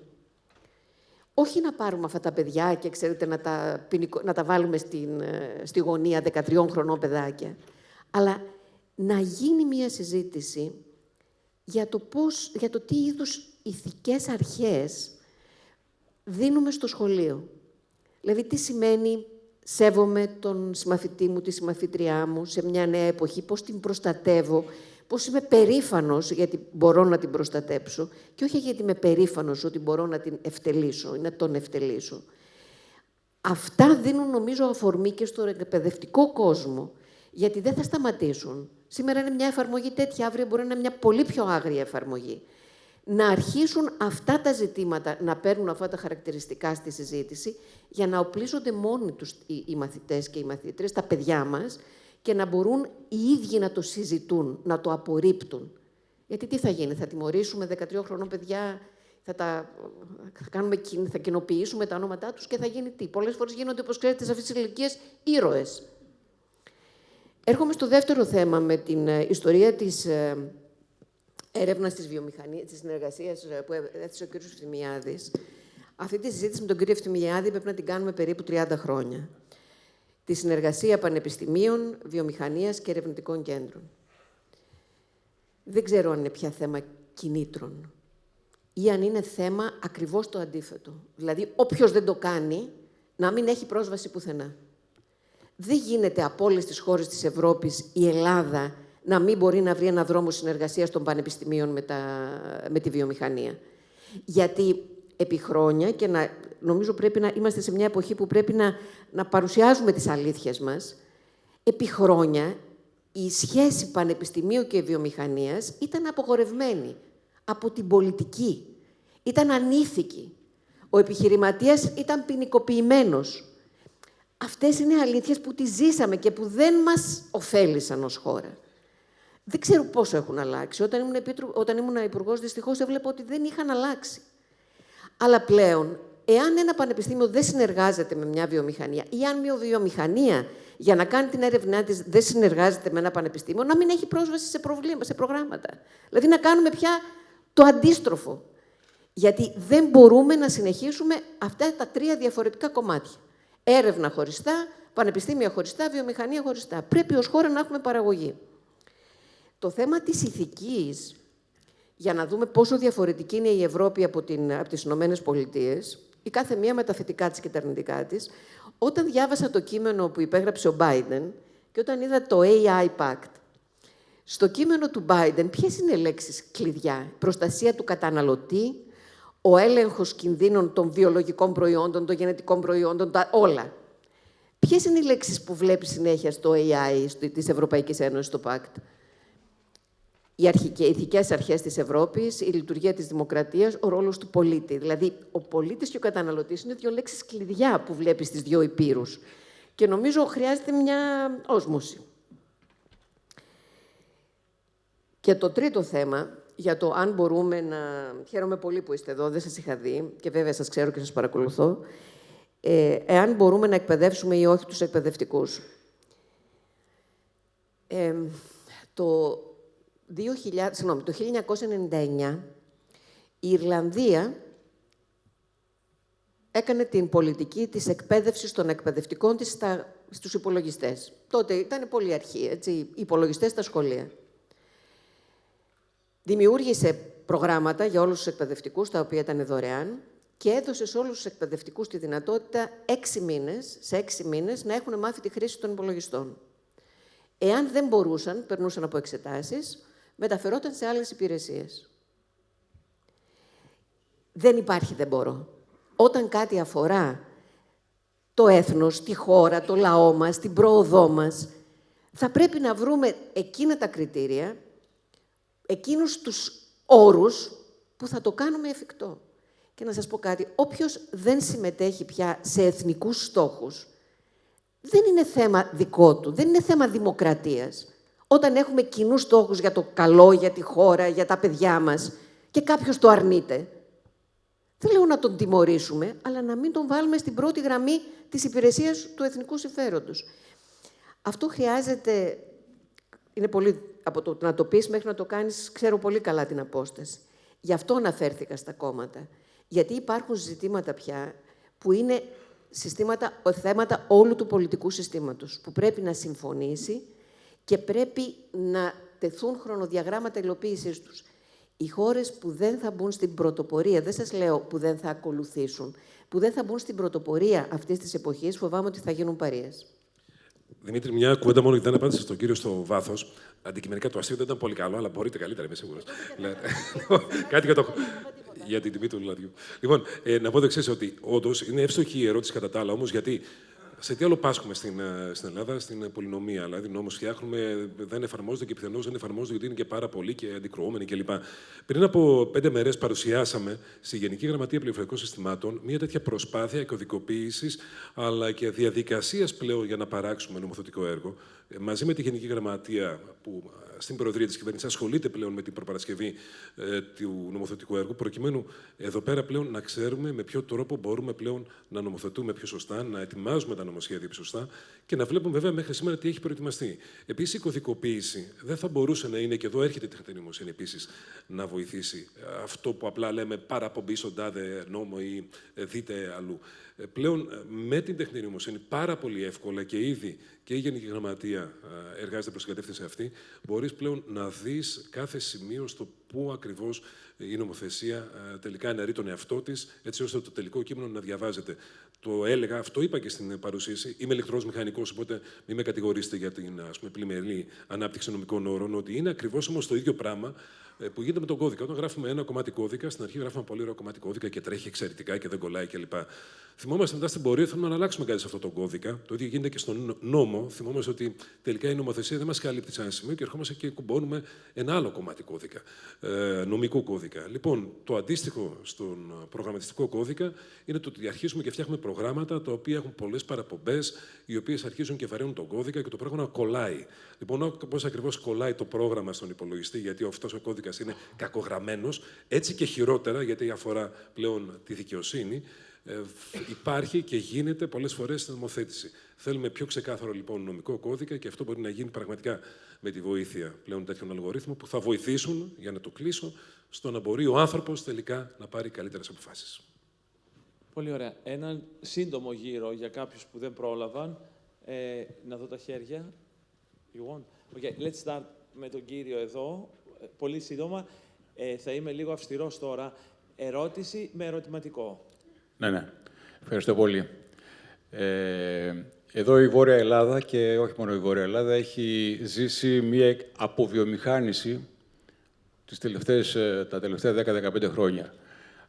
Η ερώτηση είναι αν το Υπουργείο Ψηφιακού Μετασχηματισμού βλέπει και τέτοια ζητήματα πρακτικής φύσης, τα οποία θα βοηθήσουν στην επαναβιομηχάνηση. Και σαν ένα παράδειγμα, πολύ σύντομα λέω, επειδή είμαστε σύμβουλοι επιχειρήσεων και έχουμε σχέση με βιομηχανίες και κλείνουμε επενδύσεις, ακόμη υπάρχουν ανοιχτές επενδύσεις οι οποίες δεν έχουν επιχορηγηθεί από το 2013, από τους νόμους του 2013-2014. Εκεί το πληροφοριακό σύστημα είναι σαθρό. Και η ερώτηση είναι αν το Υπουργείο μπορεί να δει άμεσα τέτοια ζητήματα που θα βοηθήσουν τη βιομηχανία. Πολύ ωραία. Ευχαριστώ. Λοιπόν, κάπου πίσω, εκεί πίσω στη γωνία αριστερά και τελειώνουμε με τον Μάριον. Γεια σας, λέγομαι Άγγελος Ροδαφινός. Διδάσκω τους φοιτητές να γράφουν εργασίες στο Πανεπιστήμιο, τις οποίες διορθώνουν οι καθηγητές. Τις γράφουν με AI και οι καθηγητές τις διορθώνουν. Προσπαθώ εδώ και χρόνια να κάνω αυτά που λέει η κυρία Διαμαντοπούλου. Δούλεψα στην Αυστραλία δημιουργώντας online μαθήματα. Έχω φτιάξει ένα μάθημα τον Ιούνιο, το πρώτο μάθημα, για εκπαιδευτικούς. Εργαλεία για εκπαιδευτικούς. Και χαίρομαι με αυτά που λέτε. Η ερώτηση είναι απλή. Πώς θα καταφέρετε? Άκουσα τι πρέπει να γίνει και θα ήθελα να δω τα άμεσα σχέδια της κυβέρνησης για το τι θα κάνετε, πώς θα καταφέρετε να φέρετε την AI και στους μαθητές και στους καθηγητές. Σας ευχαριστώ. Να πάρουμε και εδώ. Παιδιά, πολλαπλασιάζεστε. Ναι, γρήγορα, Γιώργο. Ερώτηση, κατευθείαν. Εδώ. Καλησπέρα, συγχαρητήρια για την εξαιρετική αυτή διοργάνωση. Ονομάζομαι Ελένη Αντωνιάδου, είμαι εκπαιδευτικός, εργαζόμενη στην Περιφέρεια Κεντρικής Μακεδονίας και εκλεγμένη Δημοτική Σύμβουλος με την ομάδα για τη Θεσσαλονίκη. Θα σταθώ στα δύο στοιχεία που έδωσε η κυρία Διαμαντοπούλου και σε συνδυασμό με τον Υπουργό. Μίλησε για ηλικιακό ρατσισμό, το οποίο ήταν ένα πλαίσιο και ενός άρθρου που ήμουν συγγραφέας και αυτό που είπε ο Υπουργός για την εκπαίδευση των παιδιών, πόσο μπροστά είναι στην τεχνολογία. Και αναρωτιέμαι πώς ένας διαγενειακός σχεδιασμός θα μπορούσε να είναι μια στρατηγική η οποία θα φέρει τους νέους σε σύνδεση με τους ηλικιωμένους, να εκπαιδεύσουν οι νέοι και να πάρουν παράλληλα την εκπαίδευση από την εμπειρία που θα έχουν οι ηλικιωμένοι. Ίσως άραγε θα μπορούσε να γίνει να δώσει μια νέα προοπτική στην άρση των στερεοτύπων, των στάσεων απέναντι στο ρατσισμό. Ευχαριστώ πολύ. Ευχαριστώ πολύ. Συγχαρητήρια στους διοργανωτές και σε όλους τους ομιλητές. Δέσποινα Βεζακίδου, νομικός, και θέτω κατευθείαν την ερώτησή μου στον κύριο Υπουργό. Κύριε Υπουργέ, πού βρισκόμαστε σε σχέση με την αξιοποίηση των ανοιχτών δεδομένων στις βάσεις, στις αρχές της ανοιχτής διακυβέρνησης? Και θέτω αυτό το ερώτημά μου γιατί πιστεύω, στο μέτρο της δικής μου αντίληψης, παρακολουθώντας τους δείκτες DESI που ανέφερε η κυρία Διαμαντοπούλου επί σειρά ετών, θεωρώ ότι ένας τρόπος να βελτιστοποιηθεί η θέση της χώρας μας πιο κοντά στους ευρωπαϊκούς στόχους είναι ακριβώς και η αξιοποίηση των ανοιχτών δεδομένων. Ευχαριστώ πολύ.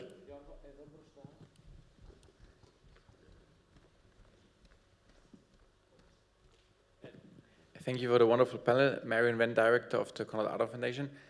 So there are a lot of things and a lot of ideas which we have to do. Venture capital, changing curricula in schools, university being more open, not frontal, education, cooperation with research institutes, universities, everything.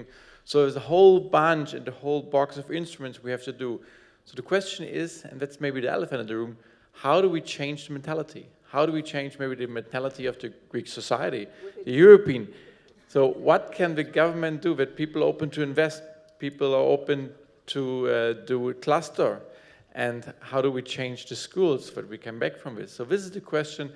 Maybe it's more than you, maybe than you, to change the mentality to be open like the people in the valley, because it's not because the valley is much more smarter than we are, it's more than the mentality, I think, we have to change. Thank you very much. Ξεκινήσουμε με την Άννα για να κλείσει ο Υπουργός όσο πιο γρήγορα γίνεται. Εγώ μόνο σε μία ερώτηση ήθελα να αναφερθώ. Δεν άκουσα το όνομα του κυρίου που έχει κάνει την online εκπαίδευση, που προσωπικά θα ήθελα πολύ να δω. Αλλά θα ήθελα να πω ότι παρακολουθώ το Πανεπιστήμιο της Κρήτης, το παιδαγωγικό τμήμα του Πανεπιστήμιου της Κρήτης, που έχει online καταπληκτικό πρόγραμμα εκπαίδευσης εκπαιδευτικών. Και επειδή παρακολουθώ και το Facebook, και να πούμε έτσι και τα αισιόδοξα μηνύματα, όταν ξεκίνησαν να ζητήσουν από εκπαιδευτικούς να παρουσιάσουν τις προτάσεις τους για εργαλεία τεχνητής νοημοσύνης στην τάξη, μέσα σε 3 ώρες είχαν παρουσιαστεί 2.500 εκπαιδευτικοί. Δηλαδή, υπάρχουν στις τάξεις των εκπαιδευτικών πάρα πολλοί άνθρωποι που ασχολούνται. Απλά πρέπει να γίνει η μεγάλη πλειοψηφία.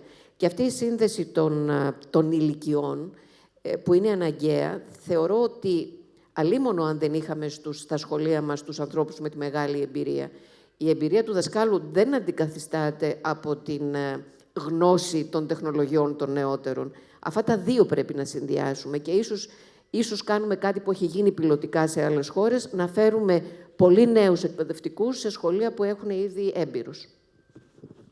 Λοιπόν, και από τη μεριά μου, στο βαθμό που μπορώ να απαντήσω, σε σχέση με την αποβιομηχανιοποίηση, θα έλεγα το εξής, ότι νομίζω ότι γενικά αλλάζουν πλέον οι τάσεις, αλλάζουν οι απαιτήσεις, αλλάζουν και οι ανάγκες της αγοράς. Η Θεσσαλονίκη είναι σε ένα τόσο κομβικό σημείο, λόγω των Βαλκανίων, λόγω αυτού του αέρα που έχει, λόγω των ανθρώπων της, που θεωρώ πως δεν έχει να φοβάται κάτι. Δηλαδή, η πρωτοβουλία που με τον κύριο Ευθυμιάδη συζητούσαμε, γιατί αυτή ακριβώς την κουβέντα κάναμε με το ΣΒΕ πρόσφατα με την κυρία Σαράτη, ήταν αυτό ακριβώς το πώς μπορούμε πλέον αυτό το τόσο κομβικό σημείο και αυτή την εμπειρία, την τεχνογνωσία που υπάρχει να την εκμεταλλευτούμε. Δεν είναι καθόλου τυχαίο επίσης ότι πάρα πολλοί φορείς και εταιρείες ήρθαν εδώ στη Θεσσαλονίκη να στήσουν τα κέντρα τους, προκειμένου να μπορέσουν και αυτοί να αποτελέσουν κομμάτι αυτής της εξέλιξης της τεχνολογίας. Για τα προβλήματα που υπάρχουν βέβαια τώρα στο πώς κλείνουν κάποιες επενδύσεις, δεν μπορώ να απαντήσω, δεν είμαι του Υπουργείου μου, αλλά τι θέλω να σας πω, ότι σε άλλες επενδύσεις οι οποίες έχουν να κάνουν με ψηφιοποίηση, με νέα δεδομένα στις υφιστάμενες επιχειρήσεις, Περίπου 450 εκατομμύρια έχουν πέσει στο πρόγραμμα του ψηφιακού μετασχηματισμού των επιχειρήσεων, και για μικρές και για μεσαίες επιχειρήσεις. Και τουλάχιστον σε αυτό το επίπεδο τα πράγματα πάνε καλά. Τουναντίον δεν βρήκαμε τον αριθμό των επιχειρήσεων που θα είναι ωφέλιμων του προγράμματος. Έχουν περισσέψει χρήματα και άρα θέλει ακόμα μεγαλύτερη προσπάθεια για να πείσουμε τις επιχειρήσεις για την αναγκαιότητα να περάσουν στο επόμενο βήμα. Αλλά με τα χαρά, αν υπάρχουν συγκεκριμένα προβλήματα, παρότι δεν είναι του Υπουργείου μου, να δούμε, τουλάχιστον να βοηθήσουμε στο να κλείσουν. Στον Άγγελο απάντησε ως πιο ειδική, θεωρώ, και η κυρία Διαμαντοπούλου. Δηλαδή, με τον ίδιο τρόπο δεν είμαι βέβαιος. Βέβαια, είναι πολύ ευτυχές ότι ο σημερινός Υπουργός Παιδείας ήταν ο προκατοχός μου, ο οποίος γνωρίζει πάρα πολύ καλά τα θέματα τεχνολογίας, τεχνητής νοημοσύνης και ήδη έχω διαβάσει δηλώσεις του για την επόμενη μέρα στην παιδεία. Εμένα με απασχολεί κάτι ακόμα περισσότερο στο κομμάτι της παιδείας σε σχέση με την τεχνολογική και τεχνική εκπαίδευση. Ότι σήμερα βγάζουμε εξαιρετικούς επιστήμονες, έχουμε τα ΕΠΑΛ και ανάμεσα στα ΕΠΑΛ και στα πανεπιστήμια έχουμε ένα τεράστιο κενό, γιατί η τεχνολογία δεν είναι μόνο το AI στην υψηλή του θεώρηση και υλοποίηση. Είναι και ένας ολόκληρος κλάδος ενδιάμεσο, ο οποίος θα πρέπει να προετοιμάσει επιχειρήσεις, σπίτια, εταιρείες, προκειμένου να μπορούν να χρησιμοποιήσουν την τεχνολογία στην έτσι μορφή και την τεχνητή νοημοσύνη. Και υπάρχει ένα τεράστιο κενό. Ένα τεράστιο κενό στο ποιος τελικά θα έρθει να βάλει το χέρι, που δεν θα το βάλει ποτέ η τεχνητή νοημοσύνη το χέρι, σε συνέχεια τις κουβέντες που κάναμε πριν, στο να υλοποιήσει όλα αυτά τα έργα, διότι δυστυχώς δεν έχουμε τεχνική εκπαίδευση. Για την κυρία Αντωνιάδου και τον ηλικιακό ρατσισμό, όπως είπατε, το έθεσε λίγο πιο ήπια η Άννα. Θεωρώ πως τουναντίον η τεχνολογία και η τεχνητή νοημοσύνη θα πρέπει να είναι πιο συμπεριληπτική. Και θα πρέπει όντως να δούμε πώς μπορούμε να νιώσουμε ο καθένας, ανεξάρτητα από την ηλικία και το φύλο, να μπορεί να είναι μέρος αυτής της νέας τεχνολογικής επανάστασης, εποχής, Ελλάδας, Ευρώπης. Για παράδειγμα, ο ψηφιακός βοηθός που σας έλεγα πριν, είναι πολύ πιο απλός από το να μπει στο gov.gr, στο επιτυχημένο gov.gr και να κάνεις διάφορα κλικ για να φτάσεις εκεί που θέλεις. Γιατί τι πρέπει, απλά να πληκτρολογήσεις ή να εκφωνήσεις. Άρα αυτό πρέπει να είναι μέλημά μας, σαν Υπουργείο που σχεδιάζει την επόμενη ψηφιακή Ελλάδα, στο να μην αφήσει κανέναν πίσω και να χρησιμοποιήσει τα ανοιχτά δεδομένα, που θα συμφωνήσω μαζί σας, γιατί αν έλεγα οτιδήποτε άλλο θα έλεγα ψέματα, ότι μάλλον με την κυρία Βεζακίδου για τα ανοιχτά δεδομένα, διότι εκεί έχουμε πολλή δουλειά. Μέχρι σήμερα τα ανοιχτά δεδομένα ήταν απλά η εναπόδεση διάφορων αρχείων σε διάφορες μορφές και διάφορα φορμάτ σε ένα σημείο.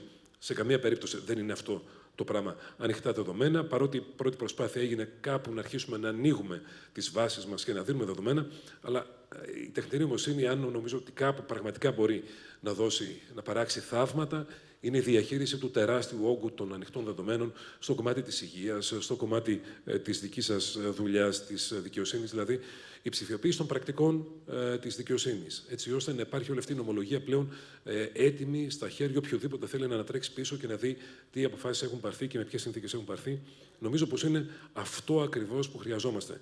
Για το δείκτη DESI, μιας και το ανέφερε και η Άννα, ο δείκτης DESI όντως δεν ήταν το φόρτε μας, τουναντίον ήμασταν πολύ κακοί. Βέβαια, πλέον καταργήθηκε και ως δείκτης DESI. Από φέτος πλέον μιλάμε για την ψηφιακή δεκαετία και εκεί πέρα, χωρίς να έχει βελτιωθεί η θέση μας, πρέπει να κάνουμε δύο πράγματα που είχαμε μείνει πίσω: δεξιότητες, ανοιχτά δεδομένα και υποδομές. Και για τα τρία αυτά, τουλάχιστον για τις υποδομές, τρέχουν πάνω από 1 δισεκατομμύριο έργα σήμερα για τις σταθερές επικοινωνίες, άρα θα βελτιωθεί. Για τις δεξιότητες θέλει πολλή δουλειά, έτσι ώστε τα χρήματα που πέφτουν από το Ταμείο Ανάκαμψης να μην γίνει ακόμα ένα πρόγραμμα που κάποιος που βαριότανε πήγε, έκανε πως έμαθε 5 πράγματα, έφυγε και δεν έμαθε τίποτα. Άρα στοχευμένες γνώσεις σε συνεργασία με τους κοινωνικούς εταίρους, έτσι ώστε να καλύψουμε κενά που κάθε κοινωνικός εταίρος στο κομμάτι του πραγματικά έχει. Νομίζω πως αυτά έχω να απαντήσω, δεν έχω σημειώσει. Για το πώς αλλάζουμε την νοοτροπία. Τεράστιο ζήτημα και νομίζω πως από εδώ ξεκινάνε όλα και εδώ τελειώνουν όλα. Αυτό νομίζω πως υπόθηκε και πριν. Παρ' όλα αυτά, εγώ είμαι αισιόδοξο και θέλω να κλείσω με αισιοδοξία σε αυτό. Βρίσκομαι σε ένα Υπουργείο στο οποίο δεν θα είχε γίνει τίποτα αν οι δημόσιοι υπάλληλοι του Υπουργείου, αν οι συνεργάτες μας στο Υπουργείο δεν πιστεύαν και δεν κάναν όραμα, το όραμα του Πρωθυπουργού, του προηγούμενου Υπουργού, το δικό μας σήμερα. Νομίζω πως παρότρινση και παραδειγματισμό θέλουμε σε όλους τους τομείς, και στην εκπαίδευση και στη δημόσια διοίκηση. Αυτά τα οποία έκανα στο Δήμο μου, όπου η αυτοδιοίκηση πιθανώς να έχει και στελέχη λιγότερο επιμορφωμένα από την κεντρική διοίκηση. Αυτό το οποίο σήμερα βλέπω τι δείχνει. Δείχνει ξεκάθαρα πως μπορούμε να τα καταφέρουμε. Μπορούμε να τα κάνουμε πράξη, αρκεί όντως να έχουμε όραμα, να ξέρουμε πού βρισκόμαστε και να ξέρουμε πού θέλουμε να πάμε. Αν λοιπόν αυτά τα έχουμε και φροντίσουμε, και είναι ευθύνη μας να το κάνουμε, να το περάσουμε στους ανθρώπους που έχουμε γύρω μας, στους δημοσίους υπαλλήλους, στους εκπαιδευτικούς, να τους αναδείξουμε τον εθνικό στόχο και την εθνική αποστολή που σωστά είπε νωρίτερα η Άννα, μπορούμε να το καταφέρουμε και νομίζω πως κουβέντες σαν τις σημερινές βοηθάνε πάρα πολύ στο να σπείρουμε αυτό το μήνυμα ότι αν δεν αλλάξουμε νοοτροπία και αν δεν αλλάξουμε πρώτα εμείς και μετά οι άλλοι, δεν πρόκειται να αλλάξει ποτέ τίποτα.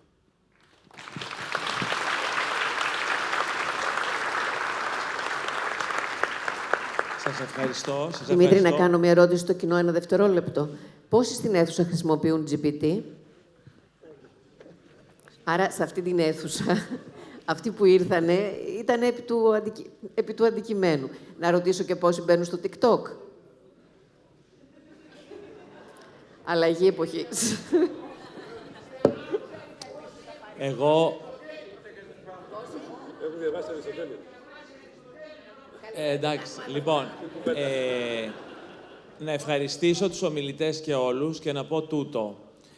Ακούγοντας για την κατάρτιση, θέλω να πω κι εγώ κάτι κλείνοντας, ναι. Οπότε κάντε ένα λεπτό υπομονή.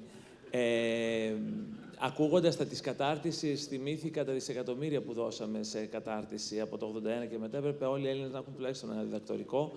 Εν πάση περιπτώσει, είναι μια πονεμένη και θλιβερή αυτή η ιστορία κατασπατάλησης πόρων που πλέον δεν πρέπει με τίποτα να επαναληφθεί. Εγώ θα πω, συνοψίζοντας και ανοίγοντας την κουβέντα, απολύτως πολιτικά τούτο, πολιτικά. Η προϋπόθεση της εθνικής ισχύως είναι η οικονομική. Και για να έχεις οικονομία και οικονομική ανάπτυξη χρειάζεσαι κεφάλαια και ανθρώπους. Και στα δύο η Ελλάδα υπολείπεται.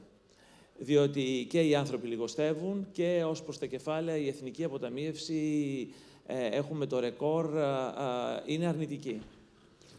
Άρα, πέρα από το τι θα μας φέρουν απ' έξω, είτε σε κεφάλαια με ξένες επενδύσεις, είτε σε ανθρώπινο δυναμικό, είναι απολύτως απαραίτητο αυτοί οι δύο πυλώνες της ανάπτυξης, κεφάλαια και άνθρωποι, να συνεργαστούν καλύτερα, αυξάνοντας την παραγωγικότητά τους, την παραγωγικότητα της απόδοσής τους, που φέρνει η ψηφιακή μετάβαση, που φέρνει η νέα τεχνολογία, που φέρνει η τεχνητή νοημοσύνη.